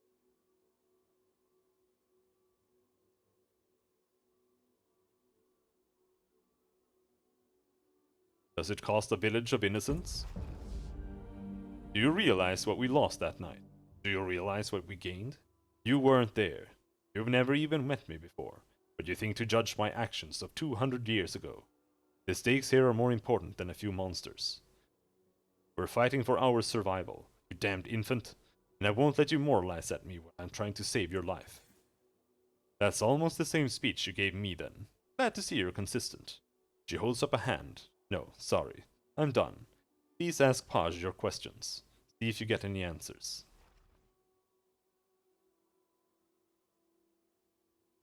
You called Matkina a traitor. Why? Oh, didn't she tell you? She used to be under my command, but she turned on me, preferring to befriend monsters in human skin, and rather than step aside for the greater good, she attacked her fellow fighters. Tell me, what would you call someone who turns on her own? Actually, never mind, I don't care.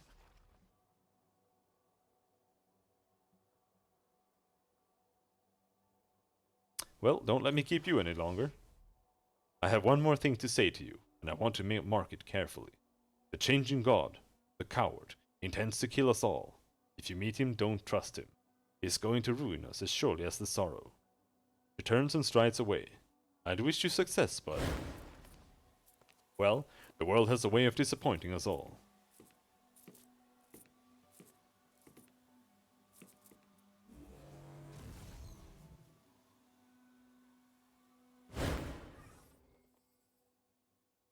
What you said to Paj, you took my side.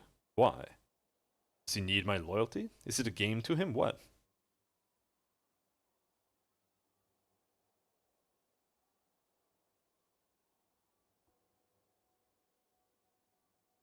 Because I saw what you did in Cole.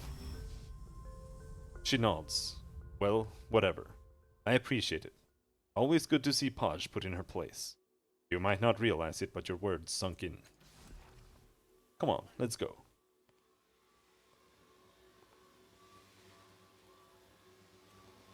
Finally, something to do. There are like 4 million side quests here as well. I'm going. Hello, Adiris. Making a note. Even among all your siblings in Mila West, this woman is remarkably beautiful. Clad in a robe of myriad colors, she carries herself with a distinct grace and ease. Her skin is dark brown, her hair is rippling midnight black. Her violet eyes blaze momentarily as you approach, and she holds up her hand. Her voice is musical and sweet. You are most welcome here, brother. I am Adiris. I am the peacekeeper of Mila West. Word of your birth and exploits has reached us here already. She smiles. News travels fast in the cast-off world, as I'm sure you've already seen. I know your desire to speak to Masov. I've even heard a rumor that you can alter the past, that you restored Matkina. This is strange to me, for I have two memories on the subject. One in which Matkina is whole, as we all know her now, and another in which her mind is incomplete. She laughs. Perhaps my mind is the one that's incomplete. I remember it, Adiris. Adiris? Fucking weird-ass name. The attack on Koln village, where Paj destroyed my friends. You remember that? In another timeline, Paj used his mind wipe on me. Filled my mind with holes so I wouldn't remember. And he ruined my life. I tell you what, my memory of that time has changed. I'm whole again. I tell you that my memory of that time has changed. Adiris trusts only the new reality. That actually makes me feel less insane. She raises an eyebrow. But how do I know that our newest member hasn't simply used a different form of mind control to give you false memories? I have a Merecaster here, in which Masoff is said to appear, but I do not wish to expose him to the dangers of an untested psychic. She faces you fully. I have some limited psychic ability myself. If our new friend will allow me, I would examine your mind for the truth.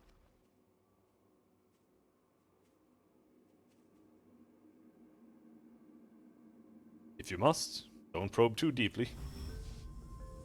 This will take but a moment. She places gentle fingers on your forehead, and you feel a swirl of color thrill your innermost core. A kaleidoscope of emotion shakes you. A gamut of experiences recognized and echoed, magnified and reflected. When she removes her hand, her eyes are wet with tears. Forgive my doubt, brother. I believe you now. I believe you are capable of changing reality. Scan thoughts. Why would our sire have given him this ability? Side effect, perhaps, or... Making a note. She holds up a slender finger. But if anything, this makes me more leery of handing your brother's Merecaster.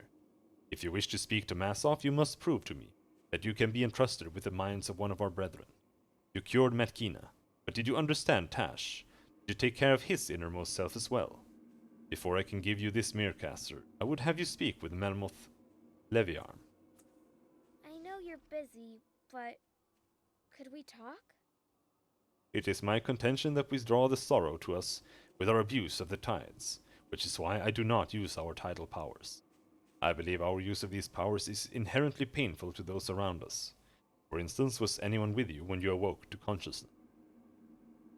2 people, an Aeon priest named Aligarn, and a Nano named Calistige. They were arguing as I awoke. I'd wager any simmering tension snapped into sharp focus. If they were lovers, for example, they might have fallen deep into love's spell. But if they were breaking apart, your blast of tidal energy would have riven them, destroying their relationship. She pauses. You feel the tickle of her mind on yours. That's what happened, isn't it? They were not arguing for nothing. Go see Melmoth. Ask him about the tides. When you've done that, we will speak further. As you wish. I'll return when I'm done. What do you want, Rin? What was the dearest talking about? The tides, I mean. Tides are a thing an ocean has, not a person. What did she mean?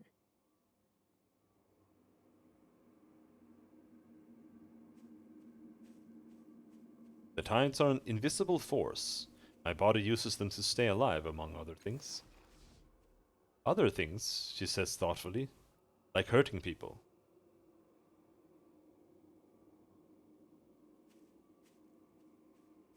You're thinking about what Toll used to do to you, aren't you? She nods, her lips are a tight line. The woman who stole me, Toll, used to do that to me. She said it helped her, that she'd kill a grown-up if she couldn't use me. She brings a hand to her mouth. She hurt me, made me feel sick, sad and dying. I wanted to die a lot, that's why I ran away. I know it's none of my business, and I probably won't even know if you do it, but promise me you won't hurt anybody like that, ever. I can't, I just can't. She shakes her head, unable to finish.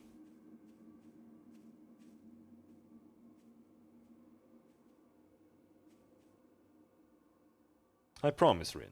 I won't use the tides to hurt people. She breathes a sigh of relief. Thank you, thank. She cuts off mid-sentence to wrap her arms around you. After a moment, she lets go and backs away, brushing the hair from her face. I guess we have things to do still, right? How are you holding up? Before I met you, I asked Al if he could bring someone to help me. I know, it's embarrassing. He's not the right sort of god for that. But then you came. You're even better than anything a god would bring me.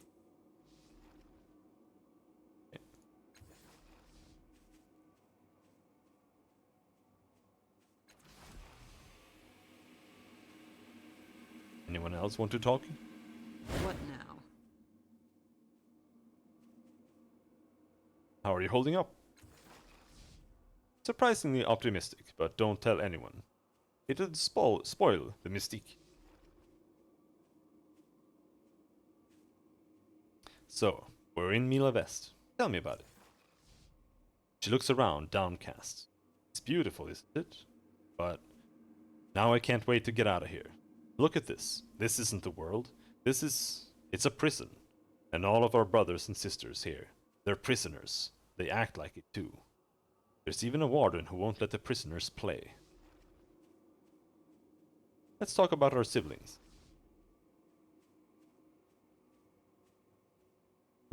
Guess not.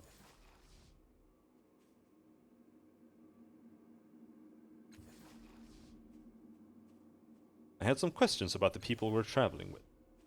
Oh, gossip! She raises an eyebrow. How exciting. What do you think about Eritis?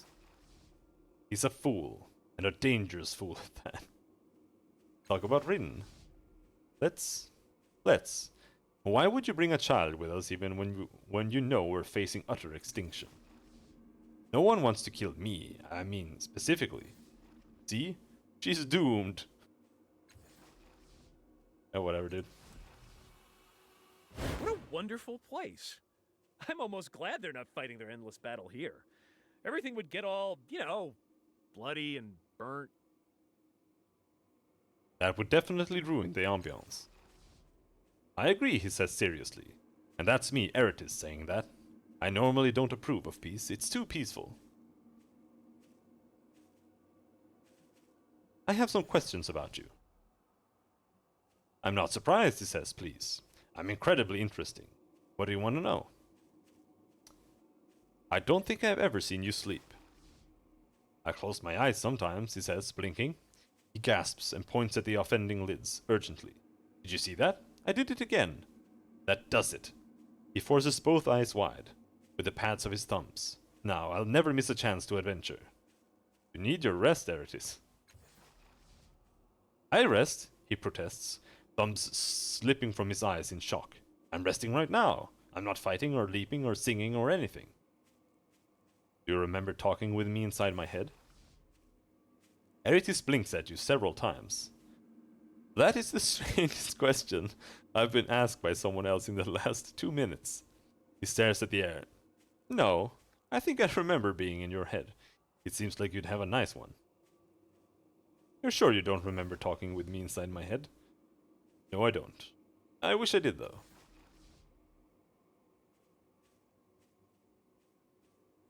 I want your opinion on the people we're traveling with. Other people are traveling with us?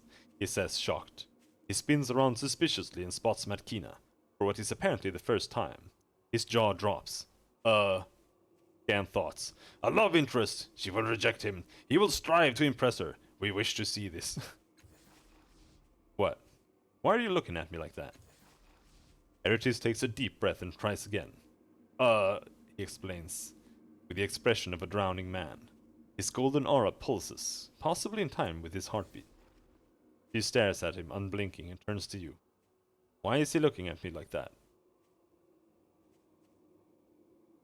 I could hazard a guess, but I don't think I need to. She glares at you, trying to decipher your devilish clue. Understanding dawns along with a slow, creeping horror. Don't, she says to Eritis. Really, don't. Insomuch as I have a type, you aren't it. Eritis takes a shuddering gasp, blinks with what appears to be every muscle in his body, and rips his gaze from Matkina. What were we talking about? Oh, the others. Who do you want my opinion on? Rin. I like her a lot, he says, smiling. She wants to explore and understand things. I like exploring too. What about understanding things? No time. Gets in the way of exploring. Oh. Alright. We were supposed to talk to... Ready. this pyramid. The wind around this structure is oddly moist, and there's a smell you can't identify. An unfamiliar meat, perhaps, spoiling in the sunlight. And there is something else, an acrid, silent tingling, hanging in the air. The feeling of power held in reserve. Examine the structure. You reach out to touch the sloping side, but hesitate. Strange. The surface is smooth, inviting even, and yet your instincts tell you that something within the structure wants you to touch it. Come inside. Yield and fall to the earth, exposing your softest parts too. You stumble back, shaking your head.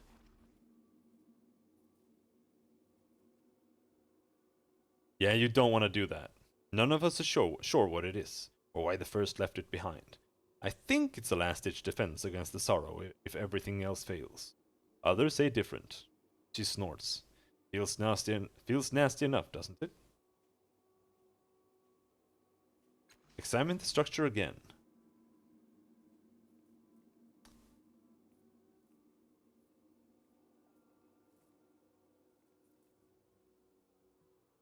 Touch the structure despite your misgivings.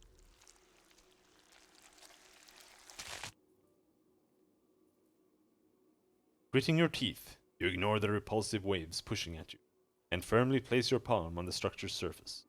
Eyesight deserts you, and you fall, toppling into bottomless darkness, through clouds of slimy probing bodies. They pry at your lips, suckle at the moisture around your lips, and scrape urgently at your eyelids. Something clutches at your heart and crushes it. It is the last thing you feel. Can't die. Here's the suicide device. Hey Maury, how's it going?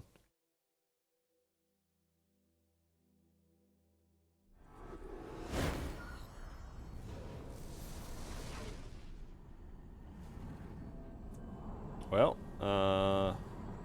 don't need to be in here. Go back.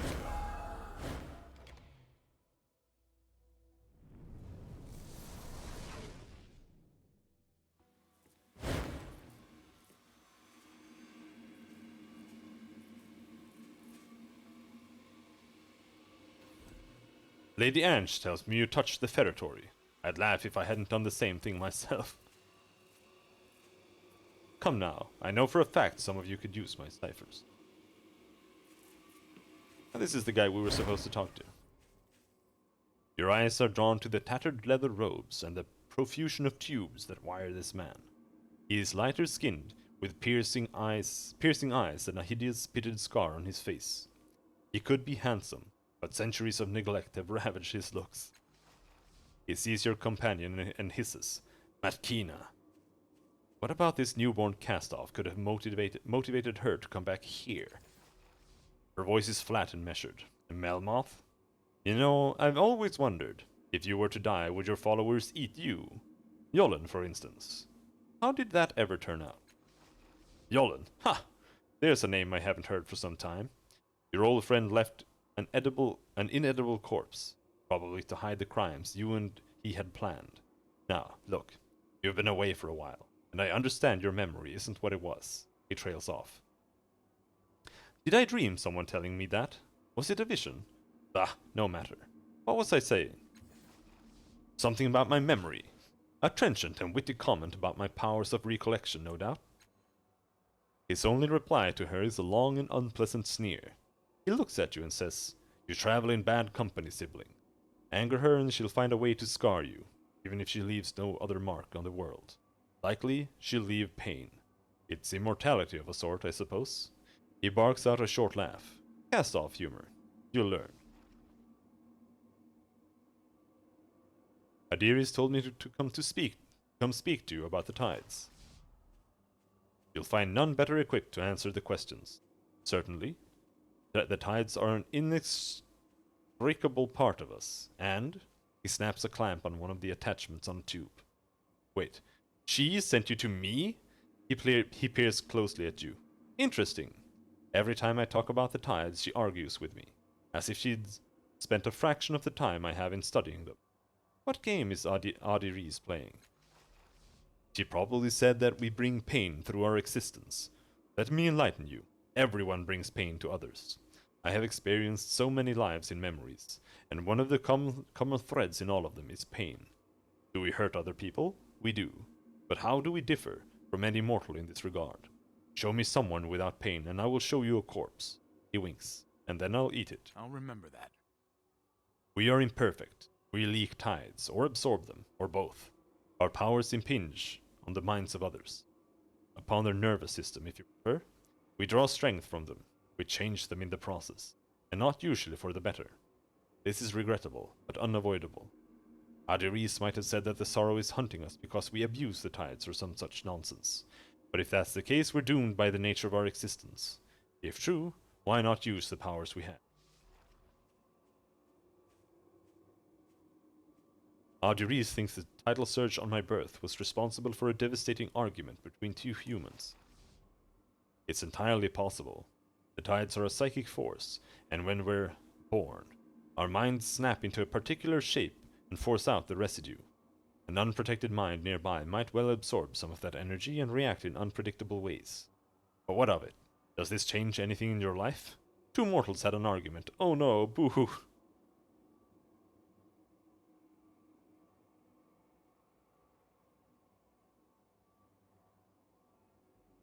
How do you know so much about the tides? He sighs, exasperated. He holds up his bony hand, holding his fingers back as he counts. 1. I am hundreds of years old. I can devote this kind of time. 2. I am dedicated to knowledge. 3. I will do anything in its pursuit. 4. I learned to draw memories from dead people. 5. I sought the dead who could teach me about the tides. He lowers his fist. Follow that trail of thought, you'll find me at the end. That's how I know. And why do I do this, you think? Let me tell you, since you clearly wanted to ask.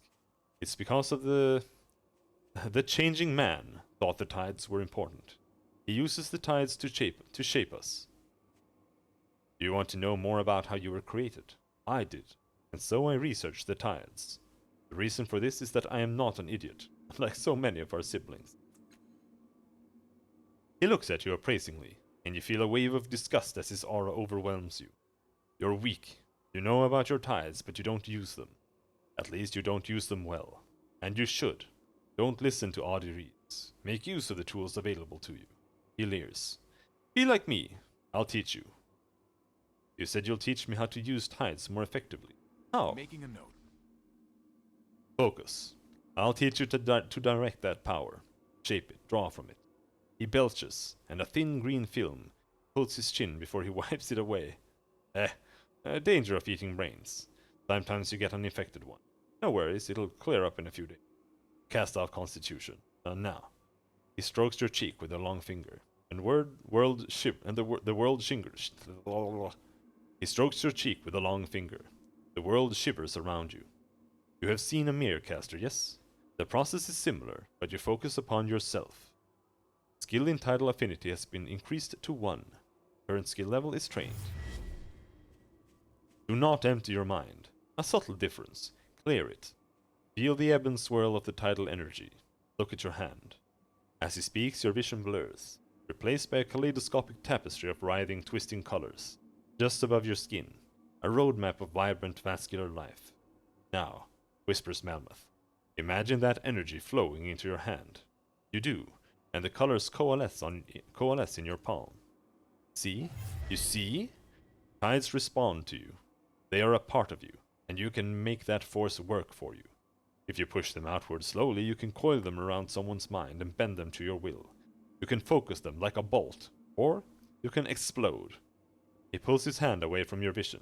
He pulls your hand away and your vision returns to normal. But you must practice. Knowledge is inherent to you. It is a part of your body. Now you've seen it. The question is, will you use it? The lesson is over. Why do you think the sorrow pursues us? He waves a finger at you. I don't waste my time worrying about it.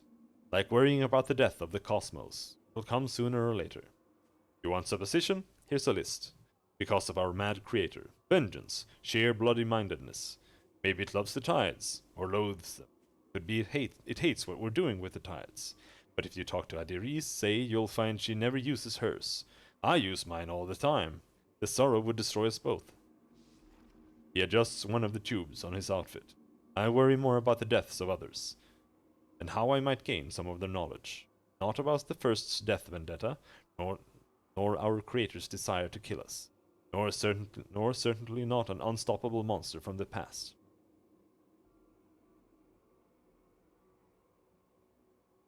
Tell me what you mean when you said the tides were an inextricable part of us. Did you think you could come back from the dead because you were born lucky? Our bodies require tidal energy. Cut us off from that energy and we dissolve. It's the way we're structured. The way our sire created us. He invented a mental matrix and imposed it on the bodies he grew. I surmise that this matrix is what allows his consciousness to transfer, and what allows the tidal energy to permeate our forms. Without it, he grins and pulls his hands apart. Sploosh! But we have the advantage of being able to draw on this power for our own uses. He constructed each of us along different lines, and because of that, the patterns that hold us are different. Is it any wonder that we should be able to channel this into tidal surges? What are the tides anyway? Where did they come from? You know, they're a psychic energy field. They pervade the crater's Sagus protectorate, but the pockets of tidal activity are localized in the ninth world. That suggests that though they're a natural force, they're also artificially induced. Civilizations have risen around their use. He frowns, and civilizations have fallen. He scratches his nose. Odd thing. I have sought to decipher the accounts of those times, but the creatures that made them are strange. The sorrow shows up in images and sounds and spectra. I can barely understand. He taps his head. That's why I sought a better method. You get the occasional disease, a strong mind that doesn't want to share its memories with you, but everyone wants to be remembered. Talk to the voices long enough. They realize you're their only true heir.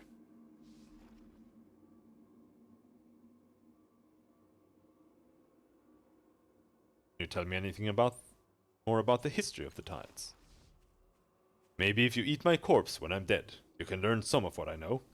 The knowledge I have, too much for the spoken word. Okay, very helpful.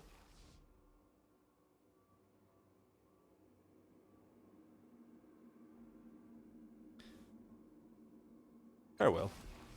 I'm going.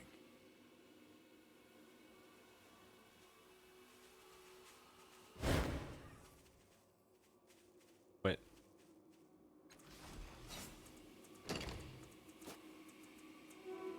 Gotta pull that back up again.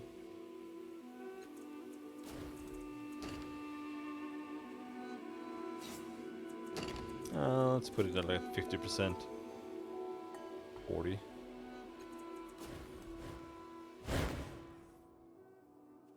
He said that the tides are within us all, and that we should use our powers as necessary.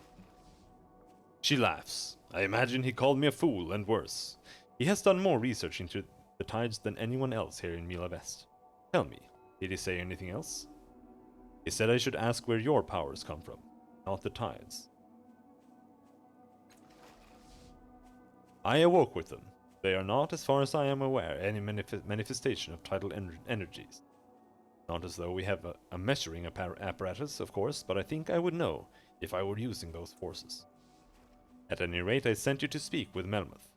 Do you believe that he has conducted his studies with anything but his own power in mind? I can't claim to know what's in his heart. A fair response. I have spoken with him extensively, and he can still surprise me. I don't believe in his positions nor his conclusions, for he may well have inflated the results to justify his actions, but he refuses my mind's touch, and he rebuffs my attempts to inquire more deeply. My own personal views are of course irrelevant to the deeper truth that he has his own motives, and they may be purer than mine. In any case, you have done what I asked. However, if you're keen to enter this mirror and take control of the life of your siblings, then I believe you should have practiced resolving their conflicts while they're still in control of their own lives. Help them change for the better. Updated my journal. So, I have another task for you. Andronus and Rayma are arguing. The recent negotiations between the Chalcedon and Paj broke down, and these two have taken it hard.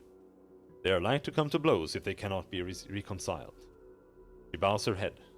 If one strikes the other, the laws of Mila Vest are clear. The attacker will be evicted.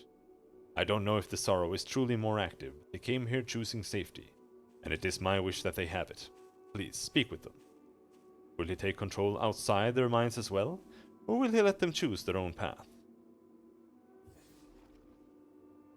Adiris, of all of us here, you're the only one who doesn't seem to want anything, who isn't openly manipulating the others for their own benefit. So what's the play? You say we're free to choose and to own our choices. So what choices are you making? What do you really want? She's using everyone, just doesn't want to admit it. Maybe it's vanity, or maybe something else. Hear Adirise's answer. She smiles at Matkina sadly. What I want is an end to our stupid interness warfare. I feel like my capillaries in my eyes are breaking from some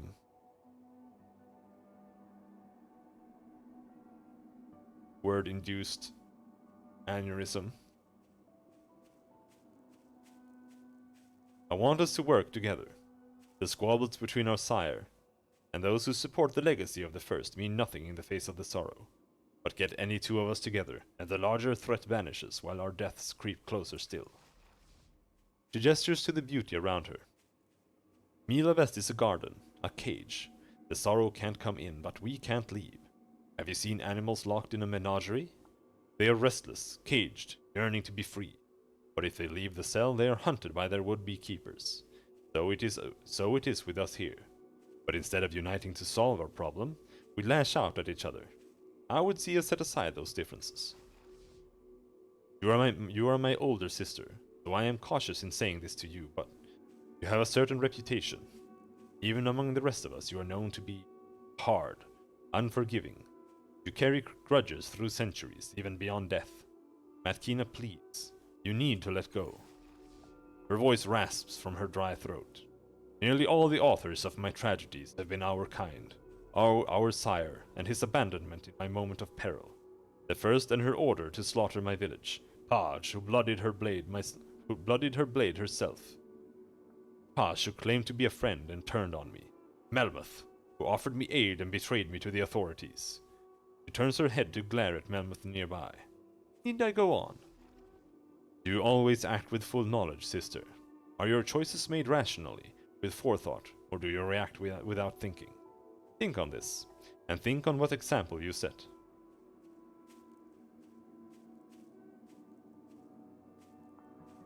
It's time to start letting go of old hurts.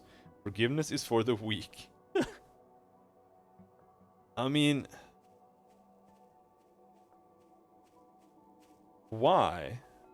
I don't like this response. I would not let this go. Like, it's... The betrayals that she's gone through are fucking massive. If anything, she should just cut them. To be honest.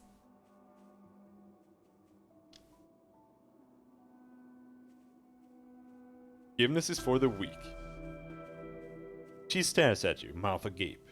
Then she closes it and sighs. You're going to fit in with the rest of our siblings, aren't you? Or rather, you're not going to fit in, which makes you of a piece. Well, go and speak to Raima and Andronus, even though I fear what may come of it.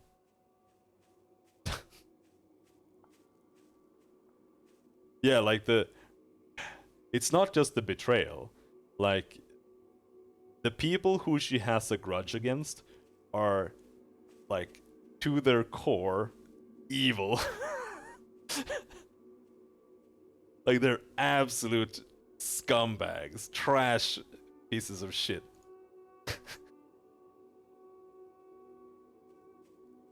At least that Paj lady is absolute garbage. Alright, farewell. Did you finish this game? I'll handle it.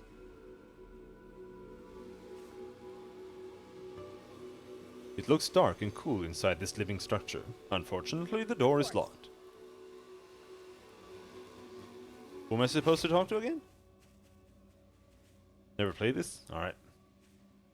Andronus and Raima. I guess we can... no, let's focus on that. There they are. You have it all figured out, don't you? This woman bears a toothy smile, enjoying the anger in the man she's speaking with. You probably think if you won, then the endless battle would actually end. This man's face is flushed and angry. Veins throb on his forehead, and his eyes are focused on his companion. Stop talking, Raima. He spits each word, gripping his weapon belt with bloodless fingers. Stop talking or I'll prove you wrong. Right now. He planned this. Ridiculous, I would have known.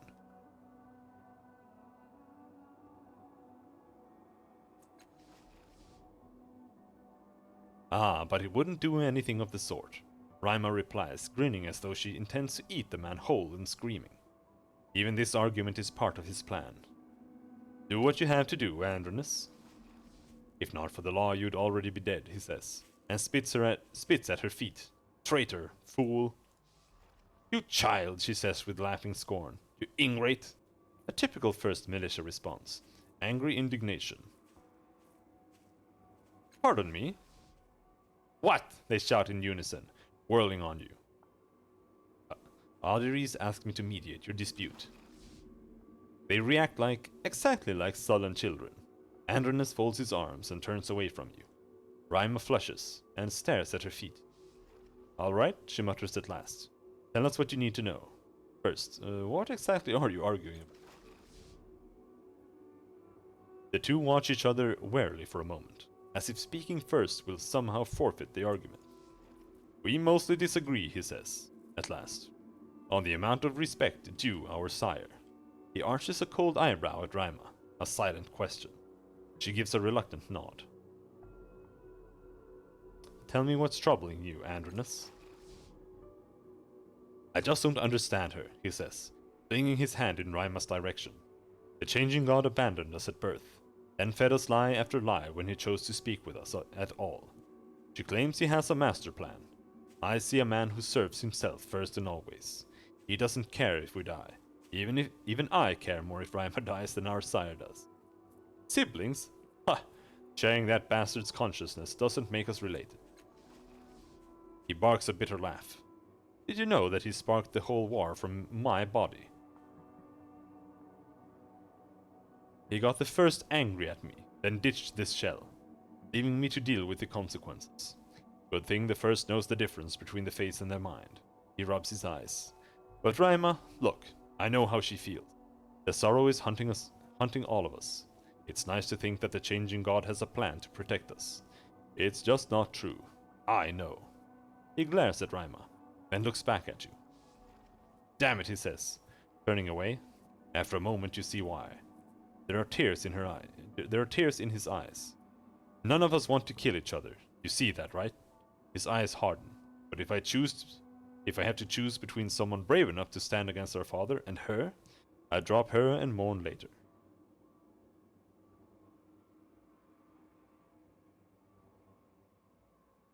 Summarize your argument for me. Let's hear your side, Rima. It's simple, brother. The endless battle is a test, and Andronus' side has been failing it for centuries. Our creator managed to annoy the first enough that she stormed off in a huff. He even did it with Andronus' body. You'd think that this big oaf of all people would understand what our sire was thinking. She shakes her head, laughing. The fact of the matter is, our father created this sanctuary for us, to protect us from the sorrow.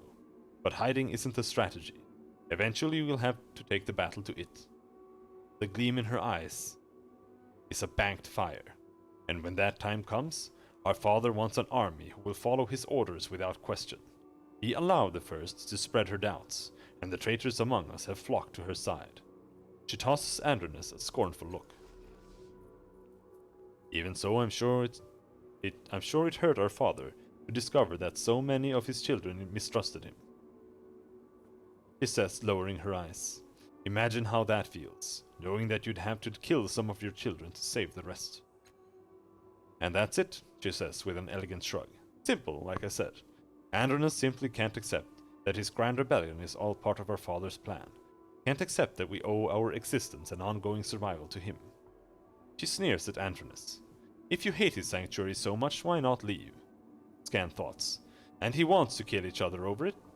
Better to spend our lives in the war itself.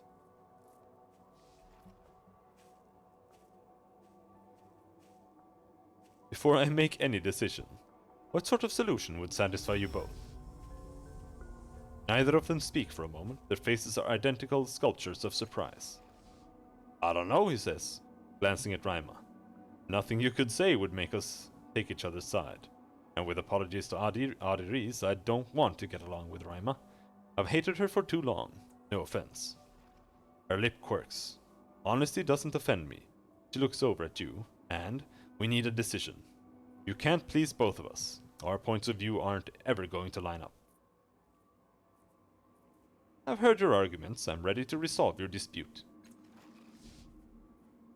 Andronus and Raima go still and stoic, showing no signs of the emotion they displayed before. In this moment, they look very much alike, like family.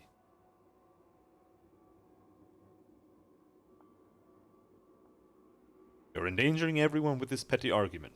Both of you must leave Mila West until this is settled. Andronus, she's right. You clearly hate it here. Leave before this argument turns to violence. Raima, he's right. Our sire doesn't care about us. Some time outside Mila West might convince you of that. Go. I want you to stop this argument right now. Neither one of you is right. Do you want to break the truce? To kill each other over a point of view? Can't you put a stop to this? We are family after all.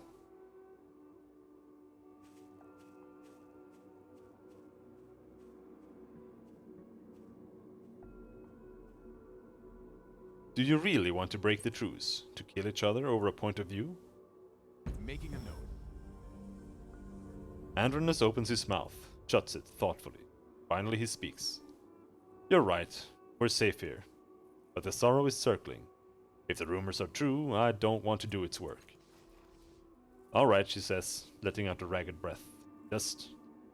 let's talk about something else, Andronus. Can we do that? For now, gladly. Whatever. That was very easy. It was like the... Are you retarded? They're like... You're right. Have you helped Raima and Andronus come to a conclusion yet?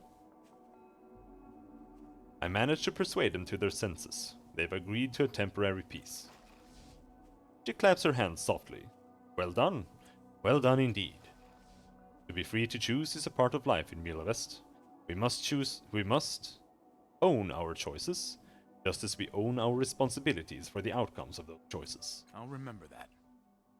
Before I can allow you to alter the course of a brother's life, I would hear your opinion on something which touches the lives of all our kind. You have no doubt heard of the endless battle, but what do you know about it? Why do they fight, and who is right? She bows her head slightly. If perchance you have heard only a little about the conflict, you may wish to speak to your brethren before answering. Updated my journal. What's the point, she sneers. The endless battle used to mean something. It used to be people with principles, but they lost sight of their true goals, and it became a self-perpetuating war machine. I don't think the first could stop now, even if she were still alive. It's worthless and stupid. I doubt either side knows what they fight for anymore, if they even care. A not uncommon opinion, Matkina. At least not among those of us who abstain from the fighting. She turns to you. What about you? Have you an opinion as strong, or do you wish to gather more information before giving an answer? I would like to ask you some questions first. I will answer if I can. My companion Eritis has demons in his mind. Do you know of any healers that can help him? Her gaze moves to Eritis. Oddly, he is silent. Silent, sober, and looking at you. Adiris turns back to you. Scan thoughts. We do not like this. We do not like it either. What can we do? Nothing but dig deeper and deeper. No. The only cast-off healers I know are elsewhere, tending to those who can actually be injured. My apologies. What do you think of the endless battle? Making a note. The truth? She shudders, and her voice is hot with anger. It is a waste of life. A waste of talent. A waste of Numenera that used to make the world better. They say conflict is the driver of progress. But the world has achieved all the technological progress it requires. The progress we need is in learning. And in the humanities. In learning to communicate well and truly with one another. Then she sighs. But both sides claim to be doing it to protect us. Can I truly argue with them? No.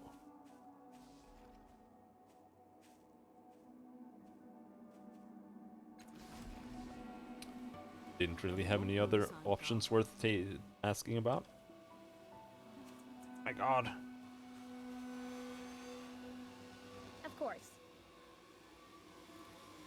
Who are you?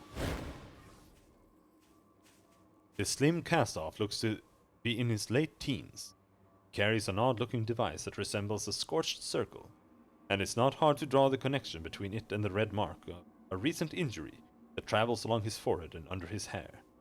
The man seems confused, hesitant, as if he has so many questions that he isn't sure which to ask first.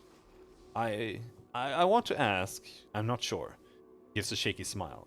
I want to ask you a lot. We all do. About him? No. Something he did? Maybe. Yes. She studies his face and comes to a conclusion. I don't know him. She mutters to you. He's a newer cast-off. At least within the last century. Looks like he's been worse used than all the rest of us. Who did you mean when you said we?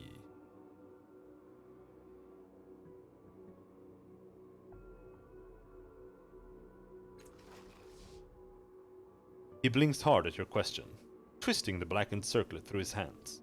I once fought in the endless battle. Found this in a giant clay hand. Trapped in a half-shattered block of stone, I took it. He shakes his head, as if denying the memory itself. Put it on. The circlet spins through his hands faster and faster. I saw darkness, knew I was inside the owner of that hand. A clay automaton, imprisoned, knew I could control it. He shivers. I did. Broke it free from the stone, used it in service of our sire for many years. Thought of it as my armor. He blinks hard again, like a man trying to dislodge a thought with his eyelids alone. Then, a war construct collapsed on the automaton, crushed it, and the crown burned. I remember screaming. Then 100 voices in my head, arguing with each other, shouting, fighting. Another hard blink. The automaton wasn't armor. It was a container for gods. You say gods? Yes, my armor wasn't a tool. It was a locked chest with a hole inside. A deep hole full of terrible gods. He shuts his mouth and says no more on the subject. Rin, can you help him? I can try, she says, hunkering down to examine Elkishai's eyes. Her small smile falls into a frown. Then she winces. I don't understand these gods. They aren't like any I've ever met. They don't speak anything like a proper god. They are rude. She cocks her head to listen more. All believes they are prisoners, and also not gods at all. She looks up at him, sad. I offer apologies, sir, for I cannot help you. Elkishai nods glumly, unsurprised. Yes, they said as much to me. Now that I can understand it.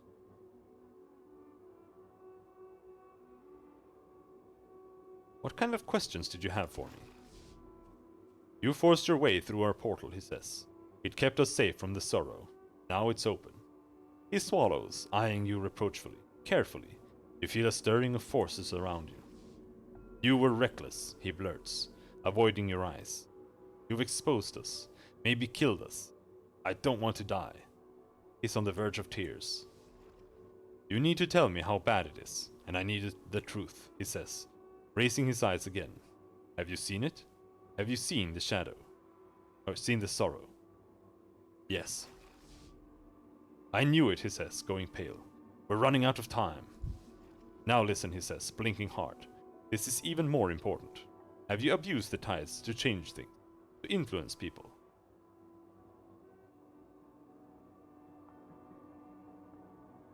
No, not ever. I mean, I haven't. Except for... Well, I guess if we count my... my time-altering abilities as tide abilities. The only thing we've done is... when we woke up. Very little. He groans. It doesn't matter, it'll find you.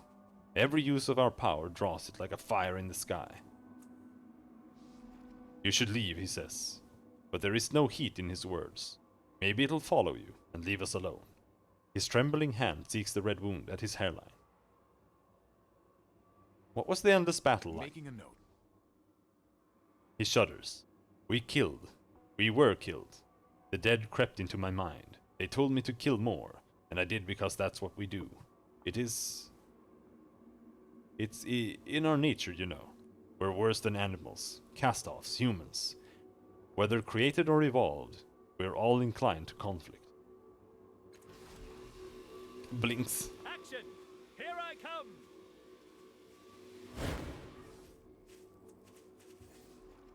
Peace in our time. Who would have thought?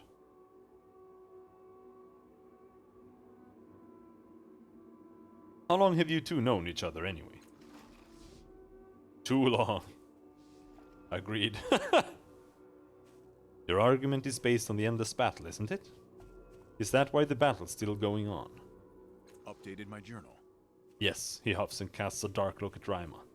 Whenever our father has the chance, he spends our lives like a loose handful of shins. We keep fighting to stop him. He grins mercilessly. To tear him down. Updated my journal. You idiot, she says, but without real answer. Our father never makes a move without knowing he's going to win. We're stronger than you.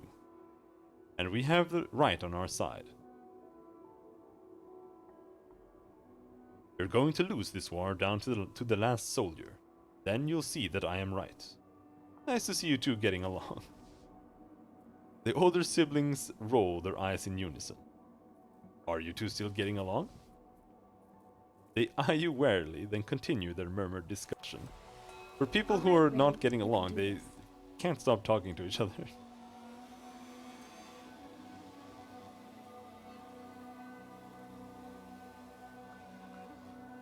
Let's go.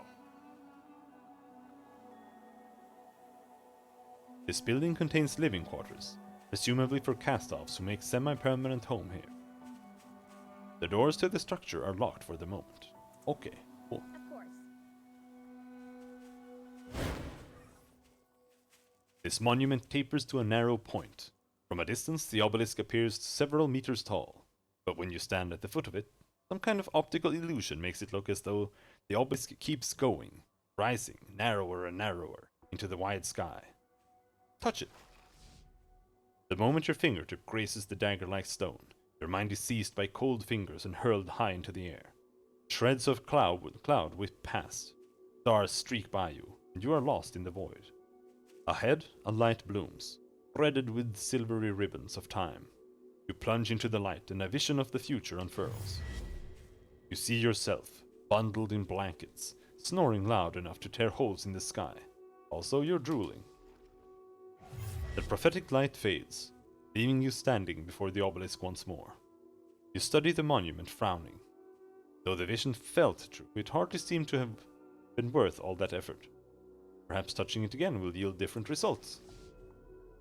Once more, your mind plunges into the open sky, through the grasping void beyond, and into the waiting light that holds visions of the future. You return to the vision of you sleeping, snoring like a calarail. Your vision clears, leaving you before the obelisk again. The vision was just as apparently useless as the last, but perhaps this monument has more to show you. You see yourself staring mournfully at a half-eaten bowl of stew. It certainly looks good, but judging by your future self-expression, it was an utter disappointment. Your vision clears, leaving you standing before the obelisk once more. You return to the vision of you sleeping, snoring like a calarail. Ready. Very interesting.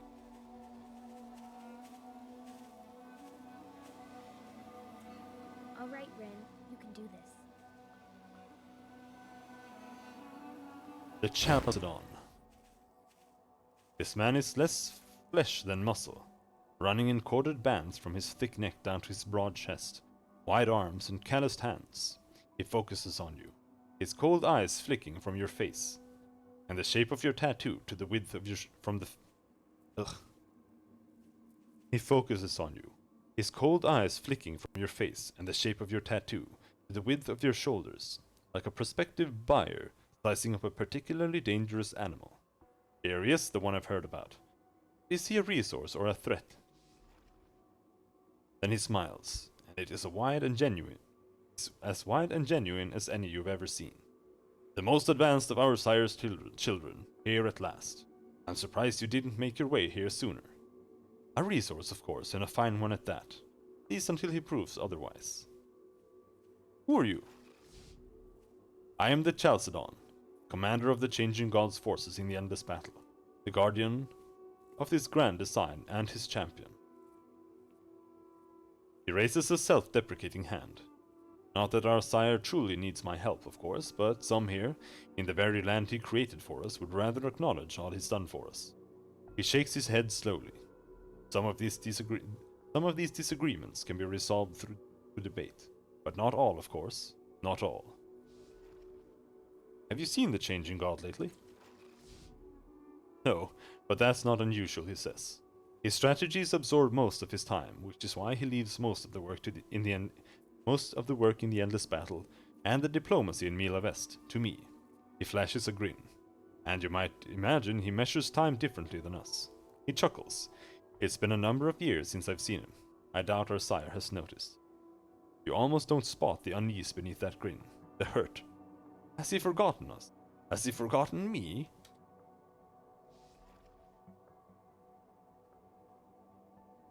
What is the endless battle all about?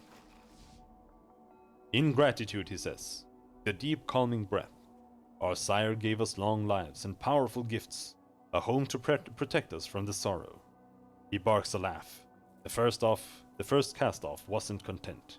He spread lies about our sire and turned some of his children against him. He presses his lips together. He's dead now, but the damage is long done. Our family is divided. The First's army would see us destroy the Changing God and seek freedom from his plans for us. He growls under his breath. They are stubborn children, refusing the medicine that will save their lives because the taste isn't sweet enough for their liking. Matkina chuckles to herself. The large man turns away, scowling, and she holds his gaze. He is the one that looks away. What's the point of the endless battle? The point? The point is that our sire was defending himself against the First's attacks. She thought she was entitled to his knowledge, and she thought she'd wrested from him by force. And now? He looks haunted for a moment, and his voice lowers. Now I'm not sure we could stop it if we wanted to. Tell me about the Changing God's grand design. As you know, he moves from body to body. He does this to test the capabilities of those bodies to their fullest to ensure their strength. And when he has done so, he gives them to us, gives us life, that we might continue using them in service of his plans. He is like a sculptor honing his art.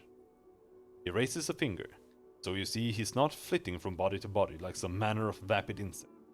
Each cast-off is an improvement over the last. He lays a hand on your shoulder. And that means, of course, that you are the best of us, and the most suited to help us end this conflict.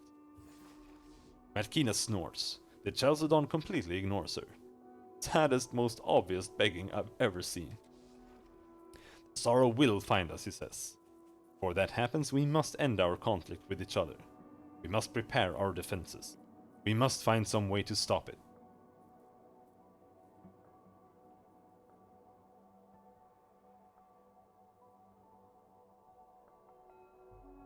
You're not upset that I opened the portal? Oh, well, he says, chuckling. There is a touch of unease in it, you notice. I argued for the portal's closure to begin with, so I'm concerned that it is open again. But I trust that our sire knew what he was doing when he made you, so I have no doubt that the weakening of our defenses is a smaller part of his greater strategy. And should something happen, well, I will be safe for certain. Okay. Can't we just fucking close the gate? I mean, how did you close it in the first place? Yes. Stupid idiot. Look at this, the woman declares. Our wayward brother in the flesh. She spreads slender hands. Delicate spiderwebs of metal thread run through her fingers, studded with circular nodes that look too purposeful to be mere jewelry. The name's Ange, she says. Lady Ange, but don't let that scare you off. I sell rare Numenera. and a place to rest at a fair price. I can also upgrade certain clothing and equipment, but that's a bit more expensive. Gives you an assessing eye. This one will have spending money, I hope. Take a look at what I've got, she adds, more quietly. My prices are high, but you look like someone who values your friends, and my work will keep them safe. She claps her ornamented hands together with a clink. So, what do you need? One of my companions is troubled by demons of some kind. Can anyone here help him? She looks immediately at Eritis, who brightens, literally and figuratively at being noticed. Can't say I've ever seen something like this before, she mutters. And none of us are doctors, sorry to say.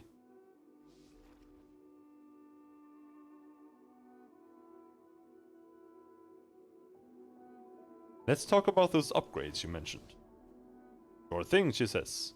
But in case I wasn't clear before, I can't do much with what you're wearing. It's pretty good as is. She scratches her chin. Your friends, on the other hand, I can help. Who needs work done? Eritis. I don't need upgrades, Eritis declares, outraged. Immediately falters. Do I? You might, Ange says, frowning as she examines her companion. Let me take a look at your doublet and undershirt.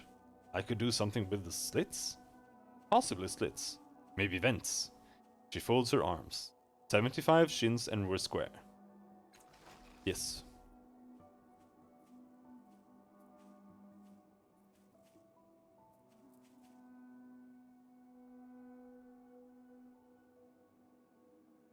Good, she says, lacing her wire-strung fingers together. Hold still, please. Do I have to, he says, but he offers...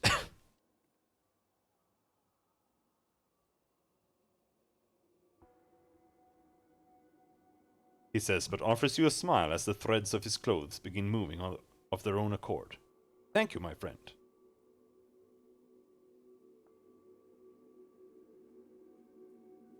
Seven armor.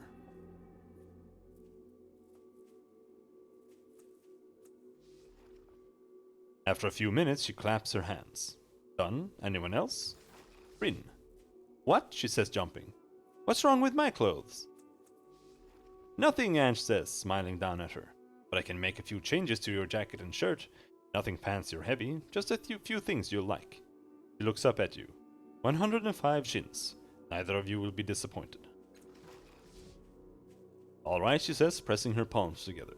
A warm line traces the edges of her joined palms.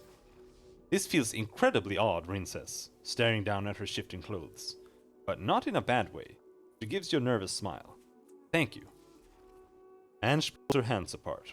Their glow fades as they fall to her side. That should do it, she says. Anyone else?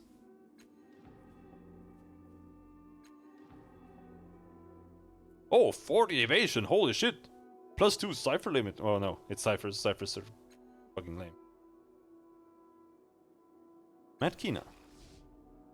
Why, she says, giving you a suspicious look. I'm fine. Everything I own is fine.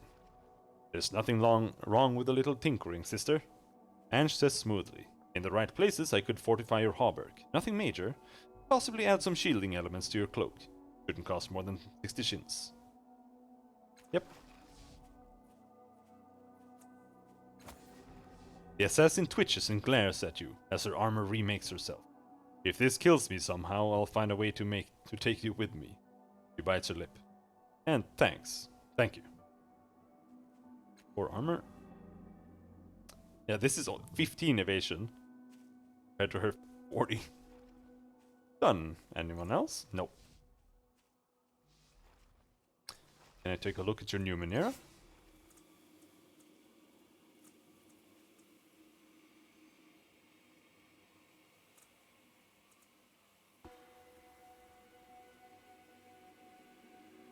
Living Exuvia. Okay.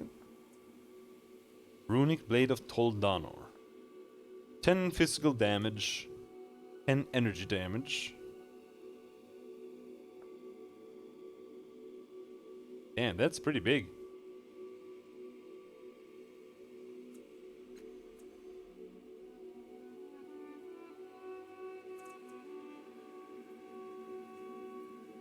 Honestly, the biggest part is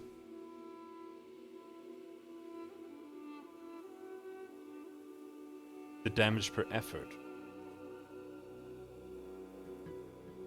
+8 is a lot. We only get +3 on the Quick Eyes.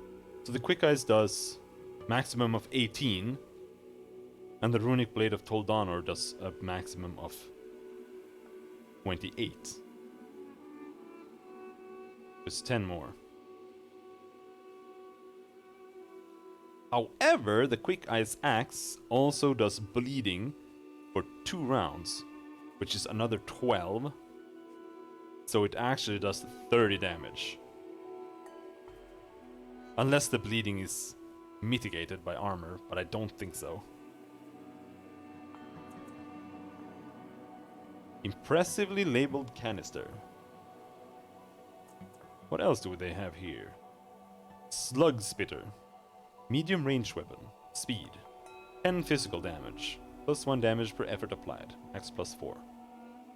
Yeah, see, this is more like it.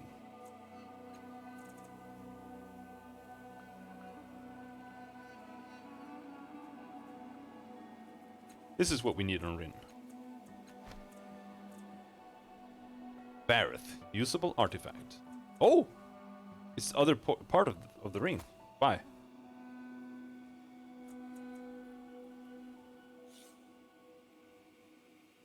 One half of the artifact, known as the Shadow Ring. You recall that this artifact belonged to a cast-off. Though their identity escapes you, remember only that the Changing God himself sundered this ring at the height of a cold rage, and infused each half with mutually repellent energies. They have been separated from each other ever since.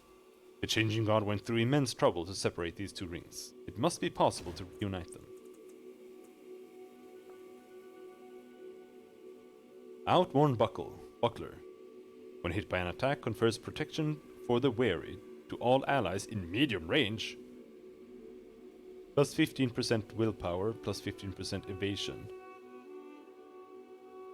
Huh.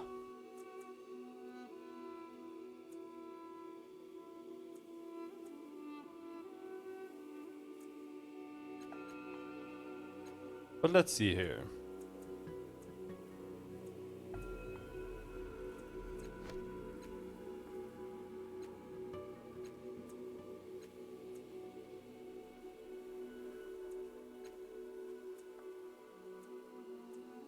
What do I have to sell? A crossbow.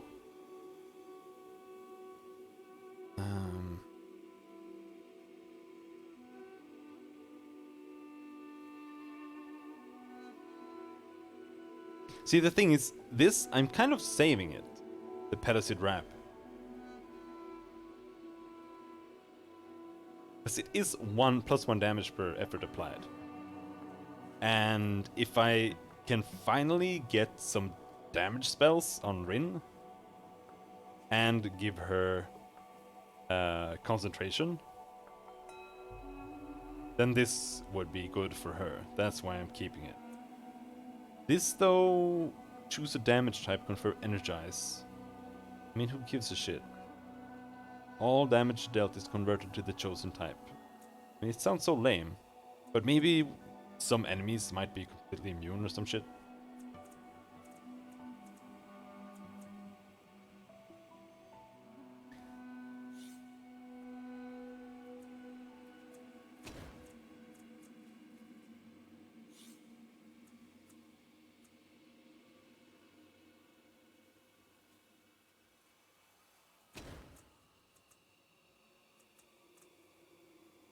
Honestly, don't really want to sell anything.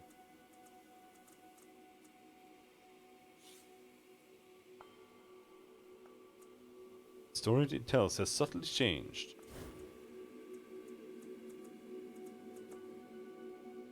Mystic Marble.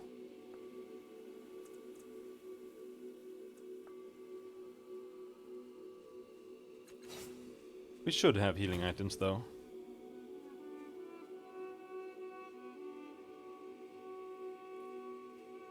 +1 training level in Persuasion, -1 training level in Deception, training in Intimidation.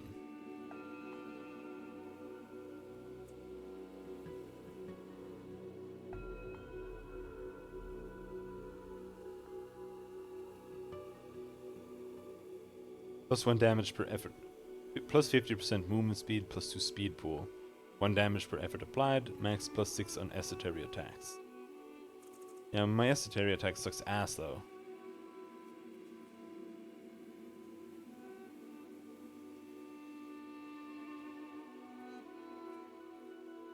Well, we can't afford anything. Maddie, a riddle, but not a thinking one. What is handsome, glowing, and pleasing to your eyes? You? On fire? You know, you're not very good at riddles. If you want a job done right. Wait, could we ask Ansh about the battle?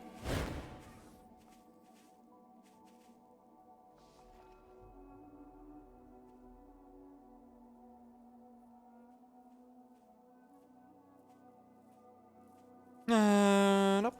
Action! Here I come! Madam. That guy's green! Oh good, you've come back to bedevil me again. Matkina keeps talking about how you betrayed her. What happened between you two? He stares at you for a moment. Why are you bringing up old memories? What difference does it make now? He glances at Matkina and shrugs. She betrayed me, as she has most of her kind. Though in my case, she's had the gall to accuse me of betrayal.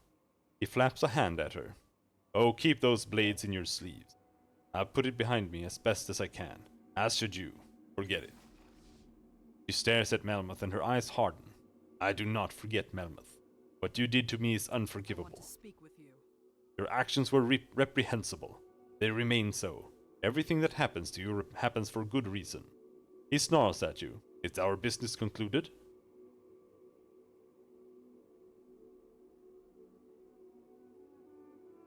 Seems like it. Action! Here I come! Alright, whatever.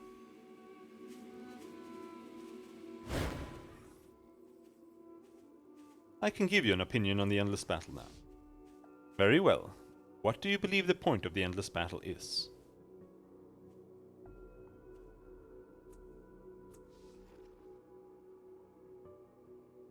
Tell her what Berisale said. The endless battle makes us stronger through conflict, more focus. Remember Thalana and her men. The only purpose it serves is to ruin the lives of those it touches. It may have mattered once, but it has devolved into a self-perpetuating quagmire. I agree with you that war is folly, but both sides wish to protect us, the cast-offs of the changing god. The point is for each side to prove the rightness of their position. The point is to pray. Frankly, it's none of my business.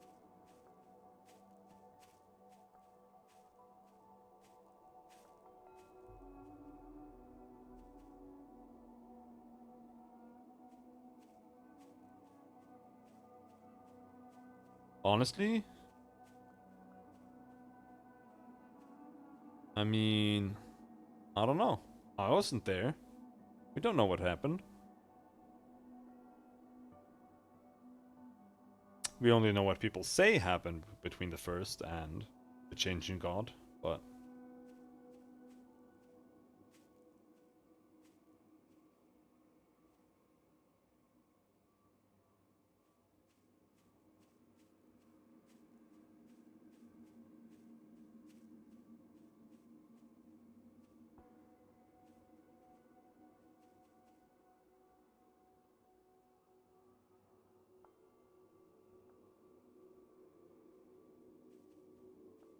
I agree with you. The war is folly, but both sides wish to protect us. Cast-offs of the changing god. She laughs. And what if I said it has harmed us more than it has protected us? So many have died. Is he merely trying to get the question right, or is this what he truly believes?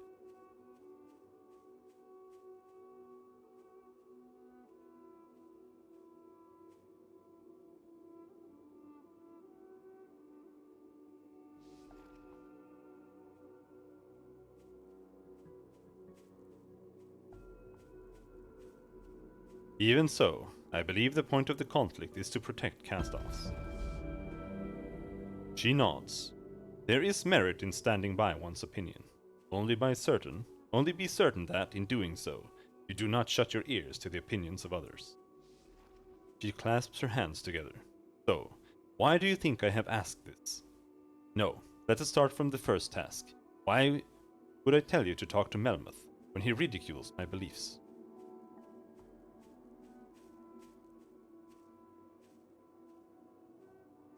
You wanted to expose me to other viewpoints. Precisely. When we have incomplete information and are exposed to alternate opposite viewpoints, how do we judge which is true? We must reach a conclusion at some point, but unless those conclusions are backed with incontrovertible evidence, you must never imagine that you have the sole grasp on the truth. And what do you imagine I intended when I asked you to intervene with Raima and Andronis?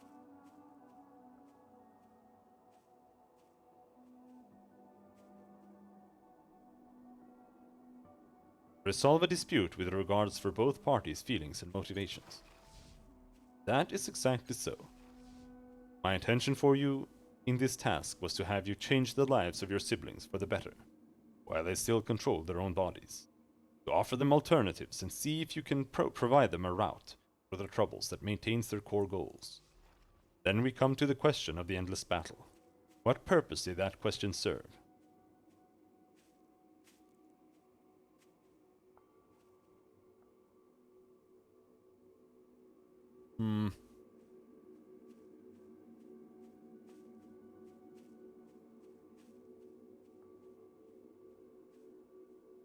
Learn more about the battle and understand the truth behind it.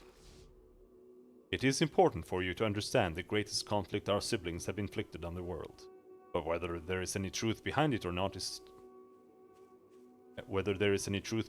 not for me to say, nor was it the purpose of the task. The goal in all this was to make you question your assumptions, to see things through others' eyes. She holds your gaze. It may be nothing of import happens in Zarian's Mere. You might enter, speak with Masoff, and leave without altering him a bit. But even so, there will be other Meres. What if the next one is Melmoth's or Raima's or even mine? Whose assumptions will you take? Will you take it with you into that life? Whose goals will you accomplish? At what cost? You have the power to change the course of a life, of many lives, without their permission or even their knowledge. You will have to weigh their desires against your own, deciding whether the needs of your life are more important than theirs. You will have to know, with the utmost certainty and integrity, what does one life matter? Seek your own answer, brother. That is what matters most.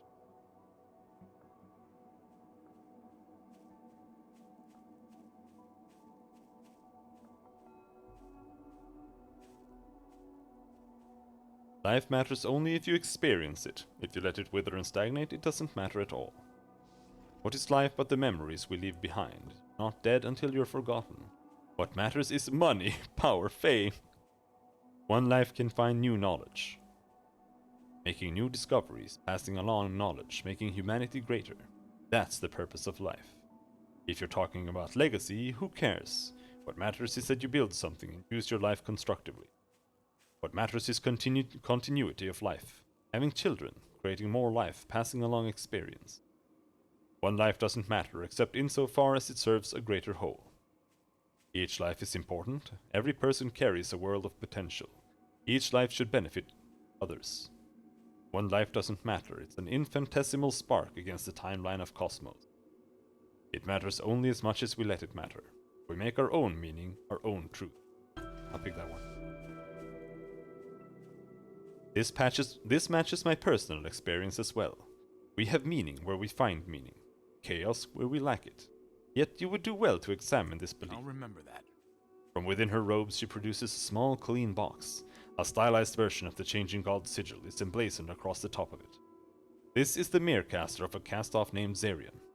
One brother looked into it once and reported seeing Zarian in the fields of Ossifagan, and later speaking with Masoff. I highly recommend you take care of any unfinished business before you enter the Mere. You can change the past after all. Anything might happen. Let me know when you're ready. Are we? Find help for Eritis.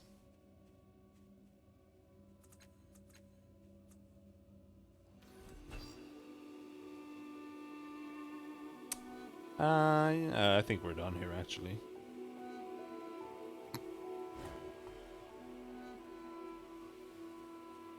However, I'm going. that's it for today.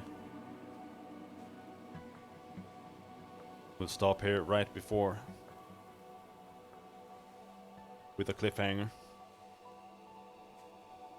It is time to go to bed Yes. soon. Find them. Something to do. But despite doing all of the side quests we can find, we have progressed the story somewhat.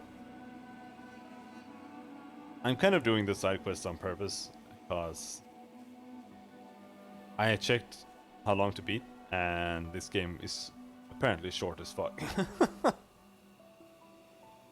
So, yeah. Maddie, I was wondering. Yeah. Good night, Maury. Have a good one. And everyone else as well. Also known as no one.